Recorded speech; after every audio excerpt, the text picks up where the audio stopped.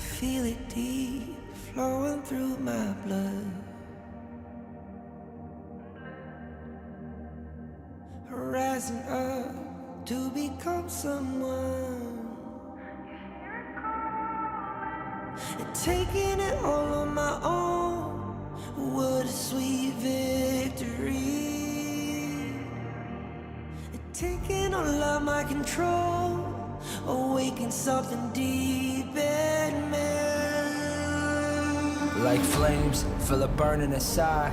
Take a hold in pursuit of the prize. I've been told ain't no way to survive, keeping all of this fire that's locked up inside. When this is the time, enter the ring. All those mental chemicals doing their thing. I got flashes of battles inside of my dreams. I was made for this moment. At least now it seems like it's time to come face to face with your fear. Been battling reasons for all of the years, and I learned how to fight them with style and grace no one's ever encountered. You say it's amazing, I'ma come out swinging when they open the gate. Go ahead, call passion, I'm calling it rage. I'm taking what's mine like I already own it. Watch but don't blink, going here to the moment. The sky rain down. Here's to the madness that's all around. Go on, tell them who you are, you are, you are. Go on, tell them who you are, you are, you are, you are. Here's to the moment, the sky rain down. Here's to the madness that's all around. Go on, tell them who you are, you are, you are. Go on, tell them who you are, you are, you are, you are. My name is honor, my name is king, my name is champion, my name is strength. Tell them who you are. My name is Pentakill, you think it's strange? My name keep ringing inside of your brain. I hear it every night. Here's to the moment the sky rain down. Here's to the madness that's all around. So tell them who you are, you are, you are. Go and tell them who you are, you are, you are. Here's to the moment the sky rain down. Here's to the madness that's all around. Go on, tell them who you are, you are, you are. Go on, tell them who you are, you are, you are, you are. Here's to the moment the sky rain down. Here's to the madness that's all around. Go on, tell them who you are, you are, you are. Go on, tell them who you are, you are, you are. Go on, tell them who you are, you are, you are.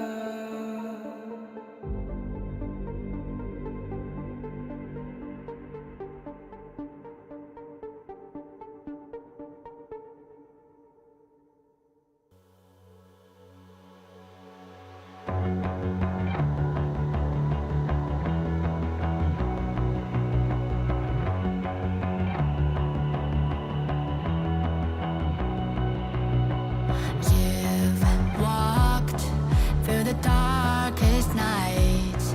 You've heard the crowd, felt the blinding light. You were standing there when your heart comes alive. It's a dream of a hat, and it never dies. Right here, right now, give it all to get it out. Never surrender. I fight and never fail. I am a contender. A challenge I can feel. The smallest lies become the brightest enemies. Relentlessly. And even if you fall, you gave it everything to be a king.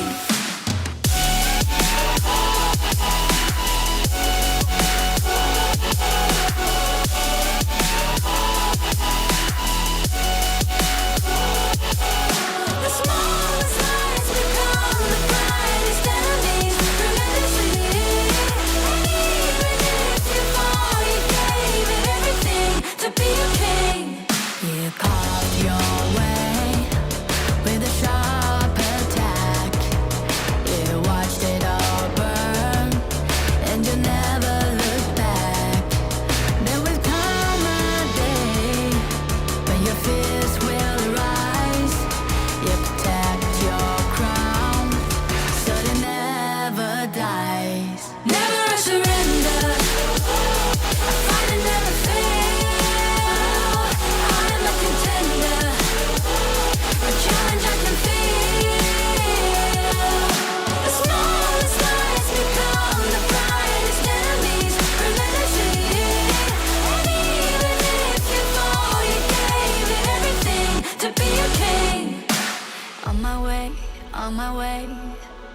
find my way, find my way.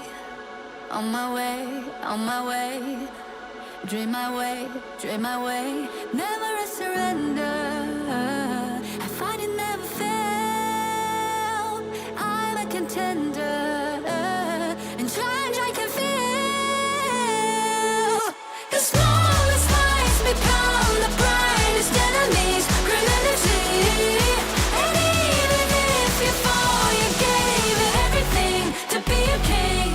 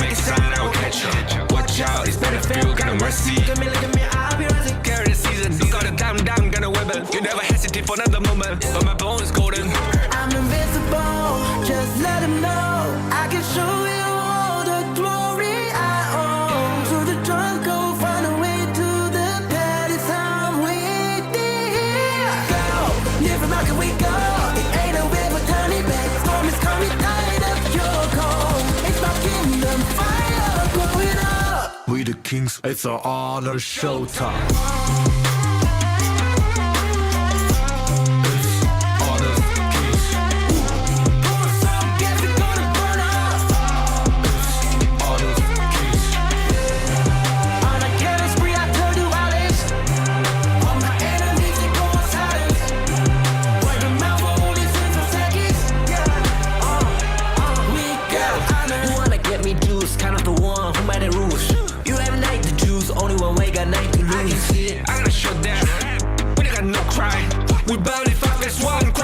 You can cheat. First blood, double trouble, then I take a pen, I kill.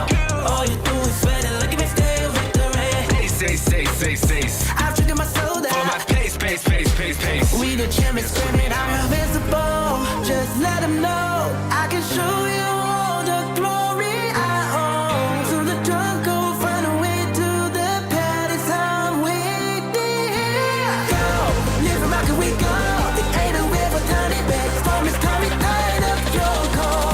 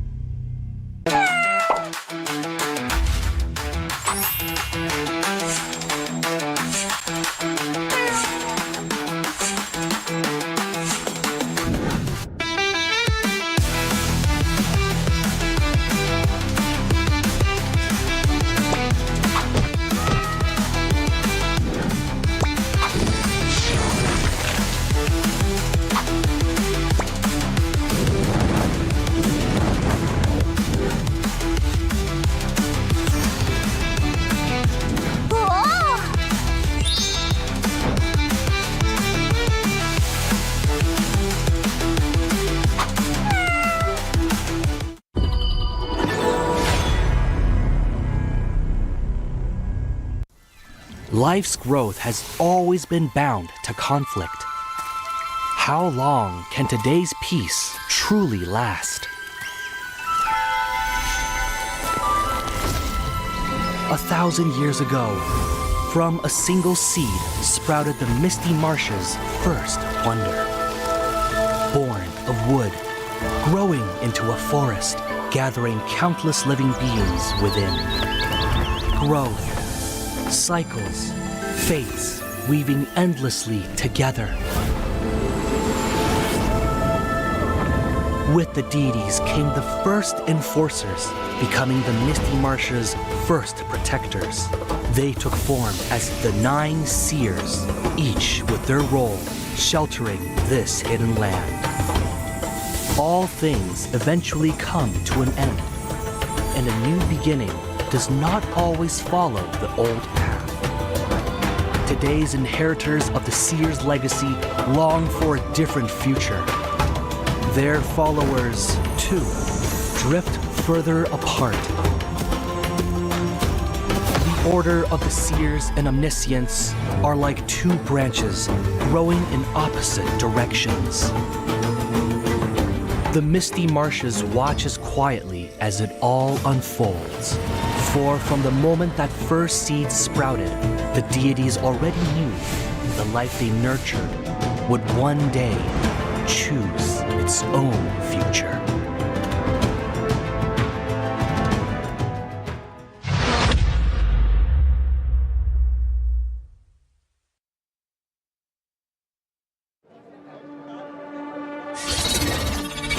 Mom, won't you come out to greet an old friend? All this noise. How unruly.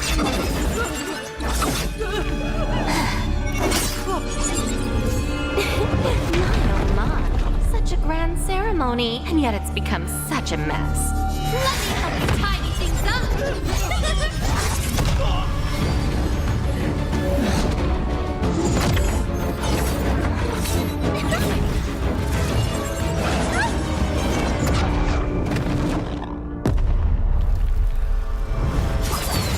It's almost time.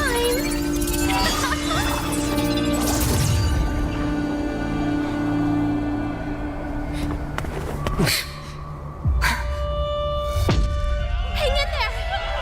We'll protect everyone. Someone will come to help us. Who will come to help us? No. How interesting. Very interesting.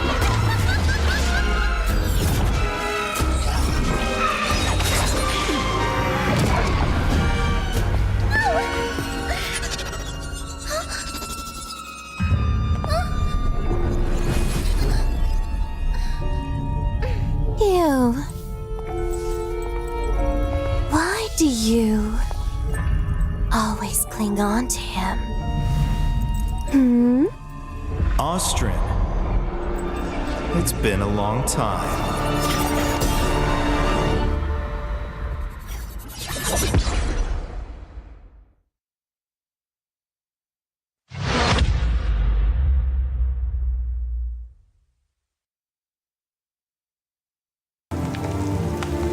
The elders say the seers have guarded the Misty Marshes for generations. We are the forest's future. For families to gather in joy. For dear friends to stay together. For the peace of the bird tribe and the forest. Even if my feathers burn away, I will never fear. Even if the sky falls and the earth shatters, as long as we stand together, as long as we endure, we will surely, losing everything. Just as I did. Sinking into darkness. My old self is already buried. How amusing.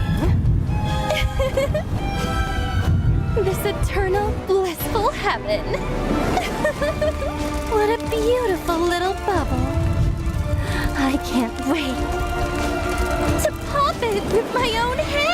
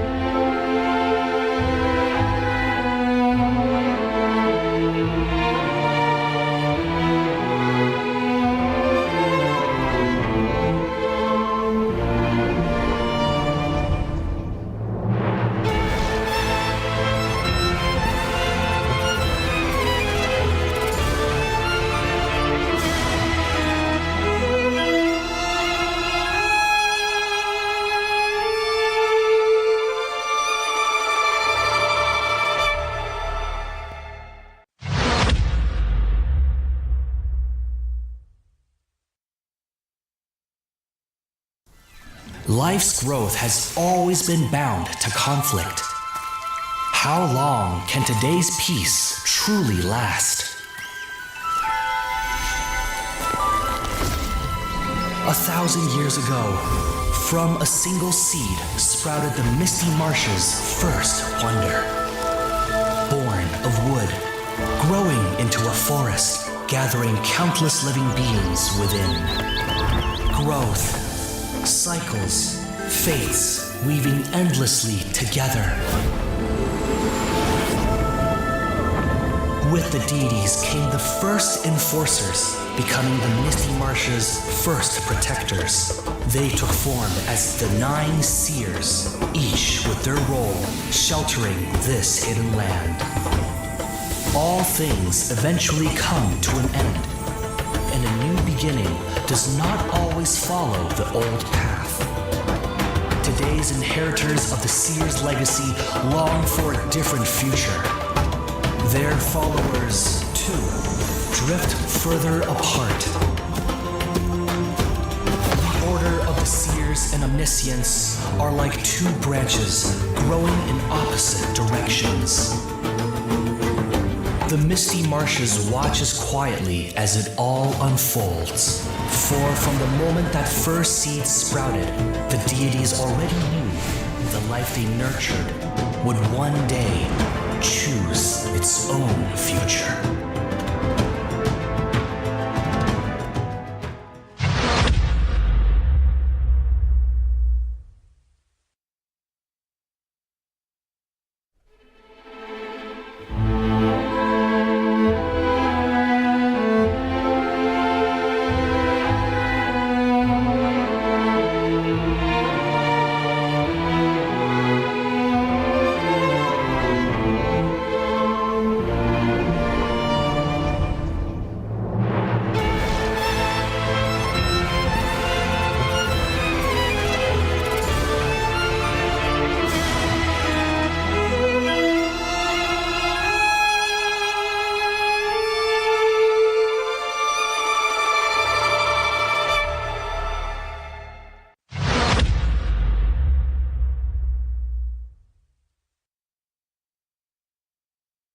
Donghong. Recently, a mysterious stranger has been seen about the Misty Marshes. Oh, her. She's an old friend of mine. And she was once the seer, Austrin. Austrin? The seer who once led the bird tribe to repel invaders and protect the Wonder. But didn't she fall in battle back then? Yes. But it seems she's somehow returned from the dead, and she's given herself an interesting new name, Umbrosa. It's exciting, isn't it? Returning back from the dead. What will she bring to Misty Marshes? After all, her current self is completely different from before. The bird tribe girl I remember was pure and proud, forever bathed in light. But now, even from far away, I can sense the darkness and death clinging to her. Looking like this, It's no wonder no one recognizes her as the Austrian of old.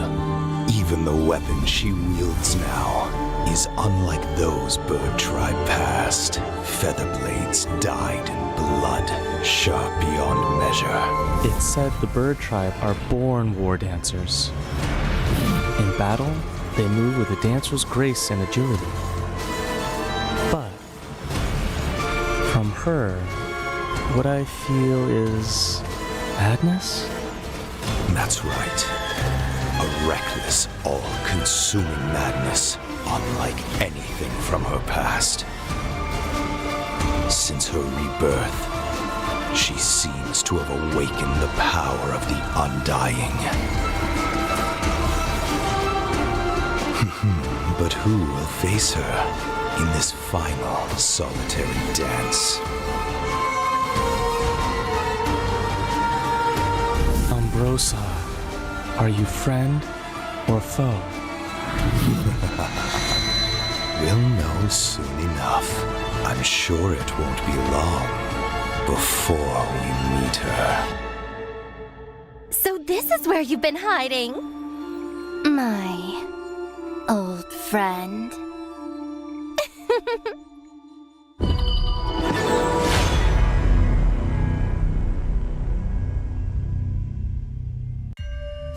This is her passive ability. Each basic attack applies a mark on the target.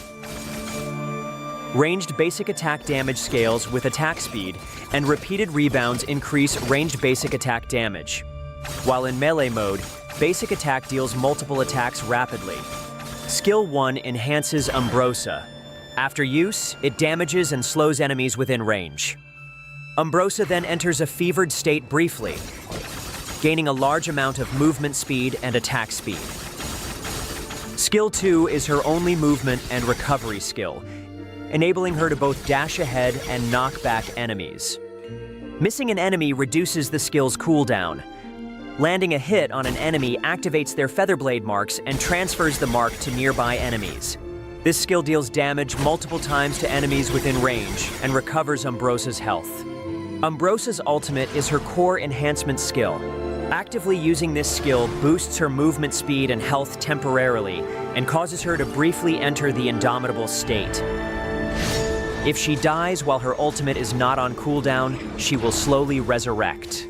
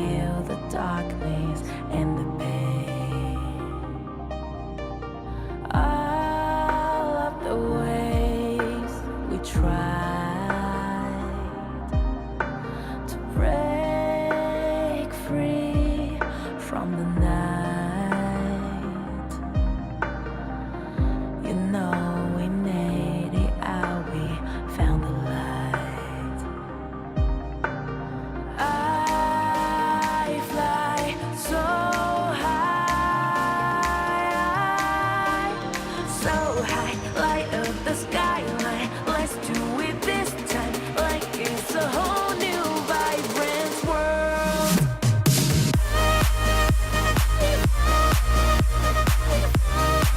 Like we're the only ones in this world. Like we're the only ones in this world. Now I see that I got everything I need. It's alright, I'm on fire, I'm alive, 'cause now I fly so high, so high, light up the skyline. Let's do it this time, like it's a whole new colorful world.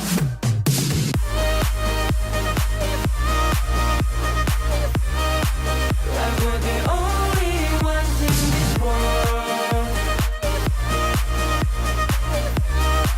Like we're the only ones in this world. Never thought we'd get this far, burning like the stars. How we get this far, like we're the only ones in this world.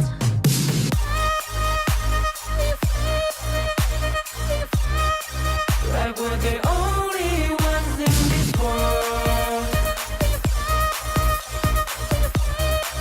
Like we're the only ones in this world.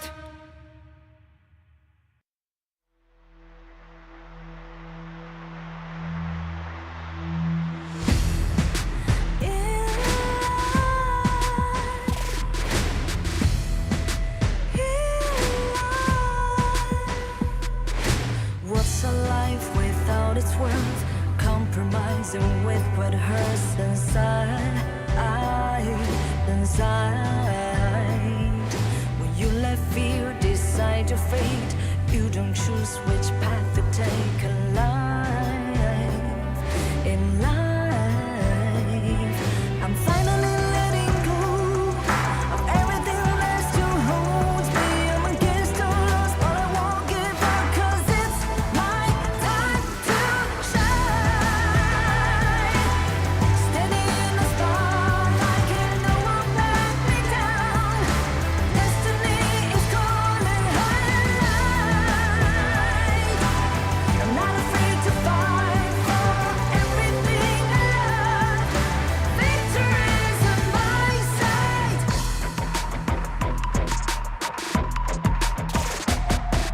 The more we lose, the more we gain. The more that nothing stays the same in time.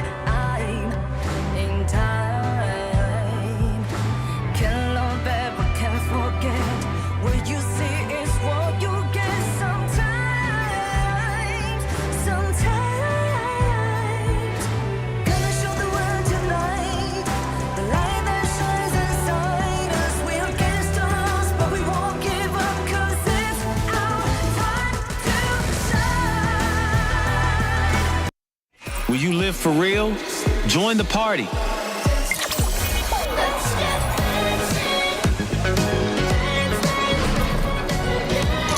Make the whole street a party and add disco balls.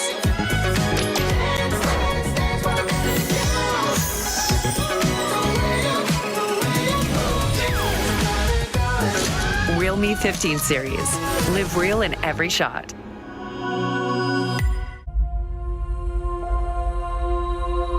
어떤 이들은 침묵 속을 걷고 또 다른 이들은 천둥을 뒤에 이끌며 걷는다. Ma una volta entrati, conta solo una cosa.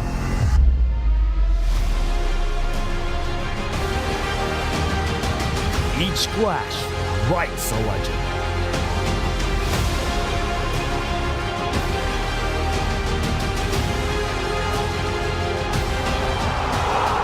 Each step takes them higher. And only the worthy remain. 그리고 모든 시선이 한 곳으로 향할 때 dove il cammino dell'onore conduce i valloranti alla vittoria.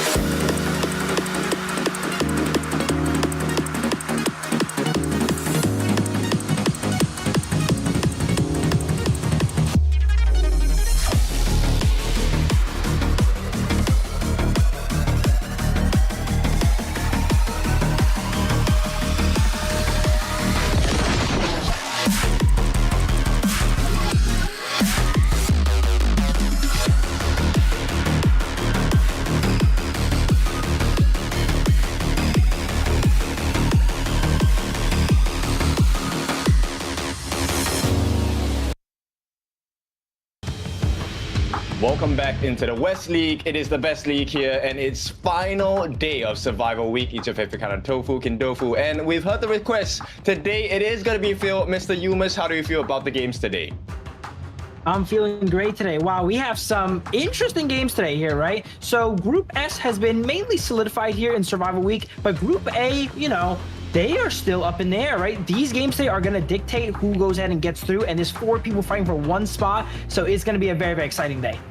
Yes, and they're all looking for new beginnings here. So, of course, with that being said, a new version will arrive on the 24th of September, 2 days away, so get ready to unleash your spirit.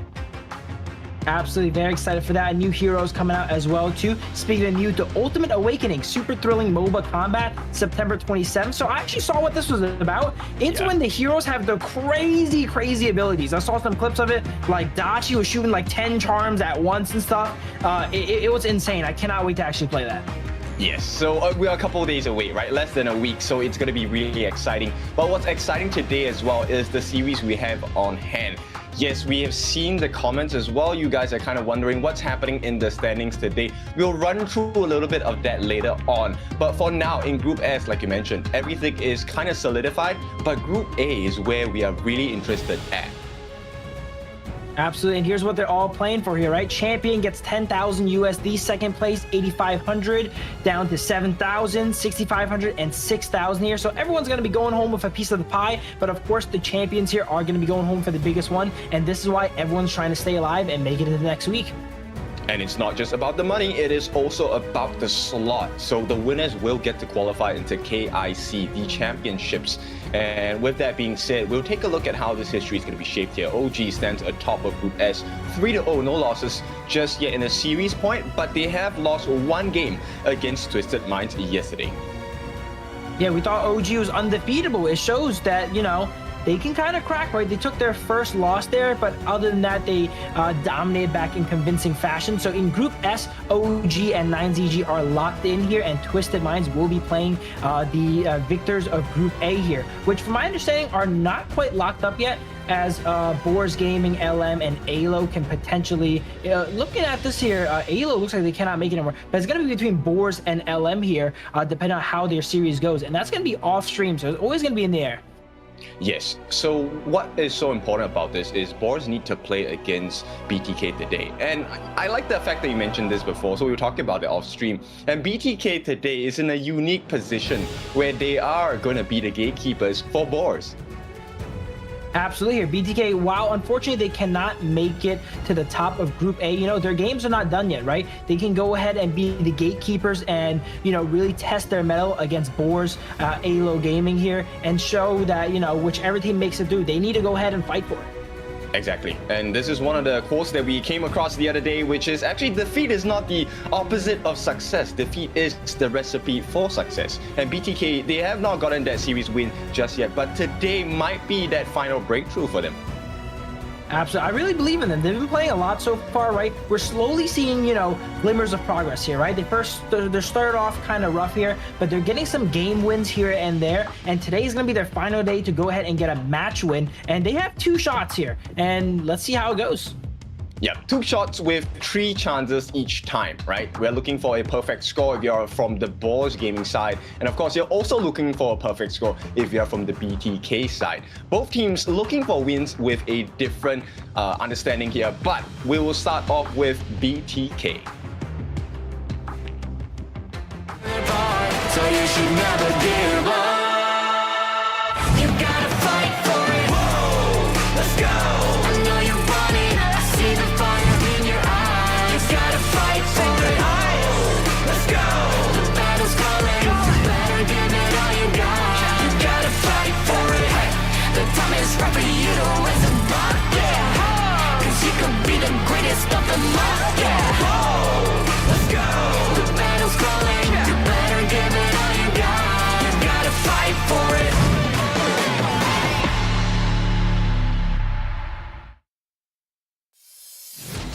Here's a look at BT Clay here, the United States representatives. We have Fried Chicken in the Clash lane, Best Player in the jungle, Moba Zane in the farm lane, Shark on the roam position, and then Hoon in the mid lane. So we're talking about it earlier. While they cannot go ahead and advance here, you know, they have 2 matches today. They need to go ahead and set their mark. Today is going to be their final day in the Kings Major West League, and you kind of want to go out with a bang, right? Try and go ahead and get that series win here, interrupt some of the flow of things here, and get that last bit of experience in that professional play that we could do in this LAN environment. The interruption will be a perk, right? I think the biggest thing for BTK is to really cement their improvement, because they have been improving since day number 1. It's been 2 weeks and a couple of months since they have dropped by into HOK. And I mean, it's really clear that they're improving, but against Boars, let's take a look at their competition. So you should never give up. You gotta fight for it. Whoa, let's go. I know you want it. I see the fire in your eyes. You gotta fight for it. Let's go. The battle's calling. You better give it all you got. You gotta fight for it. The time is right for you to raise a bar. Yeah. Cause you could be the greatest of them all. Yeah. Let's go. The battle's calling. You better give it all you got. You gotta fight for it.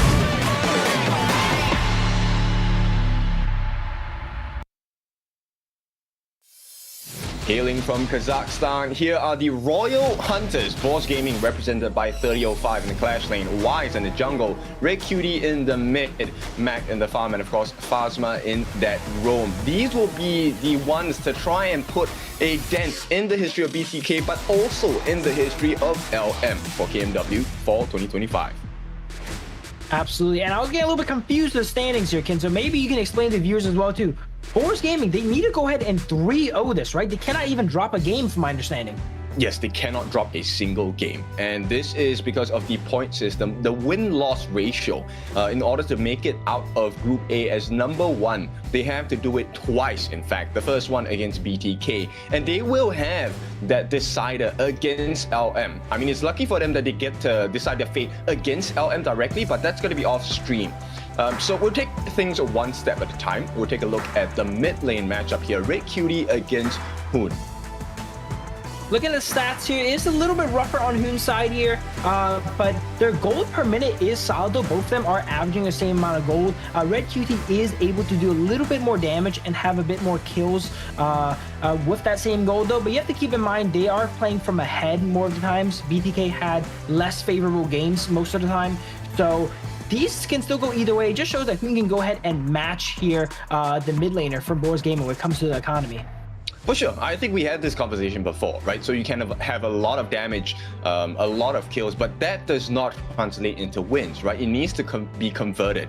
And we'll start off with the first conversion here. We have BTK having the side selection, so they will go for blue, meaning they get prio pick.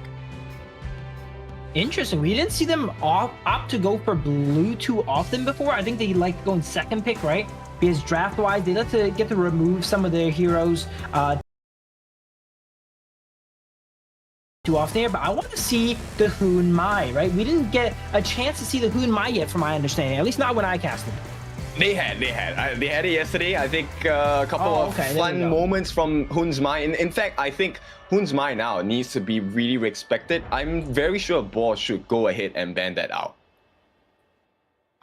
I didn't get a chance to really see it yet, so I want to go ahead and see it here today. We see BTK with the Dharma ban here.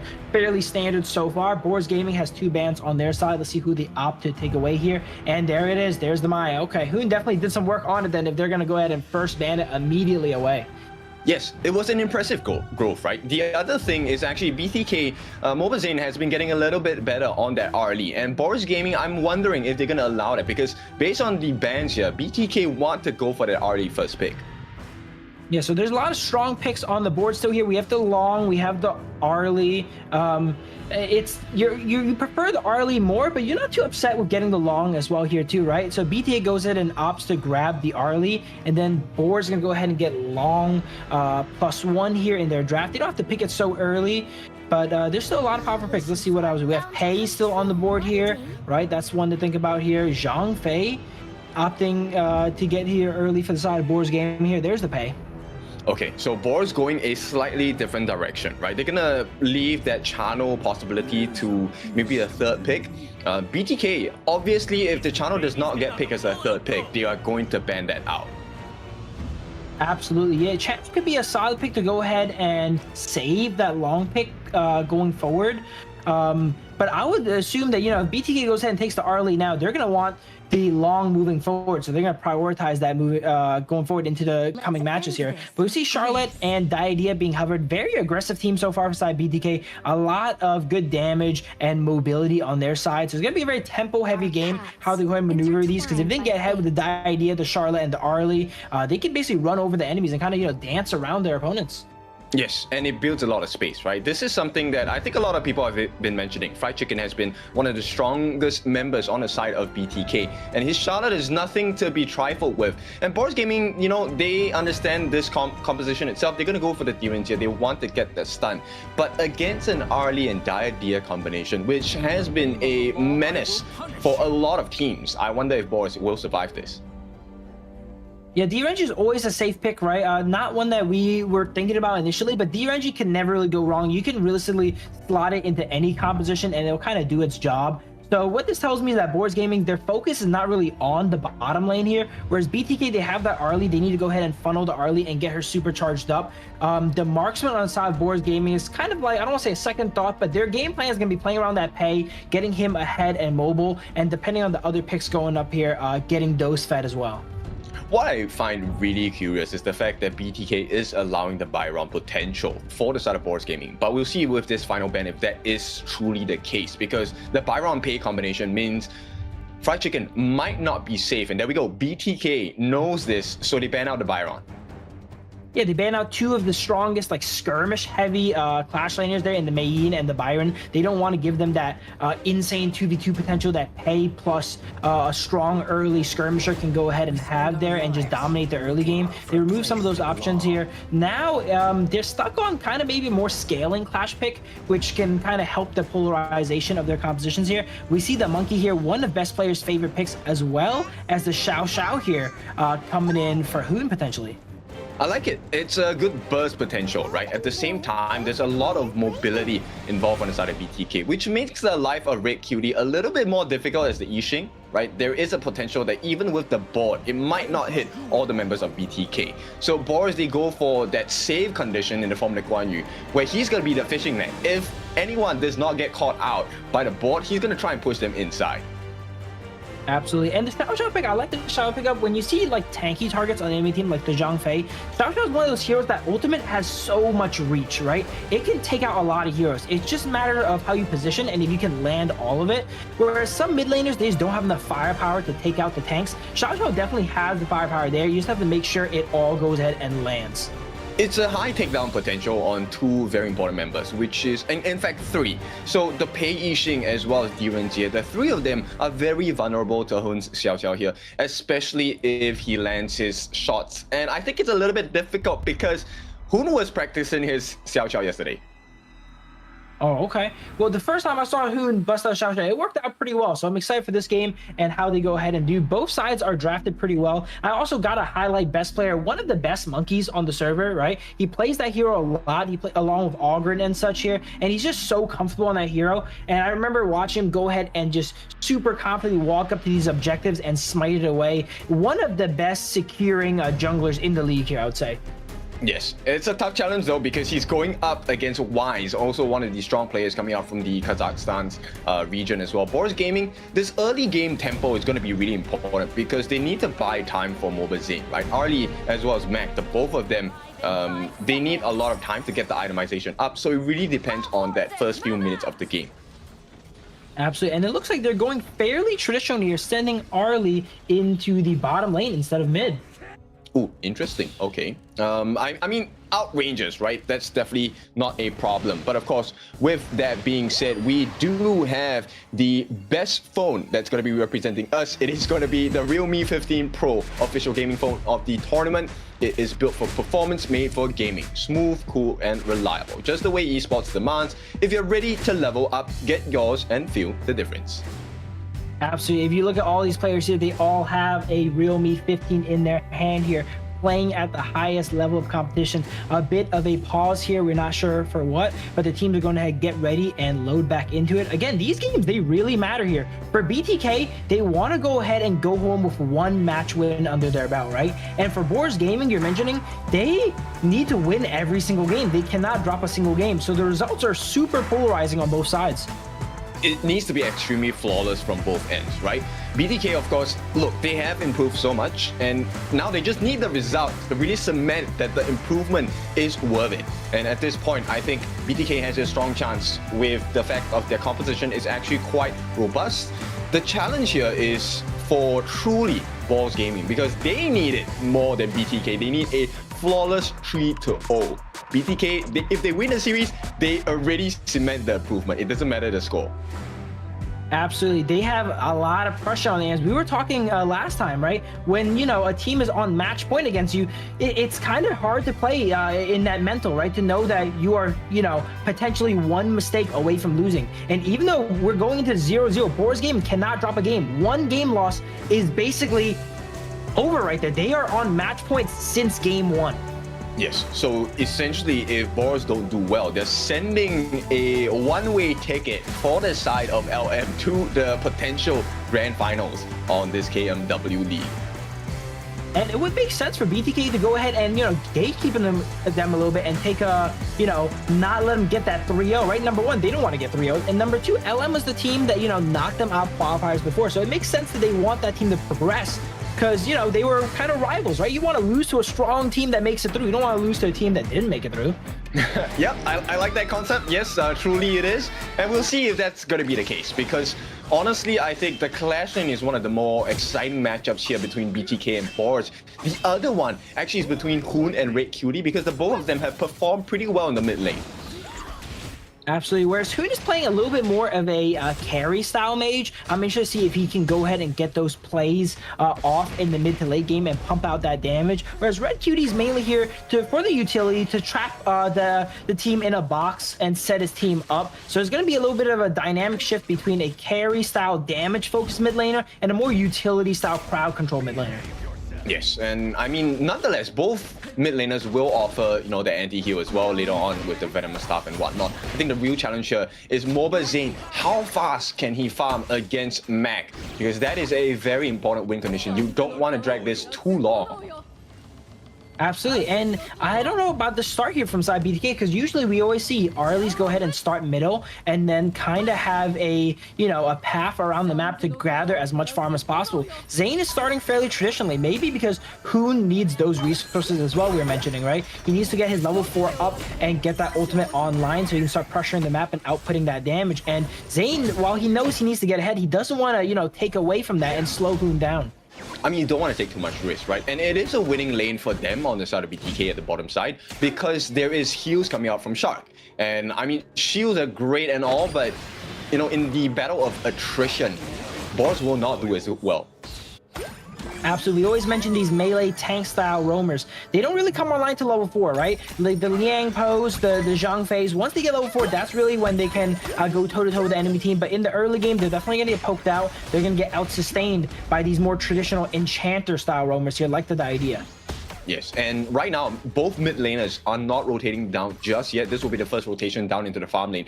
This one, if actually they get to make the play, will be huge, but 2-on-1. Fried Chicken Chicken trying to go ahead and get away. I think this might be first blood. The dive does come true. Wise needs one more hit, does not get it, and Fried Chicken will make it out. He did have to commit the flash though. Beautiful place from Chicken there, barely sidestepping those abilities and getting himself that heal under tower. He does stay here, yeah. Okay, it's not easy to survive a pay gank, but he ends up surviving there, wastes a lot of Weiss's time there, and now gives the intel over to his team that, hey, Pay's up top here, go ahead and invade their jungle, and that looks like that's what BTK is doing here now. Yes, this is exactly what they need to do. Best player 1 actually gets himself in the middle of 3. Does he have to smite? Will not be able to smite it away, but Hoon does secure it for the team. And here, this could be a big fight for the side of BTK. They will start to run off. Everyone is pretty much low. And with the knock-up, they save the day. BTK gets the steal and gets out.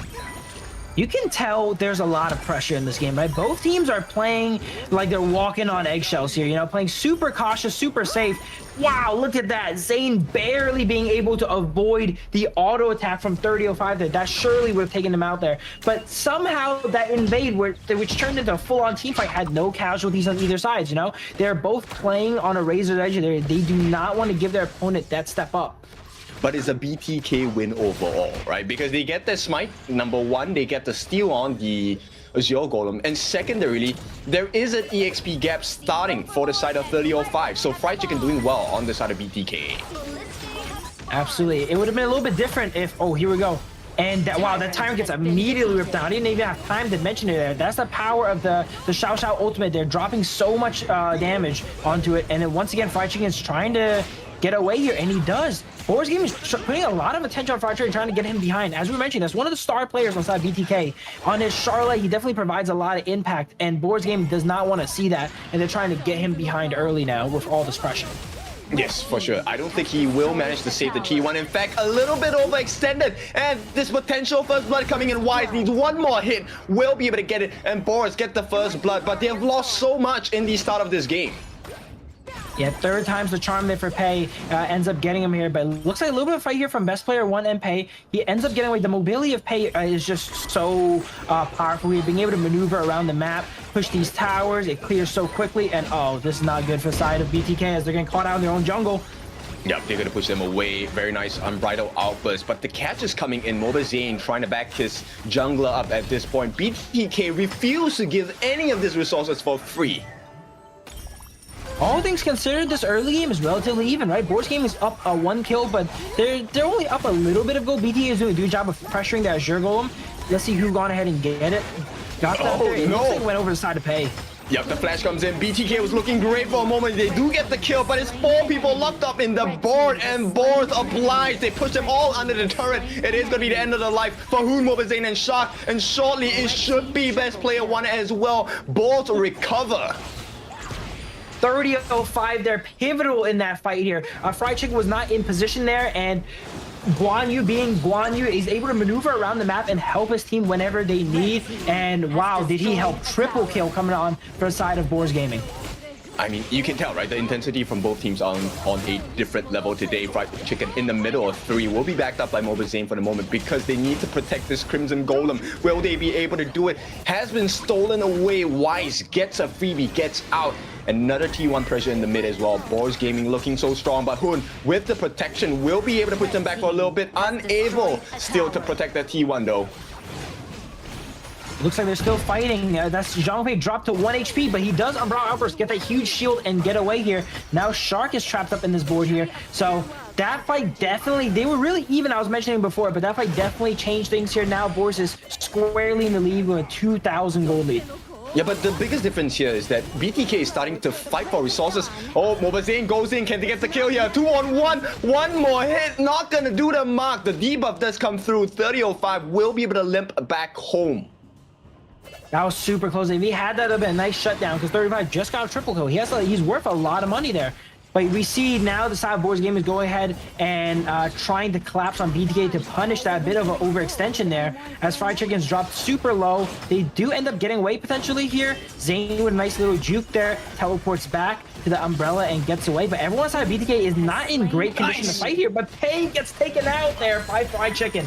Yep, it was because of the crucial healing by the side of Shark here, making sure that they had enough lifelines on the side of BTK. But Boars Gaming, someone is hiding in the shadows, and that's 30-05 on the backlines, going in for the catch as well. In the middle, best player 1 has been caught out. Mobazane has to run away. He is being pressured by 30-05.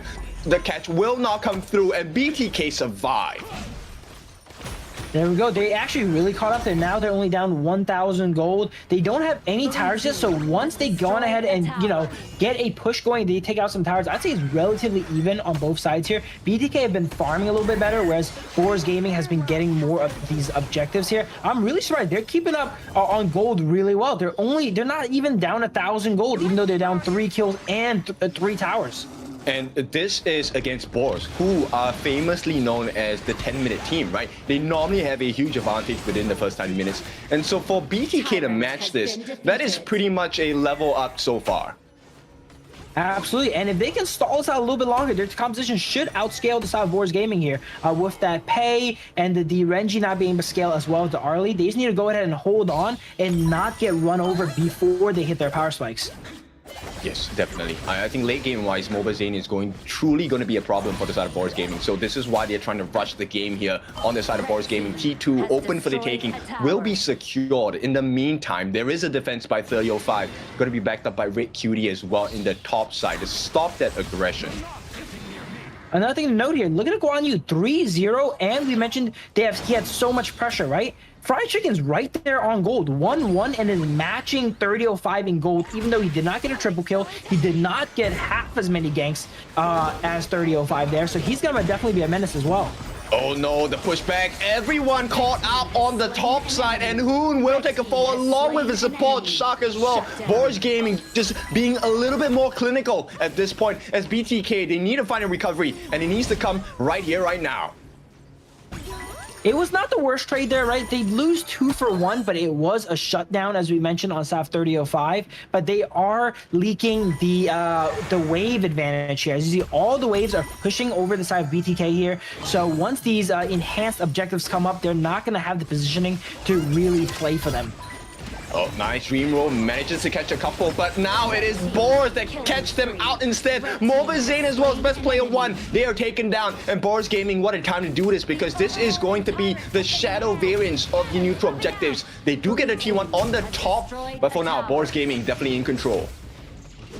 It looks like BTK didn't have quite as much vision there. They didn't know what they were jumping into. Best player trying to defend his red buff jumps in, lands a decent Dream Roam, but they're 2v4 at the end of the day, right? Doesn't matter how good you land your abilities if you're against 4 people, right? So they go ahead and get taken out, and now, as you mentioned, is perfect timing because Boars Gaming can go ahead and take this Tyrant, and there's no junglers in the contest. That's true, but Boars is also known of having the Achilles heel after 10 minutes, right? So BTK definitely still stand a chance, especially in the later parts of the game. We're talking about Moba Zane. He's going to be responsible for taking members out like Red QD, Mac, and even Wise if his positioning is clean. And then we have Hoon on the Xiao Xiao, you know, one of the best punishing style heroes here. If you miss position, being able to land that knockup on a target can usually dispatch them. So I would say BTK should just turtle up, try to wave clear, and try to capitalize on the enemy team's mistakes here, right? You're not going to be pushing at the enemy side anytime soon. You're really behind, but maybe trying to get that crucial catch when they overextend and, you know, want to end this game early, as Ken has mentioned, could be the play.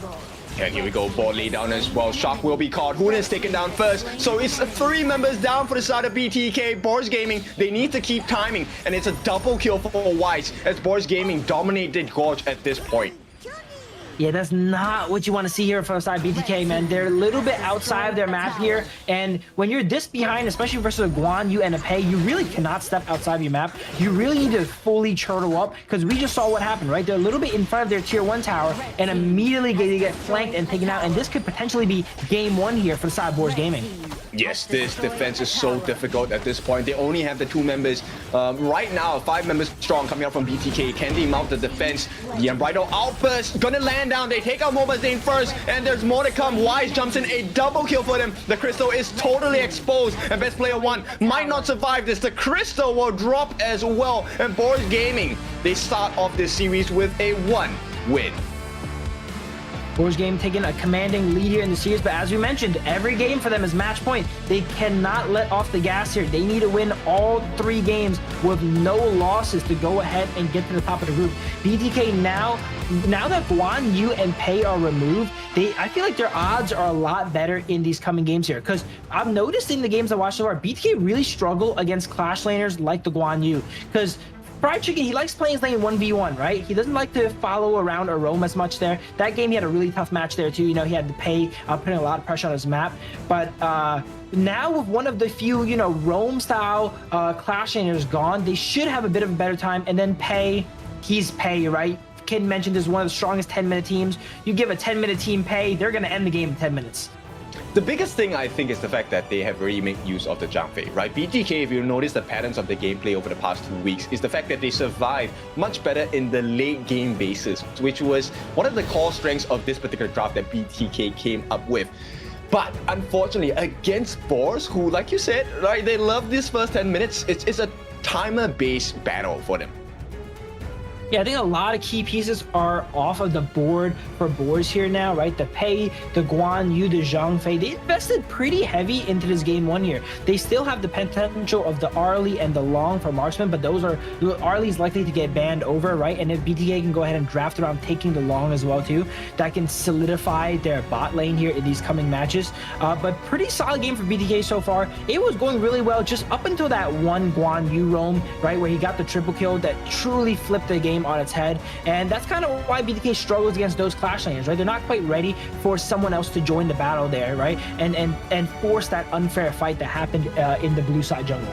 I mean, that's the whole point of battle, right? You want to make it as unadvantageous as possible. And for now, you take a look at the goal graph. It actually is, BTK actually held on quite a bit in the first part of the game. You were talking about this. They were just, having a difference of probably about 1,000 max towards the first few minutes of the game, which is really impressive against Boars. But once Boars start their engine, it's really hard to shut them down. And with the performance of Wise dealing the most amount of damage coming in from the side of Boars Gaming, aided by 3005, this MVP is a tussle between the Clash and the jungle. And of course, it is going to be 3005, 3-1-7.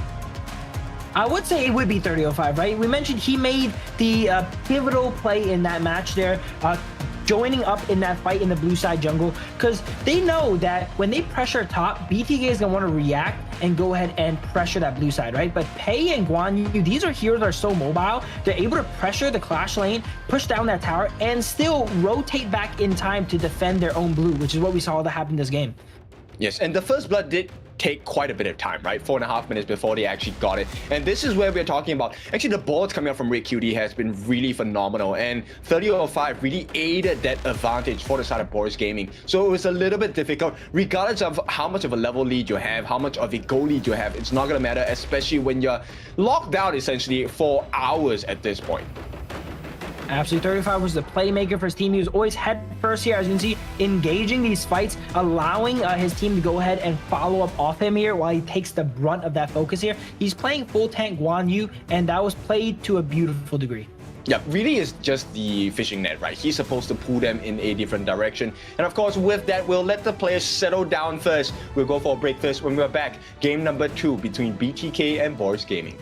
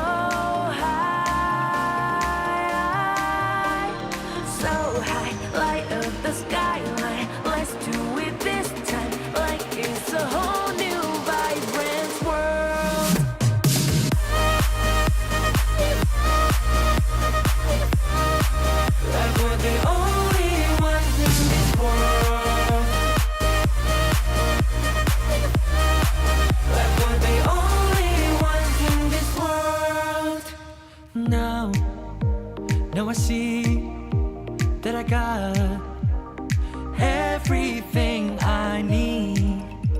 It's alright, I'm on fire, I'm alive, 'cause now I fly so high,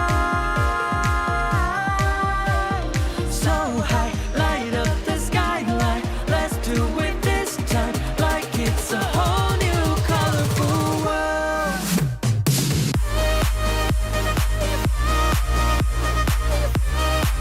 Like we're the only ones in this world. Like we're the only ones in this world. Never thought we'd get this far, burning like the stars. How we get this far, like we're the only ones in this world.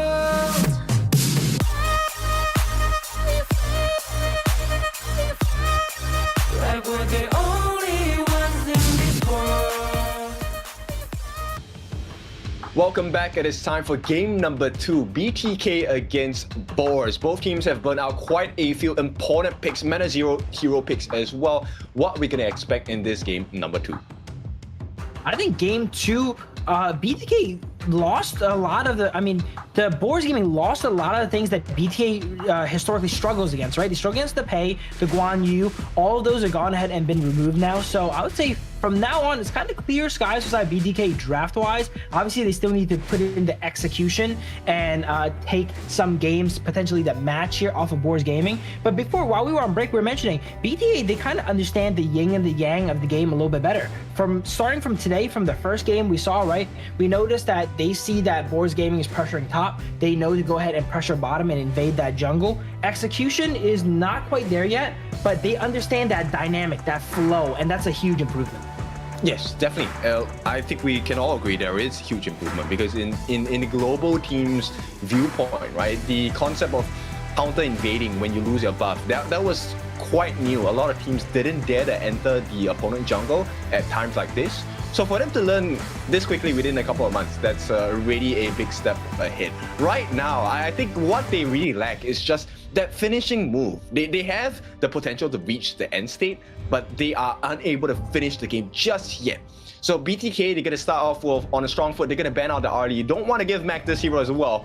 Boars correspondingly ban out the pay. Yeah, both sides are going to be removing heroes that they've already played, right? They don't want to give the enemies the option to go ahead and play them. Luna being banned away as well for side BTK. They found out that Luna is a little bit devastating to play against the other day, if I recall. So they're going to remove that. And then Boars Gaming, they really prioritize Yuan, I noticed. They either first pick it or they ban it. So in this instance, since they don't get a chance, they go ahead and ban it out. But wait, we were talking about Mai, kid. Here we go. Mai's coming up and ruin Mai. Exactly. Now, this is something of a specialty on the side of Hun. Everyone asks, like, where is this Mai from the side of Hun? And finally, they get it today in game number 2. Now, is this a mistake from Boars, though, to give Hun his Mai?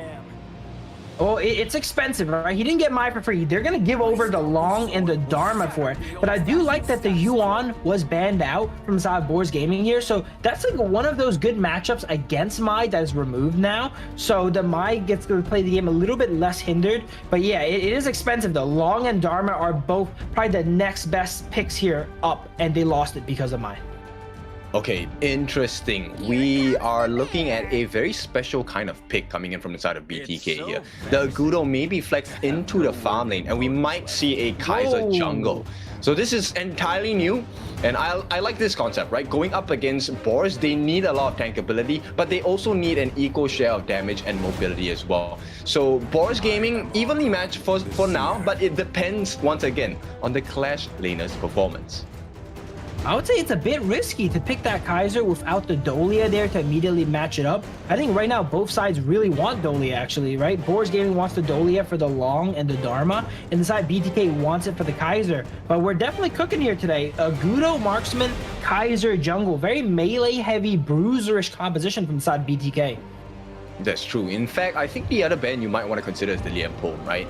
Take out the tanky jungles, because if you're looking at either the refreshers or the heals, there's plenty of options to explore. There's Sakir, there's Chayan, there's also Diadea for the side of Boars as well. These are all important picks that can really swing the fight in your favor, even if it's slightly. Absolutely. Here, let's see these bans here. The Dolia does go ahead and get removed by board. They identified that, they don't want to play against the Kaiser Dolia. That's one of the supports that really enable Kaiser to be a strong pick. So on the side of BTK, it's going to be a little bit tough. They're playing kind of Kaiser raw, which we've seen played a little bit in the past. But I feel like Kaiser nowadays is kind of like a lane in the sense that it's really rough when you pick them without the Dolia. They're almost always picked together. And to have it played alone is going to be a bit tricky. Yes, I think that's definitely something that BTK need to solve, but they are making their lives a little easier, right? So they take out the Mayun, they take out the Fatih as well. It's something that you don't want to give 3005. Fatih on 3005 is also a very scary notion to kind of consider. So now we're going to be left with Boars on that first pick during the final phase. We'll see how they're going to decide. Wait, why are they banning out Clash laners? He already locked in Dharma, didn't he? On the side of Boars Gaming there. So the Mayin and the Fatih ban is a little bit confusing for me here. Maybe this is going to get redrafted as we see the draft get off our screen there, but yeah, they picked Dharma. Could Dharma be played in another lane I don't know about? No. So I think, yes, maybe a API error, I'm not sure, but there is a potential for Fatih to go into the farm lane. It's a very risky play, but it has worked before, so we'll see if that's going to be the case. But it can't go into farm lane yet. They have Long. Who knows? Maybe they're cooking something else?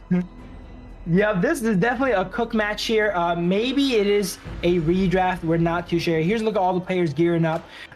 For those tuning in here, this is a very interesting to watch series because even though it's not match point for Boars Gaming, it's going to feel like match point. They need to win the series 3-0 if they want to qualify to the next stages of the tournament here. And BTK, while they're already out, they want to go ahead and get a match win under their belt, right? So this is one of the 2 times they get to go ahead and do that here today. Actually, it's also kind of like polishing your drafts, right? Yes, you may not be able to kind of enter the later parts of this tournament, but this is also a great time because Boars is also a team that is not bad, right? So get those knives sharpened, get those spears ready, and we'll see, right? Put your best out, make it a test, learn from the mistakes, because you need to understand what are the gaps in your composition, what are the gaps in the team, and you can only find it out in the heat of the battlefield. Absolutely. Hey, you can do your scrims, you can play on peak tournament, right? You can play rank mode, but there's no better place to practice than in the LAN here against another professional team. Both sides are across from each other. You get that professional environment. It does not get more real and serious than this. So these are beautiful, like golden nuggets of training moments they can go ahead and take here, and they need to make the best of it. Okay, I hate that I have to use this reference, but it's similar to what Nongshim was on the other side, right? So the east side, where, you know, in the start of this year, they lost at the grand finals, and it was a very difficult position to lose because it was a best of 7. They lost through all the games. It was a full best of 7. They lost at the ultimate battle, but then when they arrived into the East leagues, they became so much stronger. So I think this might be the case for BTK as well. Yeah, you're only as strong as your opponents, right? So if both sides get to play against stronger and stronger opponents, you're eventually going to pick up on a few things here. We have already seen so far BTK. They started off this tournament here, right? Struggling a little bit here. They're still not doing the best. They're still struggling, but they're definitely, I'm seeing those little glimmers of hope there, right? We're noticing that they're able to play the dynamic of the map. They can feel kind of where to shift. You know, the enemy goes ahead and shifts up top here. We need to make a play down here. They just now need to go ahead and sharpen that up, those spears, as you were mentioning, and get that execution down, because the idea is there. You know, they know how the game plays, they know how it flows. They just now need to perfect the little things, right? The little bit of mechanics on these individual heroes. Get these individual heroes into their players' pools here. And then, you know, make sure to go ahead and execute on the game plan. Because the game plans of invading the Azure Golem is correct. It's just the execution there was not quite there, right? They didn't back up quick enough. They didn't go ahead and win that fight there that they were a little bit advantage of until it was a little bit too late. Once they sharpen that up and polish that up, they're going to be a top-tier team. Yeah, it truly is the understanding of when you're supposed to take a fight, right? Not every fight has to be taken, and timing is very important in HOK. You don't want to fight at a time where, example, you know, 4-minute timer is coming up, the tyrant's going to be open for contest, and then imagine being down like 4v5, not an ideal situation. You might have to give away the tyrant, and if you commit even more, you might even lose your buffs. So I think it really comes down to the timing in terms of like, oh, should we really take a fight now? And if we do, we win the fight. What's the next options we can explore, right? Are there buffs to take? Are there turrets to take? Or can we just have a little bit more wave management?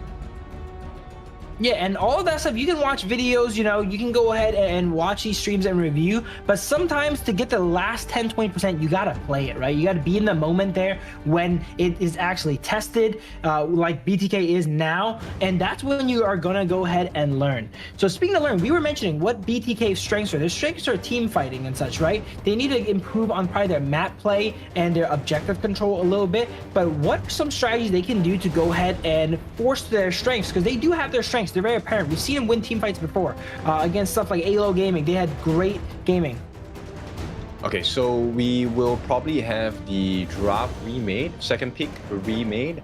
I think there was an error on the API itself. So not a very big problem, not to worry. We will go back into the ban pick phase right away after this.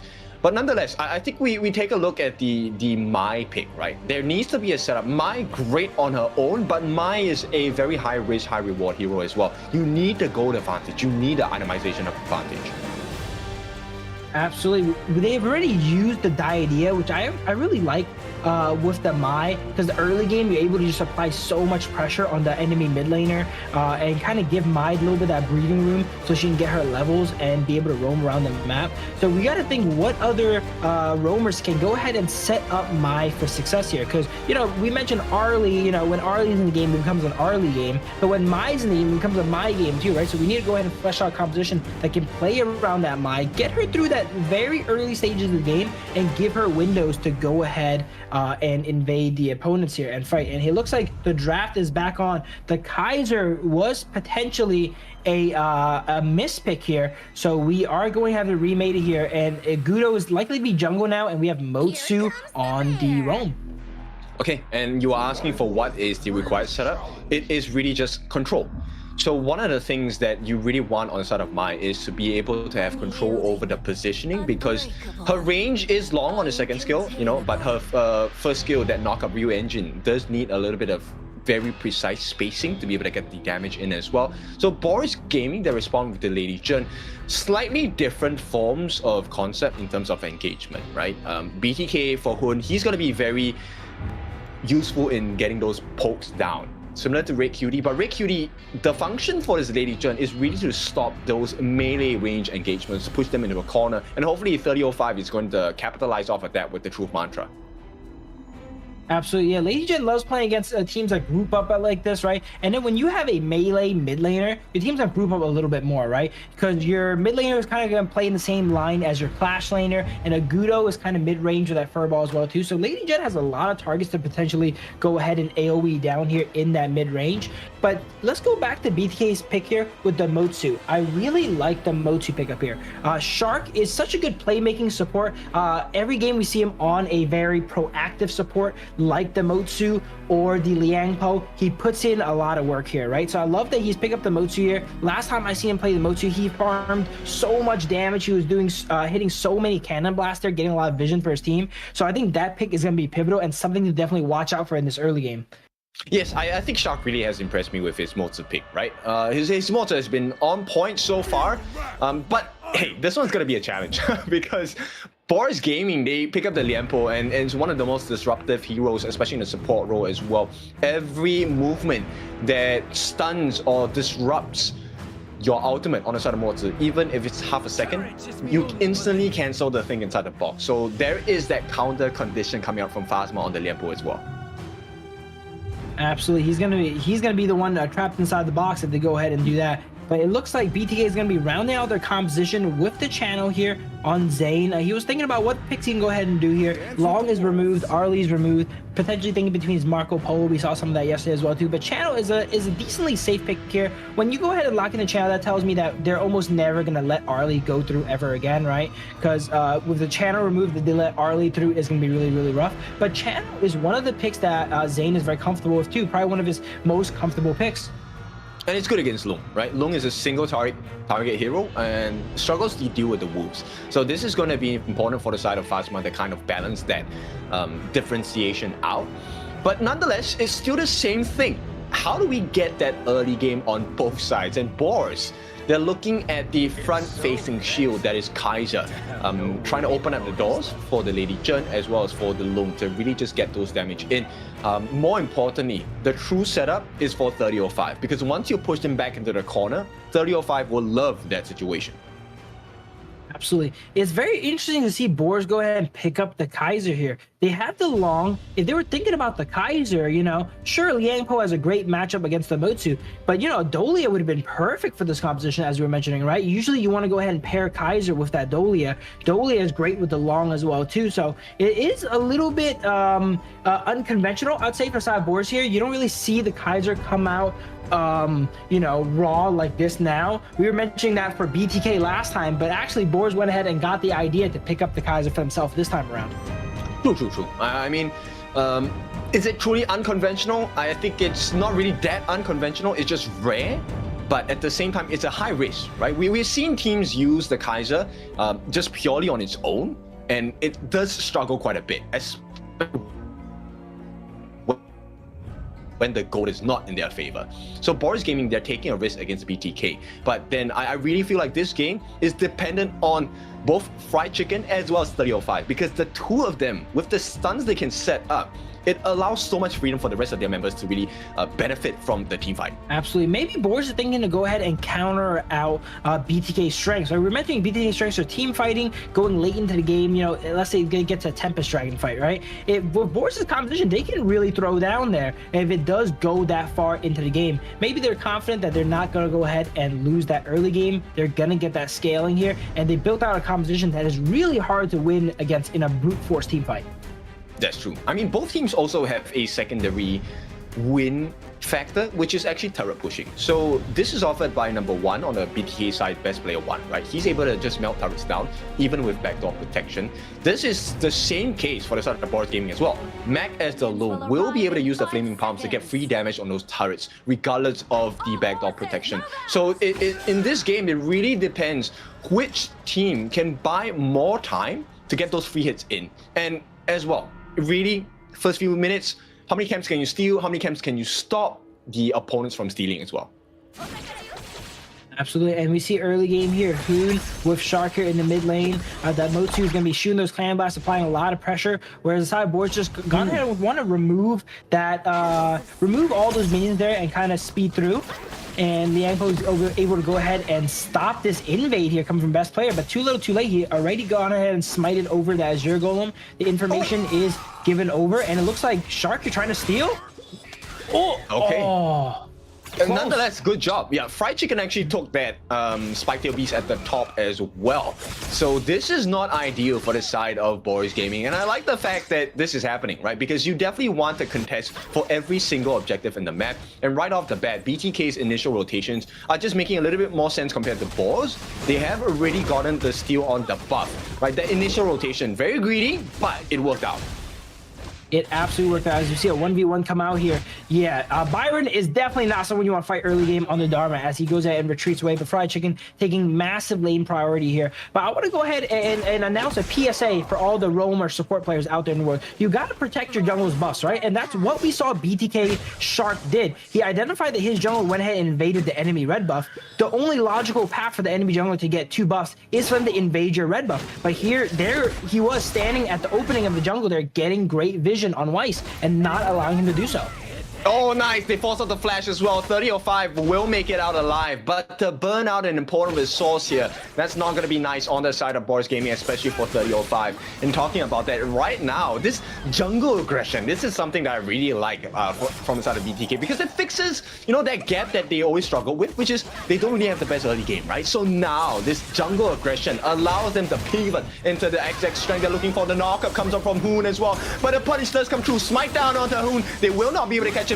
Maybe more free shots, but at the same time, the heals. Fried Chicken making the world's difference right now for the side of BTK. Stuns coming from Shark. Continual fights. Have they stayed? They'll overstay their welcome. The flash comes in wide, looking for the first blood as well. Everyone fighting, but there is no reset. Oh, there is going to be a reset on the Crimson Golem. And all of this is just buying time for the side of BTK. They are still fighting. Wow, Weiss ends up going down here. Great catch by Shark, and it's still going. Everyone is getting really close to that ultimate. Phasma just ticked over into ultimate, and he uses that Trevor Sash here. Does not quite connect to the best player. This is one of the longest early game invade fights I've ever seen. Yes, and they did overstay their welcome. Best player 1 did not manage to get that Crimson Golem, which is the ultimate goal. In the meantime, Mobazane, though, he's doing well in the midst of the entire chaos. He actually has a EXP lead against Max, so that's good news for BTK. Absolutely, and we were mentioning there before the game, right? Like BTK, they got the idea down. That invade made sense. But the execution, when we saw the 3v3, you know, abilities were kind of missing left and right on both sides here, right? The execution was not quite there. Once they go in and clean up that execution, that invade went a lot more favorably. For sure. And you were talking about this differential about the Dolia missing, right? And this is the risk that they take, right? When there's no double invincible warrior, Weiss is not as tanky, does not have the regeneration abilities that he would be really more comfortable with. But the benefit of that, Boars, they survive that secondary invasion. They protect the Crimson Golem. That's more important at this point. So it looks like lanes kind of reset a good amount here. Mac trying to put the pressure on, but Zane is still ahead. It looks like Shark is getting potentially caught out here, though, as Lady Jen fires the ultimate over the wall, and he was not expecting that as he gets crowd controlled up by the Liangpo and goes down. Yep, the rotations come in. Unfortunately, it's not going to be very comfortable for the side of BTK. They do get that Tyrant started. There is Smite available, and they might want to rush this because they have the numbers advantage, and they get everything for free. They get the Smite down as well. Does not make the kill happen. Mobazane will be able to make it out without having to commit the flash. But Boars Gaming, this is not a comfortable position, and I think if they don't make any trades, BTK win that exchange flat out.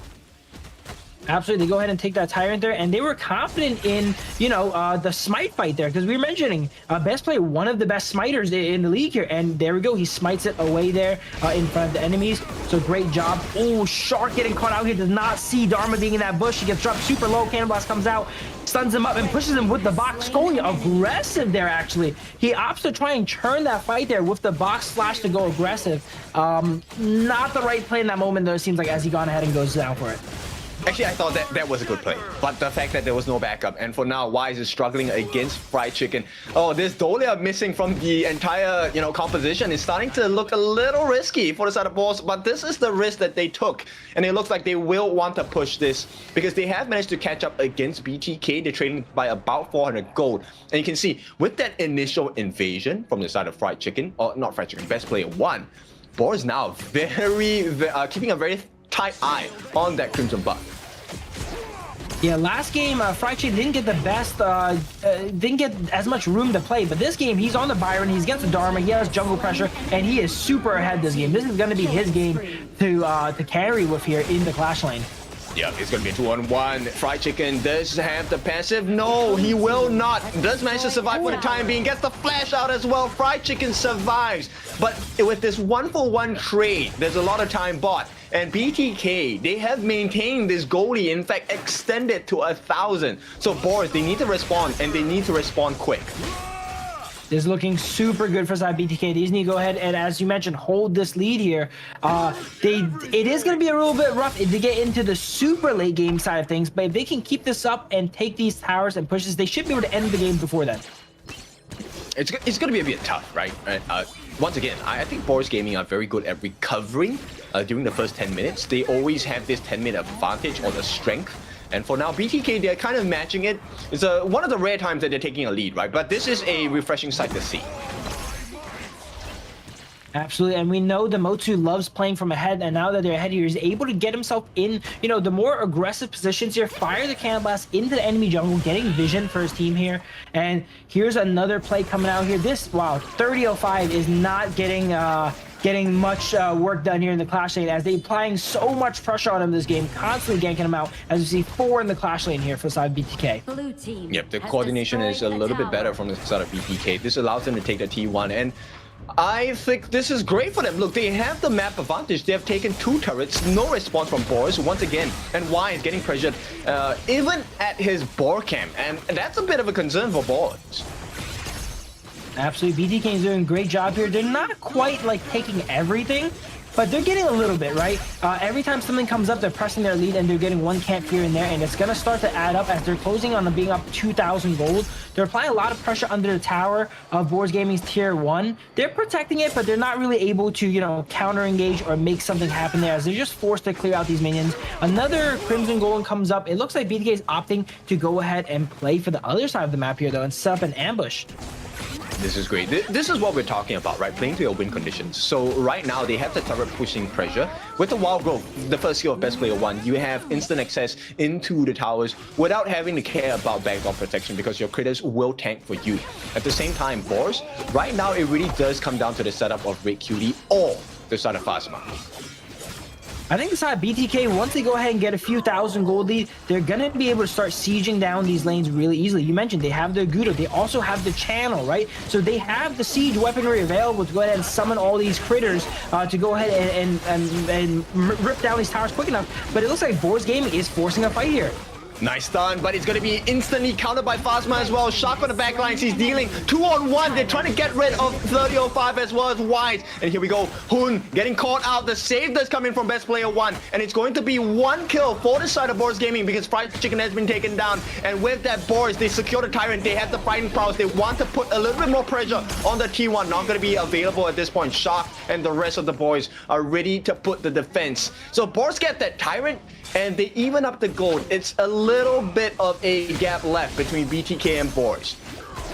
Absolutely. I may have jinxed it there, saying Best Player, one of the best smiters here, because they went toe-to-toe with Weiss there, and they actually got their Tyrant stolen there on their side. Weiss ended up getting the critical theft there, but it's tough. You know, in the 1v1, they both have smite, they both do a decent amount of damage. It can really go either way.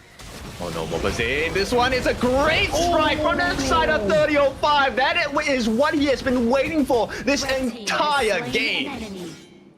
I've seen this before, Ken. 3005, when he gets a triple kill out of nowhere, it's a pivotal time in the game here, all right? And 3005 gone ahead and done it again here, easily switching up the gold lead here, but there's not done yet to go ahead and pressure BTK under their tier 1 tower. Kaiser diving in with the invincible warrior, just tanking absolutely everything. They're so tanky on side Boars Gaming. Yeah, I mean, that's the whole point of the competition, right? With the two big tanks here, you have the Kaiser as well as the Lianpo and the Phasma. This is meant to push them away, so you get the freedom for Mac, you get the freedom for Red QD as well to really just lay the damage down. And we talked about timing in the game, and this is exactly where the strength of Boars Gaming lie. Winning that team fight now, there is no positional advantage for the side of BTK, so Boars will get this Shadow Tyrant for free. Do they make a beeline though to stop that attempt on the Shadow Overlord? Red team. They are gonna try, but it doesn't look like they have the positioning available. Weiss is going in, but he's going in alone. Yeah, there will be enough damage from the side of BTK for now. Wise will not make it, but the backup does come in. Phasma looking for an opening. Red QD looking for the setup as well. Their lives are really low on the side of BTK, but Boars Gaming, they actually don't really oblige in the team fight just yet. They get the dive though. They get the kill onto Shark. In the meantime, all the pressure in the wall being built up by Mac. The flash comes in. They're chasing onto Hoon. One more will do it with the flaming palms as well. Uses the infinite vastness to get out Boars, just playing the map so much better. Yeah, while they were all kind of focused on Overlord, which no one has taken yet, actually, Mac just pushed down the side lane tier 2 and waltzed throughout BTK's jungle there and got a catch on Hoon there as he was busy retreating. Oh, what a dive! 3005 gets a freebie here in the form of Mobazena as well. Boars Gaming, they see the advantage and they want to keep pushing in. Phasma as well pushes them back. They get the T2 at the bottom. So right now, only one T2 left on the top side. Boars Gaming starting to turn his game over. And yeah, all while this is happening, they stalled them from taking that Overlord. They should have taken that Overlord during that Primal Bond debuff here. But now it looks like Boars Gaming is going to go ahead and get their reset and have a chance at it and not giving BTK any objectives.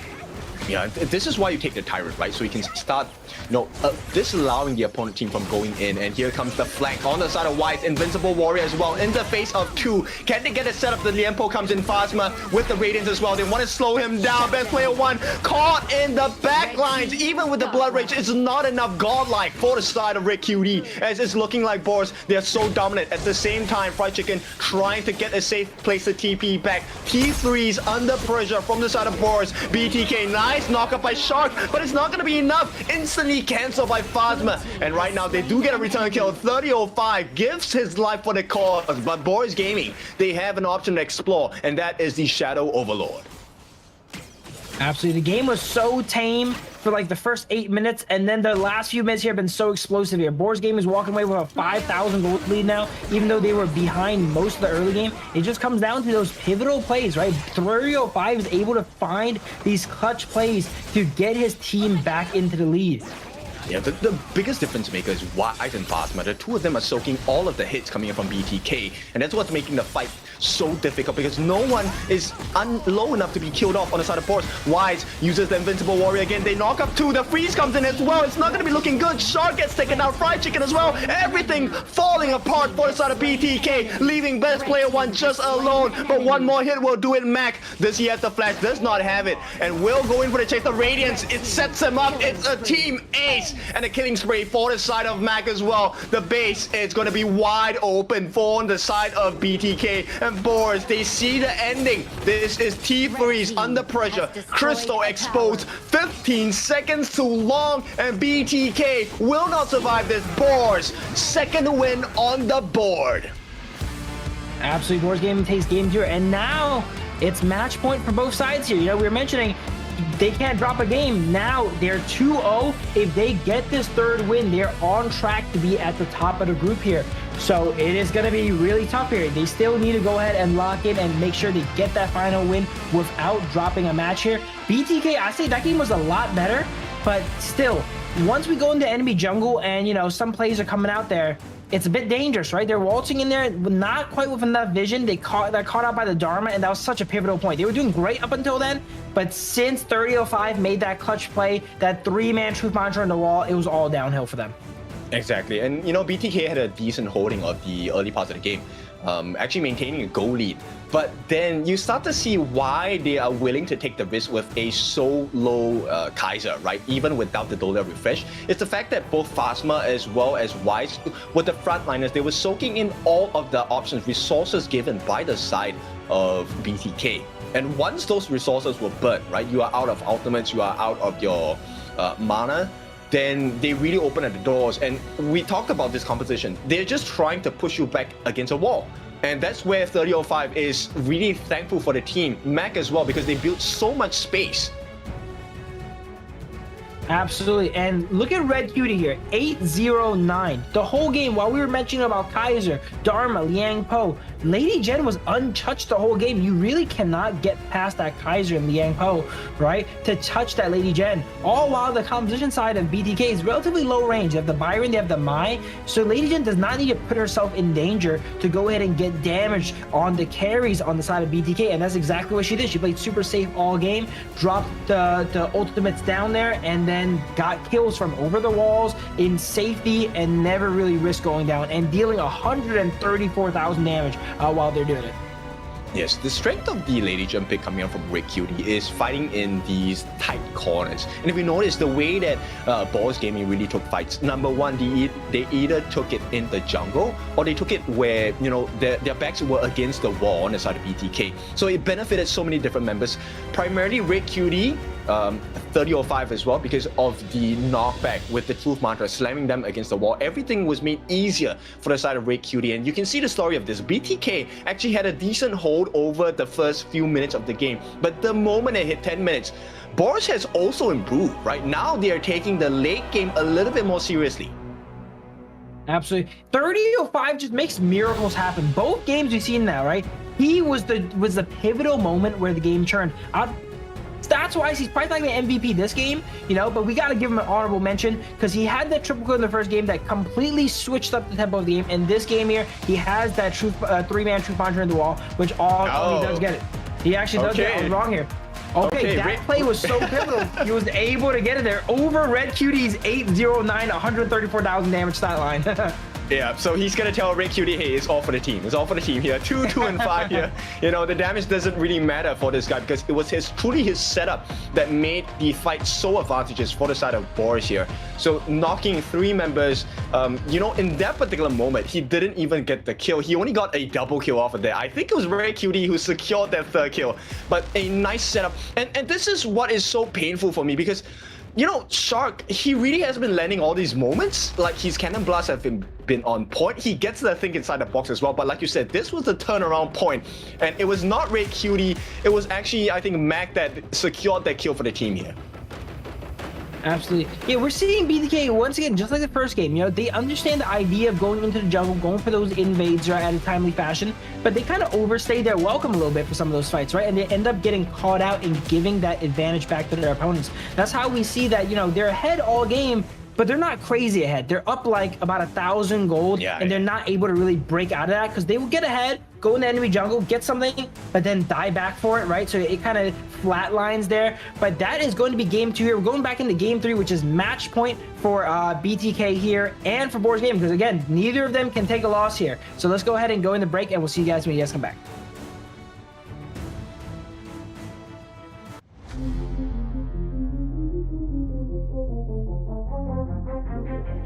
I said I'm born of this, I'm born this way, ayy. This is my chest and my bonus play. Can't be late, won't hesitate. What do you say? Rays to find my face, scars to find my skin.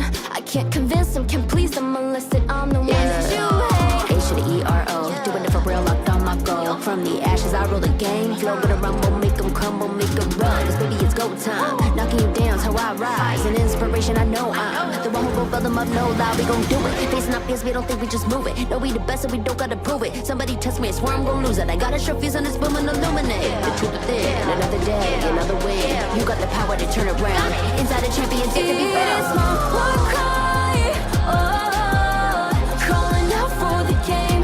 There's a ton of high, oh, won't you yell out my name when I sing on top of our lungs? Wherever lies, it's my ride or die, oh, won't you yell out my, let it begin.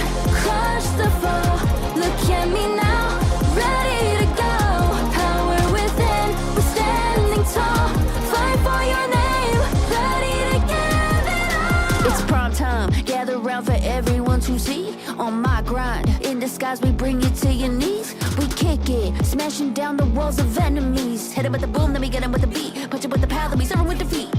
I ain't never missing a day, missing a night. I'm on my way, I'm holding my pride. Fill up the game, top of the show, we're not the same.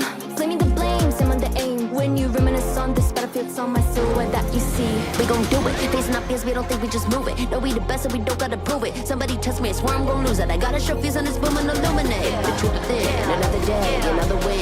You got the power to turn around. Inside a champion, yet to be found.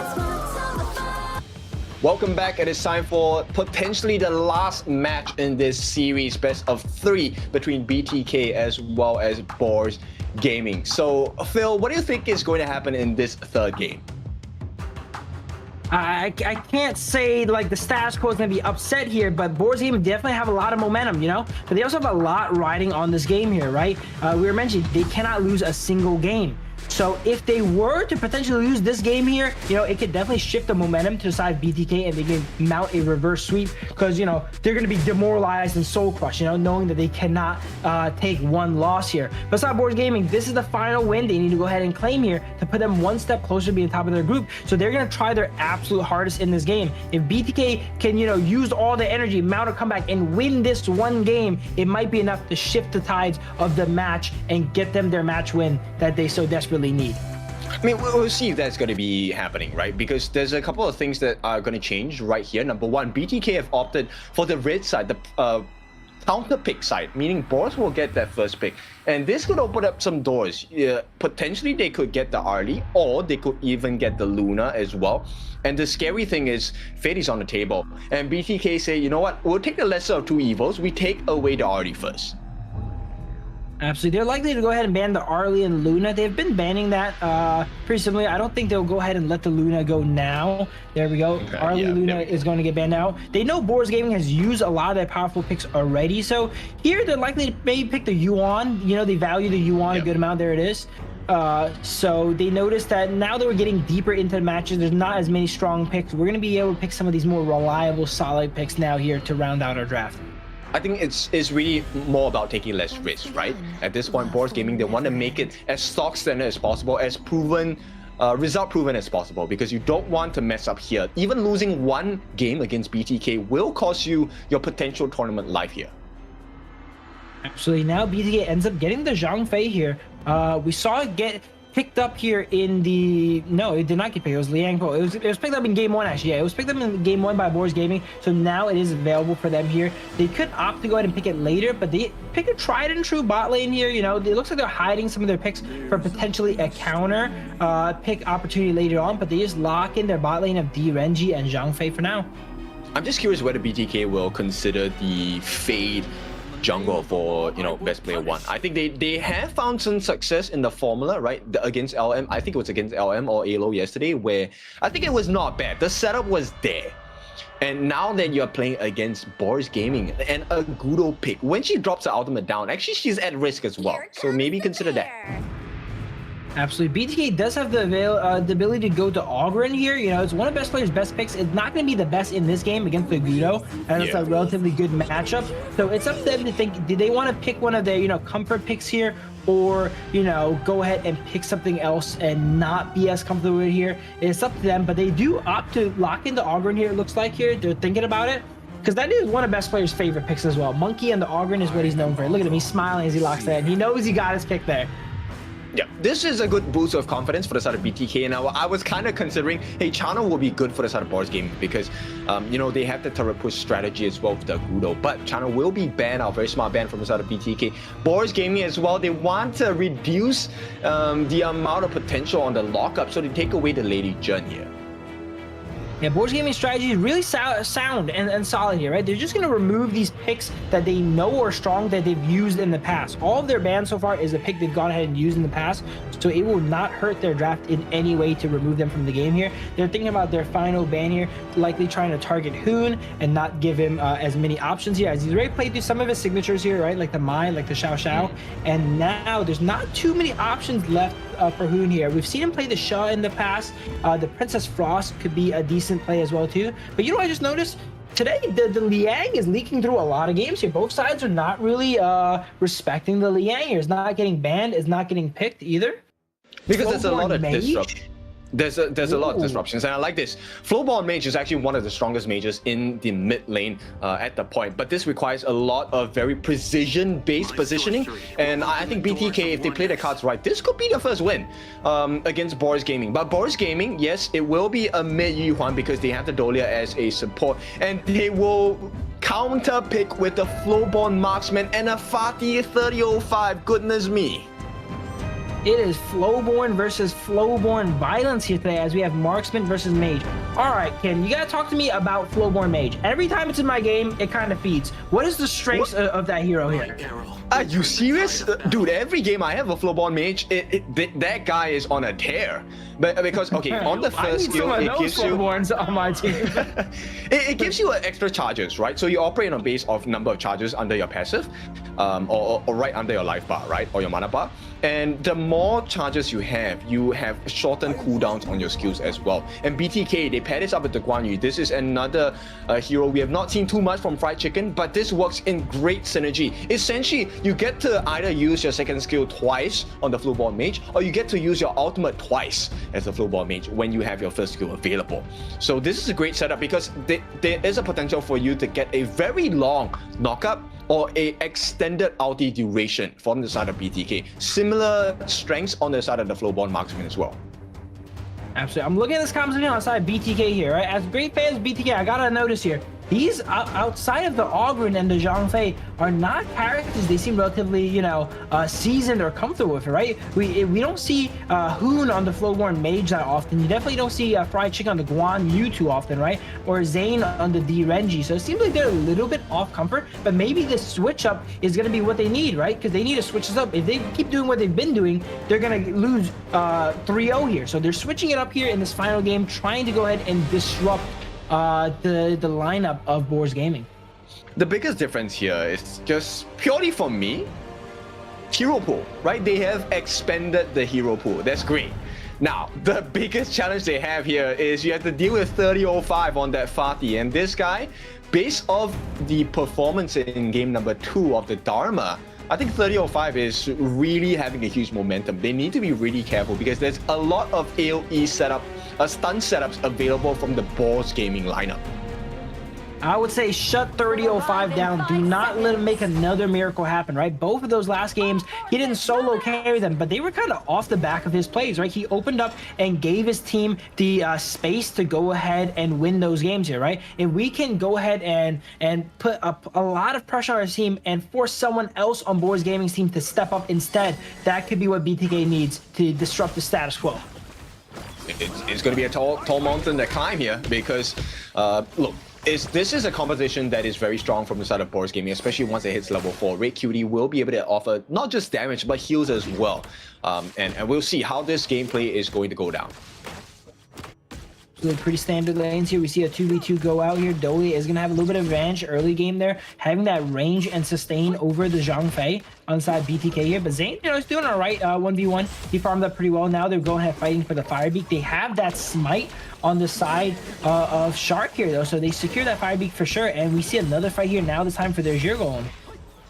Okay, that is going to be smited away. So Wise gets that first steal of the game. This is going to put them in a little bit of an advantage in terms of the jungle buffs here. But Phasma is going to try and protect the corresponding jungle buff, which is going to be available for Best Player 1 because he does have the smite, does have the seer state as well if he needs it. And this could be the turnaround they're looking for, but the level 2, level 3 fight is not going to be in favor on the side of Boars Gaming. At the same time, Best Player 1 in the middle of 4 though. He's a little bit too far forward. The save comes in from Hoon, and they will make it out safely on the side of BTK. All they need to do now is a leave, and they will be allowed to do so. Beautiful take on that Crimson Golem there, allowed him to get level 4 and kind of churn that fight a bit, right? If he lost that, that would have been disastrous for the side of BTK, not having the ultimate on the Ogryn there. He gets that ultimate off, makes Boars Gaming go ahead and back up, and we have a pretty decent lead being built up from inside BTK here now, right? They stole some objectives, they stole that Azure Golem, and now they have a wave pushing into the mid, which they're going to go ahead and feed into the Ogryn here. This is, looks like their game plan in this game is to get this Ogryn ahead and churn him into the beast that we know he could be in the mid to late game. Yes, this is definitely necessary. And nice stun coming in from the side of Mobile Zane. Little bit overzealous here. They don't want to overdive on the side of BTK. But let's give you a little bit of information onto Mac as well. You know, following his performance last year, he wants to prove that EU is the strongest region in the global scene. Right, this is truly aligned with the current top teams, right, in KMW, because OG and Twist also come from the EU region. And he's looking as OG as the target because he wants An as his rival in the farm. He has his sights set on one of the best then for sure, right? OG is at the top of the circuit here, but we see once again that strategy rinse and repeat here from Hoon and Argren, right? They go ahead and soften up the way for Argren to clear it up here, and now Argren is pretty ahead on track to level 70. He should have the XP advantage over Weiss now on the Argren. Yeah, I believe so, right? Because they did trade in terms of camp steals between the Azure and the Crimson buffs as well. But right here, the big fight, because we have not had the first blood just yet, this will be a big swing. And you can see Boars Gaming, they're trying their best to freeze the waves against the likes of BTK, but BTK are not allowing that to happen. Mobile Zane, oh, hang on. Potential first blood. Fried Chicken needs to be really careful down here. Falling very and quite dangerously low, to be honest, at that first part of the map. But with the timers hitting 4 minutes soon, is this ideal for BTK? Here we go. If they can go ahead and get Fried Chicken out of that lane and into the team fight where Guan Yu wants to be, right, they're definitely gonna have the advantage. But it looks like 3005 is doing a great job of keeping him there and getting him really low, right, and forcing this 1v1 here, which is really hard. Guan Yu does not want to 1v1 you. They want to push their lane and go roam around and help out in the map. But BTK has they have the presence here over the Tyrant. They have 2 smites, and Boars Game is not even gonna fight him for it. They're just gonna give it over. Beautiful, right? This is the correct response from the side of BTK, but of course, Boars Gaming, they will not take it for free here, and with that, they secure the Overlord as well. Now, BTK, they need to be very careful. Fried Chicken here will be at risk, as Shark will provide that support at the top, but the T1 at the top should be taken for free. Boars Gaming get the first turret of the game. And Fried Chicken's been struggling kind of in the clash lane there, right? The last few times we saw him, he was kind of like on 1 HP, either trading with 3005 or getting ganked here. So he's not been given much room here, and because of that, he's down in experience. But it's okay. Guan Yu is mainly there for those pushes, right? As you mentioned, casting that net for his team there. So if he's able to just, you know, keep it even here, oh, it's going to be tough. He's down 2 levels with 3005. And, you know, play for the team fights here and not play for the 1v1, which is what Fatih wants to do. He should be all right. Yep, you can see the advantage that 3005 has built for himself, right? He has one whole level of an advantage. The lane freezing has definitely worked out for him, you know, in this matchup. And Fatih is a very strong solo laner in the clash lane as well. I think second only to Byron.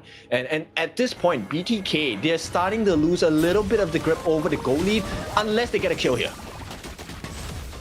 Everyone is grouped out on Boars Gaming here to try and go ahead and get a siege off. Best player getting dropped really low. No Blood Rage available yet, so he has to recall. They're doing a great job of sieging. Ooh. Yep, and this is exactly what they need. A stun comes in from this side of Shark as well, but unfortunately for them, positional disadvantage as here comes 3005 looking for the first blood. One more hit, they will get it. Rick's Cutie actually secures it for the team, and Hoon is going to be taken down as the secondary target as well. One more for the triple kill, and that's going to be big wins on the side of Boars Gaming. They did have to trade out 3005, and for now, is there a response from the side of BTK? They will not be allowed to do so, and with this, the T1 on that mid will be taken in quick succession as well. A triple kill for Rick Cutie. This one definitely hurts BTK. That was such a good engage from Shark's Zhongfei there, but his team was not ready. We just saw prior to that engage, right? Best player was recalling back. So a bit of a disconnect between the team there. That was not the best time to fight, even though that was a nice unbridled outburst on the side of Boars. They just didn't have the numbers to go ahead and follow up off it. Yeah, and they were keeping so clean, right? Toe-to-toe, in fact, on the side of BTK. It was close. There was virtually no difference in goal. But right now, one big team fight, Boars Gaming stand ahead with 2,000. They secure the 2 different buffs as well. Wise is just feeling so full. But 3005, he might have given his life. No, it's a turnaround. A nice stun coming up from Shark as well. He does not have the unbridled outburst. 3005 getting caught out. Here comes a response. The cavalry coming in. And here we go. BTK finally hitting the their strides. They get their first kill onto the 30-05 as well, but Wise on the backlines looking for more damage. Best player 1 falling low. They do get the knockback and they get the kill. Mac responsible for the takedown as well. There is no response so far. Mac, he is going to be safe at the time. Mobazane gets caught out. The support from Hoon is not going to be enough to get a return kill on the side of Wise, but at the same time, Boars, they run away with a sliver of health. So BTK is still put on the back foot here. These are such bloody fights. Both teams juggling aggro here, being dropped really low, but Boars Gaming is still coming out ahead. BTK is able to get some kills every here and there, but they're just dropping everyone so low on top Boars Gaming. Fried Chicken opting to not go aggressive there. He could have, you know, kind of went in there with enhanced skill 1 to try and take out another one of the side of Boars Gaming, but they're playing it safe right now. They're not too behind, but definitely a little bit behind off of all those plays there.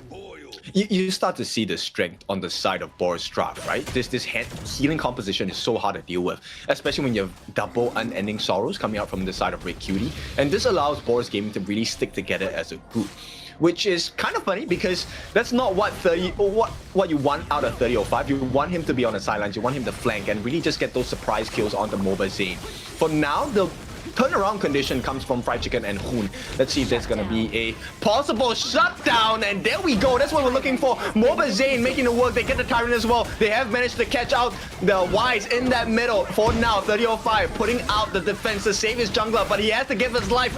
A flash comes through, not gonna be enough. Best player 1 gets the punish in, and for now they get a double kill. So 3 kills for the price of nothing. BTK, they swing back into action. Absolutely. We were talking about earlier what happens when the Ogren gets some gold and gets into the game here. Now we're seeing that mid-game Ogren here. He has some items out. He has that Blood Rage ready, and in a fight he's just such a menace here. And this is one of best player 1's most comfortable picks he's on as well. Yeah, this is why we are talking about the jungle level advantage.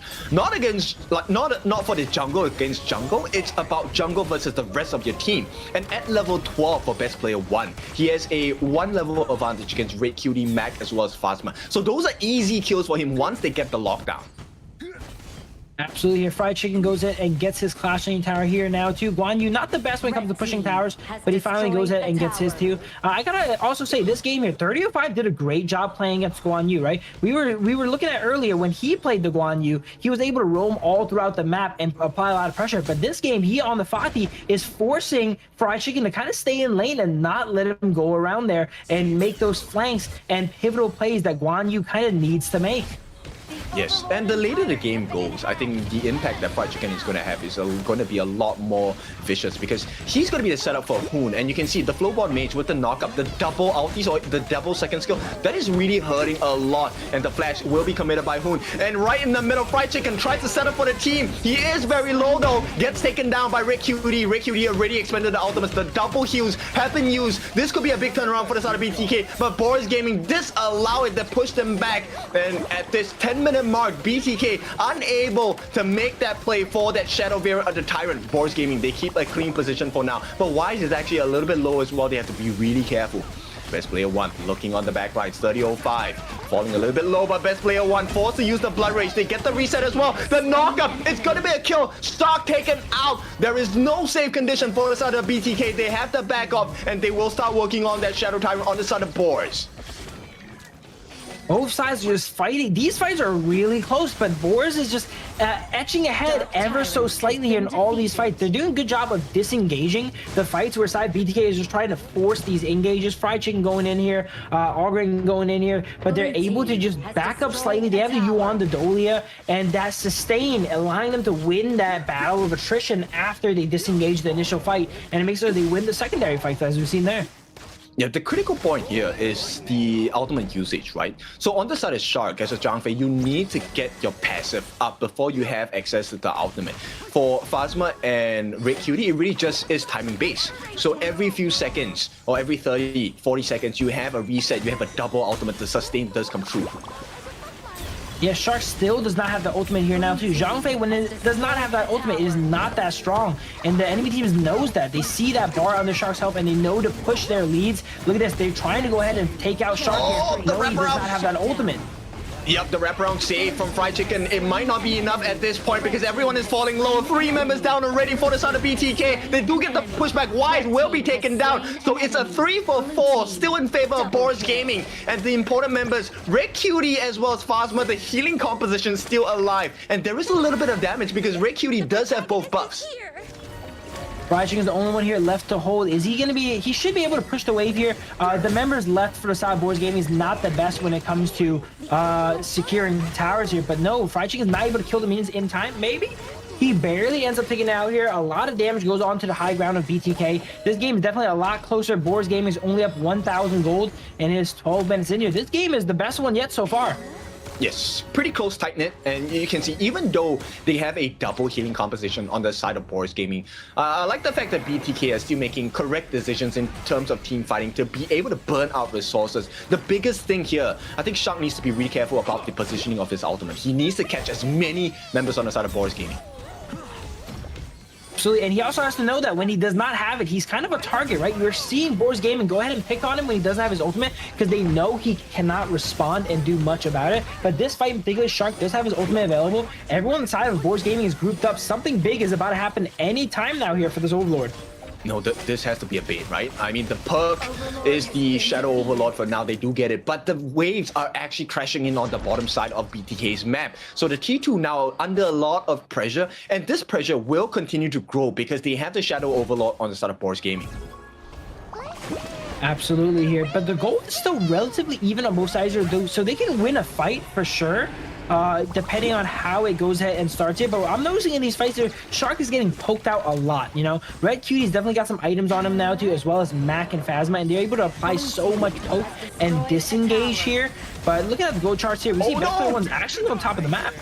Yep, he's falling a little low as well. T1 on the T3 on the top. Oh, nice catch. Hang on. This one is a great situation. Fried Chicken manages to get onto the back lines. They get rid of Wise as well. All they have to do is to back him up on the side of Fried Chicken. There is not going to be a response that's quick enough on the side of BTK for now. But they do manage to survive. Pressure coming in though from the side of Boars. T3 on the bottom. There is a Shadow Vanguard. There is the Shadow Overlord. The flash comes in from Overzane as well. That's one resource down. They're trying to work onto this T3 on the mid. But they're just buying space because BTK, they have to deal with the Vanguard, they have to deal with the Overlord. For now, they survive. Boars Gaming, they make it out just at the cost of Wise's life. Even though they take that 1 for 0, as you said again, BT has so many lanes they have to watch, right? The enhanced Shadow Vanguard going down the bot lane there, takes out a tower. All the high ground on the side, BTK side, is looking a little bit injured here now. Every one of them is a bit low, so next push, they should be able to get brute force down. So they need to go ahead and take this Tyrant here, which they have, and ensure that none of these minions or Vanguards go to their tower again, because next time it goes up to there, they are going to be able to take them out. Yes, it's a very straightforward concept, right? BTK just needs to keep the Vanguards and minions at bay. Just make sure they have the backdoor protection, at least buy a little bit more time, even though they have Wise on the side of Boars. And Fried Chicken, I think he's been doing fantastic on the flanks. They need a little bit more response timing on the side of BTK. Absolutely. Looking at score here, it's interesting. You know, it shows you how much farming matters. Fatih 3005 on side Boars Gaming is 1-4, but he has 1,000 gold over Fried Chicken on the Guan Yu there, because Fried Chicken is focusing on these map plays, whereas 3005 is farming and split pushing the side lanes. Exactly, and this is where the goal will start to matter, right? The difference in terms of the turret takes. Now, with that, nice catch onto Red Cutie. If they get rid of him now, it's going to be a huge win condition for the side of BTK. But with the heals coming up from Red Cutie, the freshness comes in. And now, BTK, they will have to turn tails. They have to run because the map will start being an advantage for Boars Gaming once again. Absolutely, and Boars Gaming is going ahead and wait. It looks like they're waiting for the next Overlord here, making sure all the ways push up. They know that anytime they're able to mount another siege, these towers are at the point where they're like paper and will go down immediately. But Red Cutie trying to get some catches. The poke on the side of Boars Gaming is just so high. Yep, 3005 now being pushed back into the heart of BTK. They get the execution. Nice response from the side of BTK, and this is Boars Gaming starting off with a deficit 4v5. So I think it's going to be a great idea for Boars to start playing the map instead. Even though Boars Gaming is up on the map here, look at this, they're actually down gold here, right? BTA goes ahead and gets himself a little bit more breathing room with that pick here onto 3005. That's gonna give him time to clear out these lanes and try and win the map a little bit back more here. They're down 3 towers, but they're up gold. So once they go ahead and win one fight, they are gonna catch back up and skyrocket their gold lead. Yes, this is also why people love the Ogrim pick, right? Because with the instant execution on the Seer state, it changes the limits that you have on your team. You may not have the gold advantage. They do have it now, which makes it even more clean. Fried Chicken wants to put pressure onto Mac. Not going to be able to do too much at this point. So Mac will secure that Crimson Golem for himself. At the same time, this has been a ploy. BTK are looking at the Shadow Overlord. This will restore map presence for them. The heals do come true. Oh no, Hoon is falling low. Splendor going to be used. There's a lot of damage coming in. BTK have found an opening. Mac and Y, the 2-win conditions for this particular situation. Taken out. No smite, no damage. And Boars, they have to lick their wounds because BTK are coming back. This is exactly what they need here, right? They win that fight. Beautiful play by Hoon there. You have the Splendor going golden for a sec there and baiting the members of Boars Gaming and actually getting out alive there, right? That was very, very pivotal. And now we're seeing that Gold Leaf skyrocket as we're mentioning, right? We have the enhanced Shadow Vanguard to go ahead and clear out the Clash lane. Boars Gaming, they got to be really careful now. As we mentioned, they cannot lose a single game here, and this game is not looking good for them. Yeah, BTK now on the cusp of creating North American region history here. They may not make it into the top of Group A, but they might have just secured LM's position for them. And at this point, BTK, they put pressure on the mid, on the top. Now it's their turn to put the pressure on all 3 lanes. T3 will be taken down. T2, sorry. What a switch up here. This next fight here could potentially be the last. We got to see Boars Gaming take one fight to go ahead and defend their base here. And it looks like this might potentially be it. Look at Red Cutie walking up really aggressively, trying to get some stuff off. But no, BTK opts to play it safe. They're not going to overpush. They don't want to overextend and overstay their welcome here and throw. They know they're in the lead now, and they're going to opt to actually slow down and play it safe here now. Yes, and I like this switch of situation, right? Because the game truly can swing at any point of time. It just requires one good decision. And look at the one good decision they made. Just taking out Mac and Wise in that fight. Now they have a 4,000 goal lead. And BTK, they're on the cusp of really turning this game around. Dark goes ahead and face checks to lose a lot of HP. That's the poke we're talking about here, right? He's able to tank, but he loses so much before he can get the fight started here. But no. Yep, Hoon gets taken out immediately. They're going to trade it out with Mac. And once again, this could be a bad situation for the side of Boars, that is. Nice catch, but the damage is just a little bit too much. The heals as well. Wise, they take out Best Player 1. They take out Hoon. And right now, the Tyrant is available for the taking. Fried Chicken wants to change the destiny of the team here. Will not be able to do so because Mobile Zane is falling quite low at this point. The flash comes in from the side of Red Cutie. They get the unstoppable streak and a kill on the Mobile Zane. And Boars Gaming, they can definitely secure this 16 seconds before we hit that final battle mark, the Tempest Dragon game.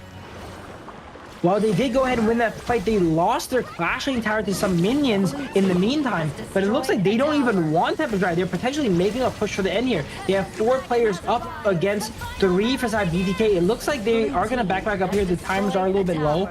But here we go. This is potentially the final fight. Tempest Dragon is going to be in play as 3005 goes ahead and takes it down. Same with Agudo. They're dropping it down really, really quickly here.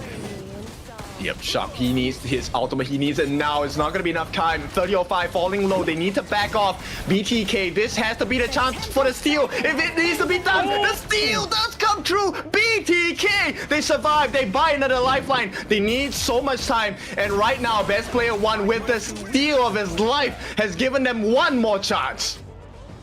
Critical kill thief is an understatement. That absolutely saved their game there. And we were mentioning Best Players 1's one of the smiters, and once again he does it again. He makes a miracle happen, gets the Tempest Dragon here, and can they turn this into a win here though too? Because that Tempest Dragon buff is so huge, and the base on the side of Boars Gaming is pretty thimble as well, right? They lost their Clashing Tower as well. That bottom tower is hanging on by a thread. BTK can easily turn this into a win. Yes, it is clear, but it's not going to be easy. At this point, BTK, they need to make the Vanguards work for them. These are the Tempest Vanguards. They will disrupt the towers, which means the towers will not start hitting onto the BTK members. The heals do come in from the side of Red Cutie. The first one already used. Second heal available. At the same time, Mac is trying to stave them off. Right now, it's a Baron-based BTK. The opening's available. They just have to stop the Vanguard from coming in within range, and the backdoor protection will be available. But the nice pushback on on the back lines. They get the pushback, and even with all the damage in the world, they cannot do it. BTK, they have to try harder here, and for now, they need to back out. Best player one, he does make it out with his life. Mobazane staying a little bit too scarily forward. The flash comes in, the stun comes in, and Mobazane will be taken out. And BTK, they had the window of opportunity, could not get the game down here. And Boars, they survived the initial aggression. They should be able to go ahead and take out the remaining Tempest Vanguard here, but BTK, they had it in their hands, kid. They had it, but they went a little bit too over-aggressive there. We saw Fried Chicken dive in all the way into the base of Boars Gaming here and go down because of that, but now Boars Gaming mounting a comeback here with their elite minions. There's no more towers in their base, but the side of BTK, they're down for a long time, right? 2 players are down for another 10 or so seconds here now, though, and the Tempest Dragon has been erased. We have another one coming up. This could be a double Tempest game. Okay, make no mistake, right now BTK are in an advantageous position simply because they have a T3 standing at the bottom, right? So that will be a lane advantage, and right now it is the corresponding lane against the top side, which is where the Tempest Dragon is going to spawn next. So BTK, all they have to do is to play this slow, get the resets, the waves naturally will work in their favor. Look at Fried Chicken here. He identifies that as well as he goes ahead and helps out his minions to push this bot lane here. He's saying, hey, someone needs to come here and respond to me on Boars Gaming. I will go into your base here. And it looks like it is going to be 30-05 here as BTK sets up for having the numbers advantage here, right? They have the Guan Yu go ahead and be able to rotate Tempest Dragons up in 10 seconds. It is a 5v4 here as 30-05 is forced to clear those minions in the bottom lane. Yeah, and another important factor to kind of consider is how many members have these Sage's Sanctuary. 1 on Mac, 1 on Hoon. So 1 on each corresponding side. And these are the damage dealers, right? Besides Mobazane, Hoon is also someone that is able to melt down the other members on the side of Boars Gaming. Okay, Mobazane does have it as well. So right now, this is a numbers advantage in terms of lives. I would say, though, at this point in the game, everyone has enough gold in their pocket to go ahead and master armor for it if they need. But having that Sage Sanctuary there, you know, on hand already makes it really safe to ensure that, you know, you don't mess up the, you know, the buy sell when you need it here, though. So BTK is up front, has a bit more lives here, but it could be deceptive, you know. We could have some of them queued up for the side of Boars Gaming we don't know about. Yeah, and also to make things kind of scary is vision is so important, right? If let's say anyone shows that they're off of the map, this could be very well a 4v5 situation or a very nice setup for the side of either Boars or BTK. So they need to be really careful about the vision they give to their opponents. Boars Gaming looking like they're dealing a lot of damage to Tempest, even though they don't have everyone here. It's 4v4 this right here. We see Fatih and Guan Yu fighting on the bottom side of the map. Both teams are playing extremely safe. One mistake could be the difference here. Yes, but it's life advantage. Hang on, best player one. He missed his ultimate. That's not good news. Wise will make it out, but hang on. Fried Chicken here to change the life of BTK on the backline. Catches onto 3. There are 4 different members on the side of Boars Gaming. They will not survive. First life down for the side of Mac. He is going to be taken down by the side of Fried Chicken. And BTK, they get the kill. They get out. And here comes the first life of Hoon as well. Traded out. And BTK, they need to make it work. But 30-05, he's changing the script. He wants to get the win. Can they burn the first life of Mobazane? Mobazane gets the flash, but right now the base is not looking good. Boars Gaming, they cannot continue to fight. BTK, they have the advantage. Best player one, he gets that ultimate. Finally, Sage's Sanctuary as well. He has 2 lives to work with. On the backline, Shock wants to provide the shields, wants to provide the save, but then the base now has been secured. Red Cutie is back at the base on the side of Boars. This could turn really badly for the side of Boars if they get the knockback. Fried Chicken catches onto 3 at the same time. There is no ultimate for Shock. Not looking good. Mobazane, he will be able to lay down the damage as well. He just needs to make sure they burn that first life on the 30-05. It is done. Fried Chicken sets it beautifully for the side of BTK. They have to run. Boars, you have no more damage to offer. Mobazane has all the time in the world. Wants to get in, but here comes the save as well. First life burned down for Mobazane. Can they do more? 30-05, forced to go back, and here comes the return of best player one. He really could change the tides on the side of BTK. They do get it. They push them back, and for now, it is Mac that is responsible for the defense on that bottom side of the map. And once again, after the dust settled, BTK still have the advantage. On there too. Wow, that was we saw so many sanctuaries being burnt down right there. Like almost every single person had 2 lives there. That was such a crazy fight. But at the end of it, BTK, as you mentioned, is ahead. They have 4 versus 2 on top of Boars Gaming, and they're forced to go ahead and clear these waves. BTK is uncontested here, but Red Cutie is going ahead and seeing if they can go ahead and do something about that. They have the Sage Sanctuary, but it looks like this is going to be the second Tempest for the side of BTK. Is this going to be the final nail in the coffin here for Boars Gaming? They survived the first Tempest, though. It's going to be really, really tough to survive the second. Yes, they should not miss. They cannot miss, because if they miss this, you know, there is a chance of a comeback for the side of Boars Gaming as well. Bear in mind, you can only use the Sage's Sanctuary twice. Yeah, we used through a lot of them in that final fight here, right? So everyone else with a Sage Sanctuary is likely to be the last ones available. Look at that Tempest buff on Shark here. Look how big that shield is here. They are so strong. They have so many combat stats. Everyone is full build. It's just a matter of executing a team fight now and closing out this game. It truly is about the extra life that they have, right? And right now, oh, 3005 was a mistake to jump in. Now he's going to be taken out. There is no more extra life. He gets the life steal, but Fried sticking on the backline. Frigid charge, gets the pushback. Wise is not looking good. The heals do come through from the side of Boars, but it might not be enough. Nice knockup by Shark, and they finally will be able to deal that damage onto the crystal. One more hit, and they are going for a BTK. They turn this whole game around. Wow, and there it is. We were mentioning Board Game, they need a win 3-0, and now that is completely out of the cards. So BTK gone ahead and kind of gate kept them out of being in the top of Group A to kind of cement LM, you know, the United States team, to go ahead and sail to the top of the series. Yep, finally they get it, and what a way to get it as well. Double, no, was that triple Tempest Dragons for the side of BTK, or double?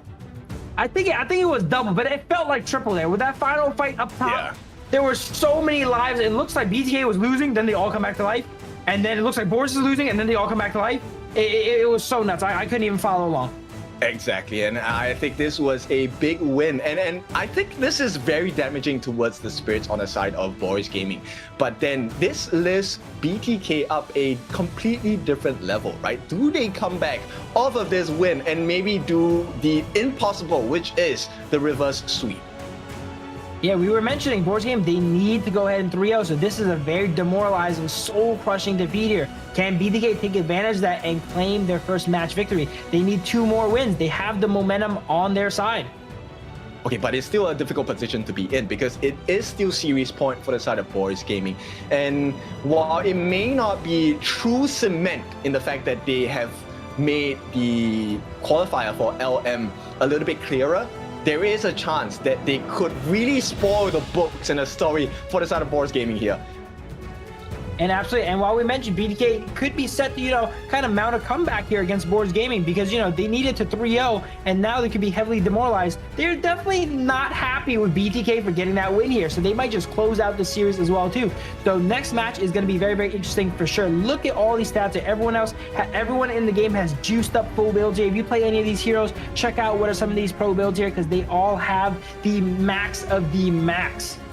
Yes, so step 1, get your itemization up to scratch. But the second one is truly the team synergy. We'll talk about that a little bit later. Oh my God, look at these numbers. Mobisane, 322.2 thousand worth. This is also an impressive number by the side of Hoon, 242.4 thousand hero damage dealt over to the side of Boars Gaming. That the initial portion at the last match, 3005 diving in, I think that was a huge mistake. Absolutely. He was diving into, you know, the members of BTK all Tempest buffed up, right? They're not really going to be getting taken down. He was sustaining up really long there in the fight, but he wasn't doing much damage there. He was just tickling the shields of the Tempest Vanguard. Once they go ahead and get that Tempest and there's no more towers, it's almost certainly GG, right?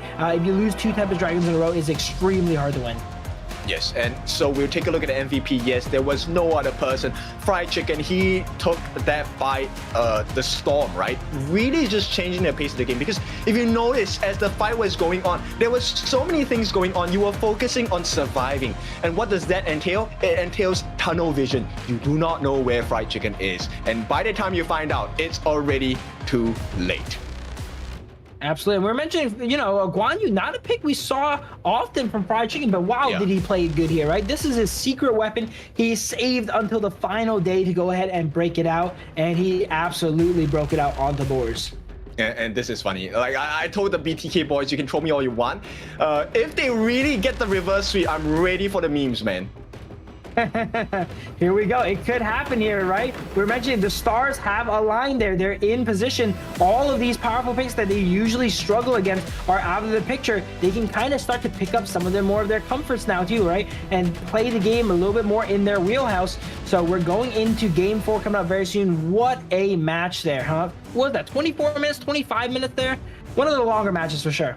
Yeah, this is why backdoor protection is so important. This is why winning the Tempest Dragon is so important as well. But we'll go into the third game of the series shortly. Let's go for a short break. When we're back, we bring you game number 4, actually.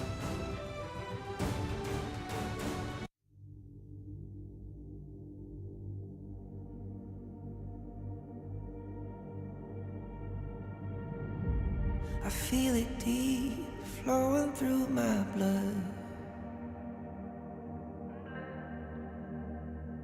Rising up to become someone, and taking it all on my own. What a sweet victory, and taking all of my control, awaken something deep in me. Like flames, feel it burning inside. Take a hold of pursuit of the prize. I've been told ain't no way to survive, keeping all of this fire that's locked up aside. When this is the time, enter the ring. All those mental chemicals doing their thing. I got flashes of battles inside of my dreams. I was made for this moment. At least now it seems like it's time to come face to face with your fear. Been battling reasons for all of the years, and I learned how to fight them with style and grace no one's ever encountered. You say it's amazing, I'ma come out swinging when they open the gate. Go ahead, call passion, I'm calling it rage. I'm taking what's mine like I already own it. Watch but don't blink, going here to the moment. The sky rained down. Here's to the madness that's all around. Go on, tell them who you are, you are, you are. Go on, tell them who you are, you are, you are, you are. Here's to the moment, the sky rained down. Here's to the madness that's all around. Go on, tell them who you are, you are, you are. Go on, tell them who you are, you are, you are, you are. My name is honor, my name is king, my name is champion, my name is strength. Tell them who you are. My name is Pentakill, you think it's strange? My name keep ringing inside of your brain. I hear it every line. Welcome back. It is time for game number 4. This one was an exciting turn of events here. BTK, what a comeback in game number 3. Now the next step for this is, can they mount the reverse sweep before Boars end the series? No matter what happens, we're crowning them the gatekeepers now, all right? Because they've officially gate-kept Boars Gaming from succeeding and rising to the top of Group A there. So off that is a victory enough, We're looking region-wise, right? They're helping out their region a bit, which is awesome here. But we're going into game 4. They're going to go ahead and try to play into that reverse sweep, right? We're mentioning a lot of picks are off the board now. Look aside Boars Game, they're definitely not happy with that. They know that one they needed to win that one, basically. But they're still going to have to play it out here on both sides here. So BTK is going to go ahead and try to get their match win we were talking about the whole time. Yeah, BTK definitely were cooking. Like number 1, that Flowborn Mage pick, and like you said, number 2, the Fried Chicken Guan Yu. These are not heroes we have seen BTK play too often. In fact, we have never seen the Flowborn Mage on the side of Hun, and that was a debut pick, debut win as well. Look at all the side of BTK. They're all laughing, happy about it. They're like, yo, we got him, guys. We got him here. So now they're still playing it out here. But hey, we were mentioning, game 1 and 2, they're picking these picks they're comfortable with. They lost. So all right, let's switch it up. Let's just play new stuff. They might not be ready for it. And they actually were not ready for it. And they take that game 3. Yes, we might be exploring a couple of different compositions now, right? So Princess Frost, Liang combination still available. Liang and the Guardian Mo composition still open for the teams to pick. And that is something that BTK can play. Absolutely, yeah. Princess Frost is up, Liang is up, Gan and Mo's up. There's a lot of powerful picks still up. I wouldn't say these are like the top tier meta lines, but all of the top tier meta lines have been removed, right? We had 3 games and 5 sets of heroes played on both sides right here now. So it's going to get more and more thin, and we're seeing cool stuff like the Flowborn Mage last game. We're going to see even cooler stuff this game. I'm just curious whether Boars will go for the long-range stunts, right? The whole E with the gun and maul. Do we get the channel finally coming through for the side of Boars? And oh, Rick Cutie, he gets his hands on the Mai Shiranui. Will he perform better than Hoon? Yeah, they just go ahead and identify that, yo, BTK, they're going to have to ban the Arlie Luna every single game. We're eventually going to get the Mai, and that's exactly what they get here. They're going to go ahead and let loose with that. We're talking about Dolia a lot. Dolia is coming back here. It was picked up last game by Boars Gaming, and it was actually really clutch in some of those late game fights, right? We're seeing Sanctuary, Dolia being able to reset the ultimate of some heroes 2-3 times, maybe even, which is super nuts. But it looks like a tried and true combo for side BTK, the Dune and Dolia. Okay, I like this combination. We call them the double Ds because Dune and Dolia, right? But at this point, Boars instant counter pick with the Musashi and the potential Lady Sun. So number 1, you have the Imperial state, meaning you're not allowed to get heals regardless of what source it comes from. And number 2, Lady Sun, famous for having huge bursts. This is also the same kit that Mai Shiranui offers.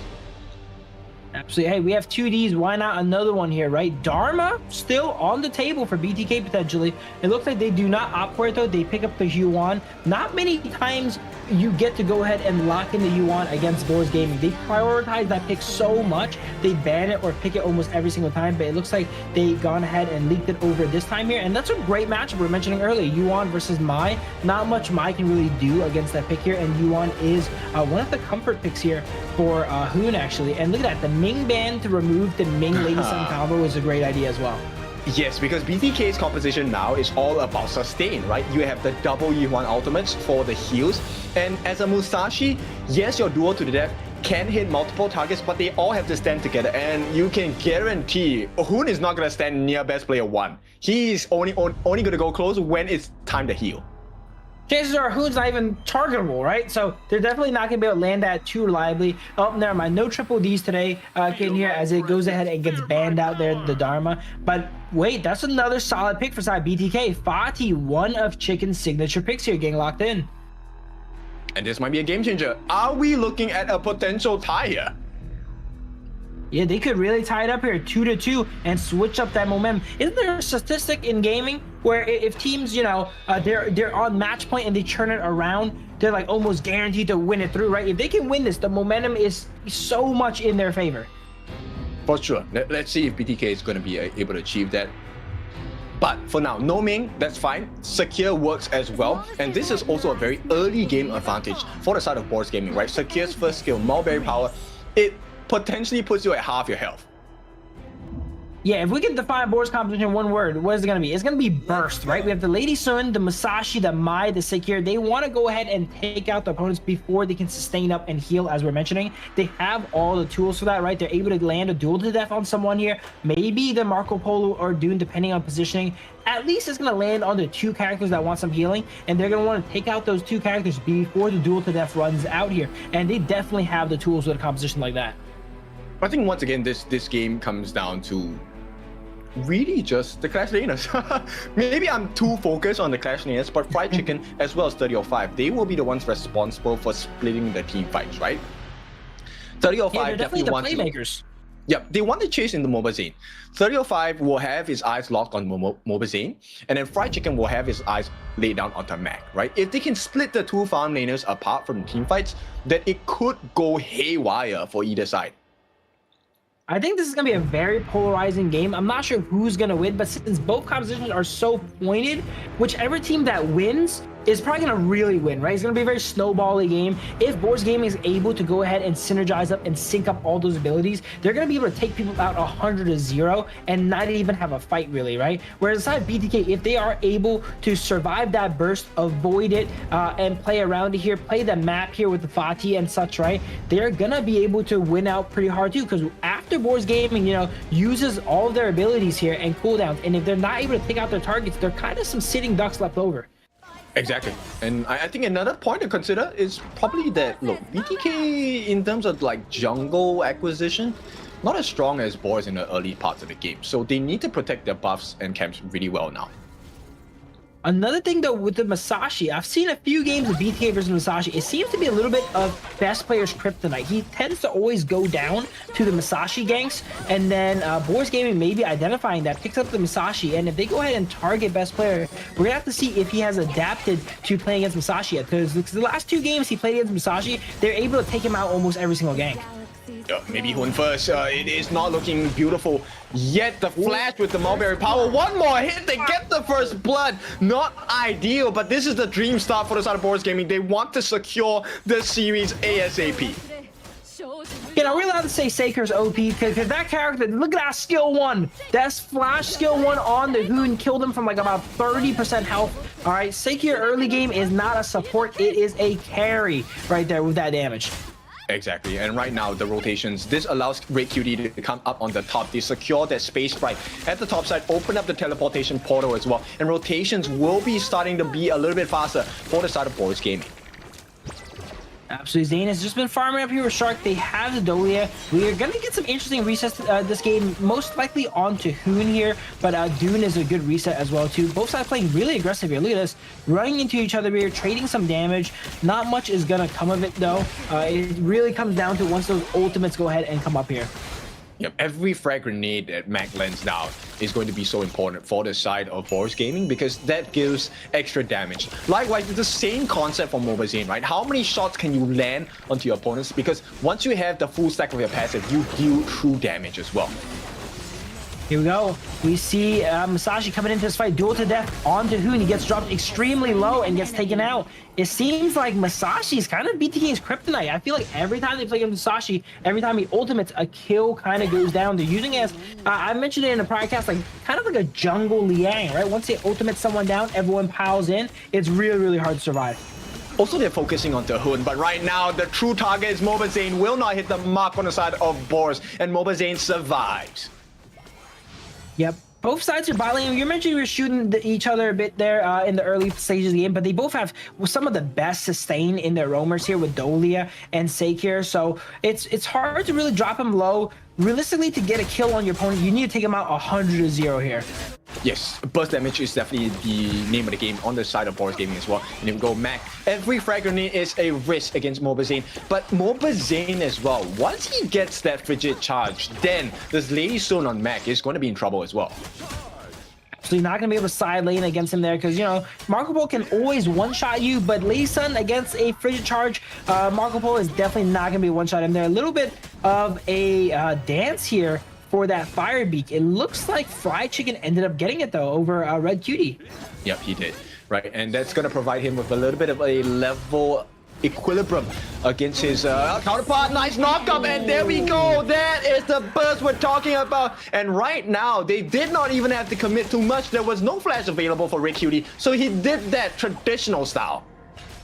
Yeah, side of BTK, you know, after kind of staring at, you know, Mai for a while, he kind of got desensitized to the Fried Chicken there, walks up there and gets comboed by Mai. You got to respect the Mai's damage output. It's able to knock you up and go ahead and push you into your team there. And Fried Chicken learned that one the hard way. Yeah, a lesson learned in pain for this one. And it's a 2,000 goal lead. Almost going for the side of Boars. They also have the prior positioning for this 4-minute mark. What a nice catch by the side of Phasma to make sure that there is a delay on the backline. They're really just targeting Hoon. There is no more Hughes now for the side of BTK. They are able to start working on this Tyrant that is going to be reset. Fried Chicken does make his way into the middle brushes, but it might not be enough because Boars have already taken it away. Hoon is having the exact opposite of the game of his life right now, right? He is all the deaths on side BTK, and to be fair, in his defense, they have been targeting him down expressly, but ever since the early game, they've been really slowing him down since he got taken out in the 2v2, and now every single fight, Weiss is just landing the duel to death on Hoon and killing him before he can even go into his ultimate. Yep, the refresh on that Fever Barrage. Good damage coming in from side of Mobile Zane, but it's just a little bit too shy on the side of BTK. Now, Shark is falling a little bit low. He needs to be really careful. Once Mac has the ultimate again, it could be a cause of concern. Absolutely, they're really low here. Shark is staying though, standing in that pool, getting healed by Yuan as well too, and kind of catching back up. A lot of sustain inside BTK. It's going to be really tough once Board Gaming itemizes into that anti-heal, because their composition is relatively, you know, everyone on their side has sustained, literally every single character. So once they get the heal cut on the Boar's Gaming side, these fights are going to go a lot different. Yup, here we go. Fever Barrage goes down. The stun comes in, and it's not enough, even with the save. Phasma, the first one to fall in this skirmish, and BTK, more pressure is available. T1 is here, but hang on. The hero comes and saves the day. Wise gets that first trade, the second trade as well. Best player 1 as well as Mobazane down, and Shorty Shark will be taken out of the water. And a 4-kill teleportation move coming in from the side of Boars Gaming. Wow, I did not think duel to the death can land on anyone other than Hoon, but actually it seems like Zane wasn't ready for that either. As he goes on to Zane there, he used his ultimates and such already to go ahead and take out Phasma there, so they were caught up there. Weiss with a crucial teleport coming in, single-handedly changing the fight. Yo, he's level 11. He was not in our sights at all, and this guy was silently farming. He is 3 levels ahead on majority of the cast on the side of BTK, and even against best player, he is 2 levels ahead. Another knockup onto Fried Chicken. They force him to flash. That's 1 resource down for the next 120 seconds. And this is damage Masashi as well too. He's going into Blood Rage next here. So when you're so ahead, you have the Axe of Torment, the physical damage jungle item here. Once that ultimate lands on you, it's gonna almost take you out by itself, right? Masashi's, when they go tank, relies on their team to go ahead and output the damage to secure the kills in duel to the death. With a build like this and how ahead Weiss is, he's gonna be able to solo out targets. Yeah, and they need more time. Fried Chicken is supposed to change the fight for them, but he has been consistently caught out by the side of Boars Gaming, this time by both Rick Cutie and 3005 as well. Now T2 in the mid being put under pressure. Another nice Mulberry power, and here comes the finishing blow. There is no heals available as Boars, they're rampant. They get the kill. 3005 responsible for this one, but it's the turrets, the towers that are the true value here. They take the T2, and the map is opened up so much on the right hand side.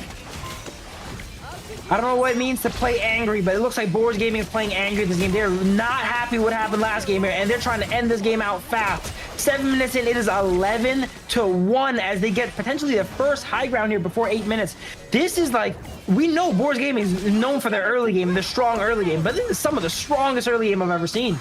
Yeah, definitely not what I expected here. Weiss is already at level 13. He was already pretty much unkillable at the start. Now he has the Blood Rage as well. So BTK, things go from bad to worse for this one. I'll say the thing about Masashi, why he fell off is like, he needs a lot of items to kind of do his job now, right? Ever since the nerfs and such. But look at Weiss, he has all of his items available. This is what it looks like to have a really strong Masashi here. And sure, the nerfs hurt him a little bit, but when you're 3 items and up 3 levels, it is not gonna hurt that bad. Oh, they could not catch Phasma as well. He was so low, and this is going to give him the potential to get the heals in as well. They're looking on the side of Boars Gaming, unable to find an opening just yet. But hang on, Fried Chicken is on his own. The chase is down, and for now, they will not be too greedy. Just get a little bit of vision across the map. Yeah, they see that the objectives up. They're going to opt to go ahead and take this final set of objectives before the enhanced ones comes up here. Weiss is so ahead here. He's coming up on level 15 now. The side of BTK also, they've taken so many casualties that kills are probably not worth that much gold for side Boars. They prefer to get the objectives instead, because the more you die, the less gold you're worth. They've died a good amount of times right on BTK, so it's probably more favorable for Boars to go ahead and focus on the farm as we see them doing here and not go for those kills anymore. I mean, getting the kills also then opens up the map, right? Then you're at a numbers advantage. You're able to put pressure on the towers as well. So I think Boars, yes, I think it will be a little bit too greedy to really try and get like an ace or something like that. But getting a numbers advantage will be phenomenal for the side of Boars Gaming. Absolutely. They're just waiting for the waves to come in here and play it safe. It looks like best players trying to make some plays here, but not much can be done. Boars is just playing so safe, only really playing with their waves and being very, very calculated this game. After, you know, the bit of a blunder last game, they want to make sure they're very calculated in this one and not to make any mistakes and not to give BTK the chance to come back once again. Nice stun follow-up onto Wise, unable to find the follow-up. And this is what's so difficult playing against the Boars lineup, because they have insane poke. You have the first skill from 3005, you have the control sense from Red Cutie, you also have the rolling rate from Mac, and Phasma as well. So, oh, hang on, nice stun. Can he get the knockup as well? The flash comes in from Fried Chicken, but it's not enough. Imperial State and Boars obliged. They take down 2 members on the side of BTK. The map is open and the base is open. Crystal available for the taking as well. Rolling rate to make sure that they have the damage in, and will be the last call. Nice Fever Barrage, maybe turn around, not enough. They do clear the wave, but there is one more wave marching in on the top side. Wise does not even fall in this game, and the heals are coming in for the side of Boars Gaming. They want to buy some time, but Shark, no time, can't be bought. It's an ace, and for now it is looking like a Boars win as they get the backdoor protection down, and Boars win the series 3-1.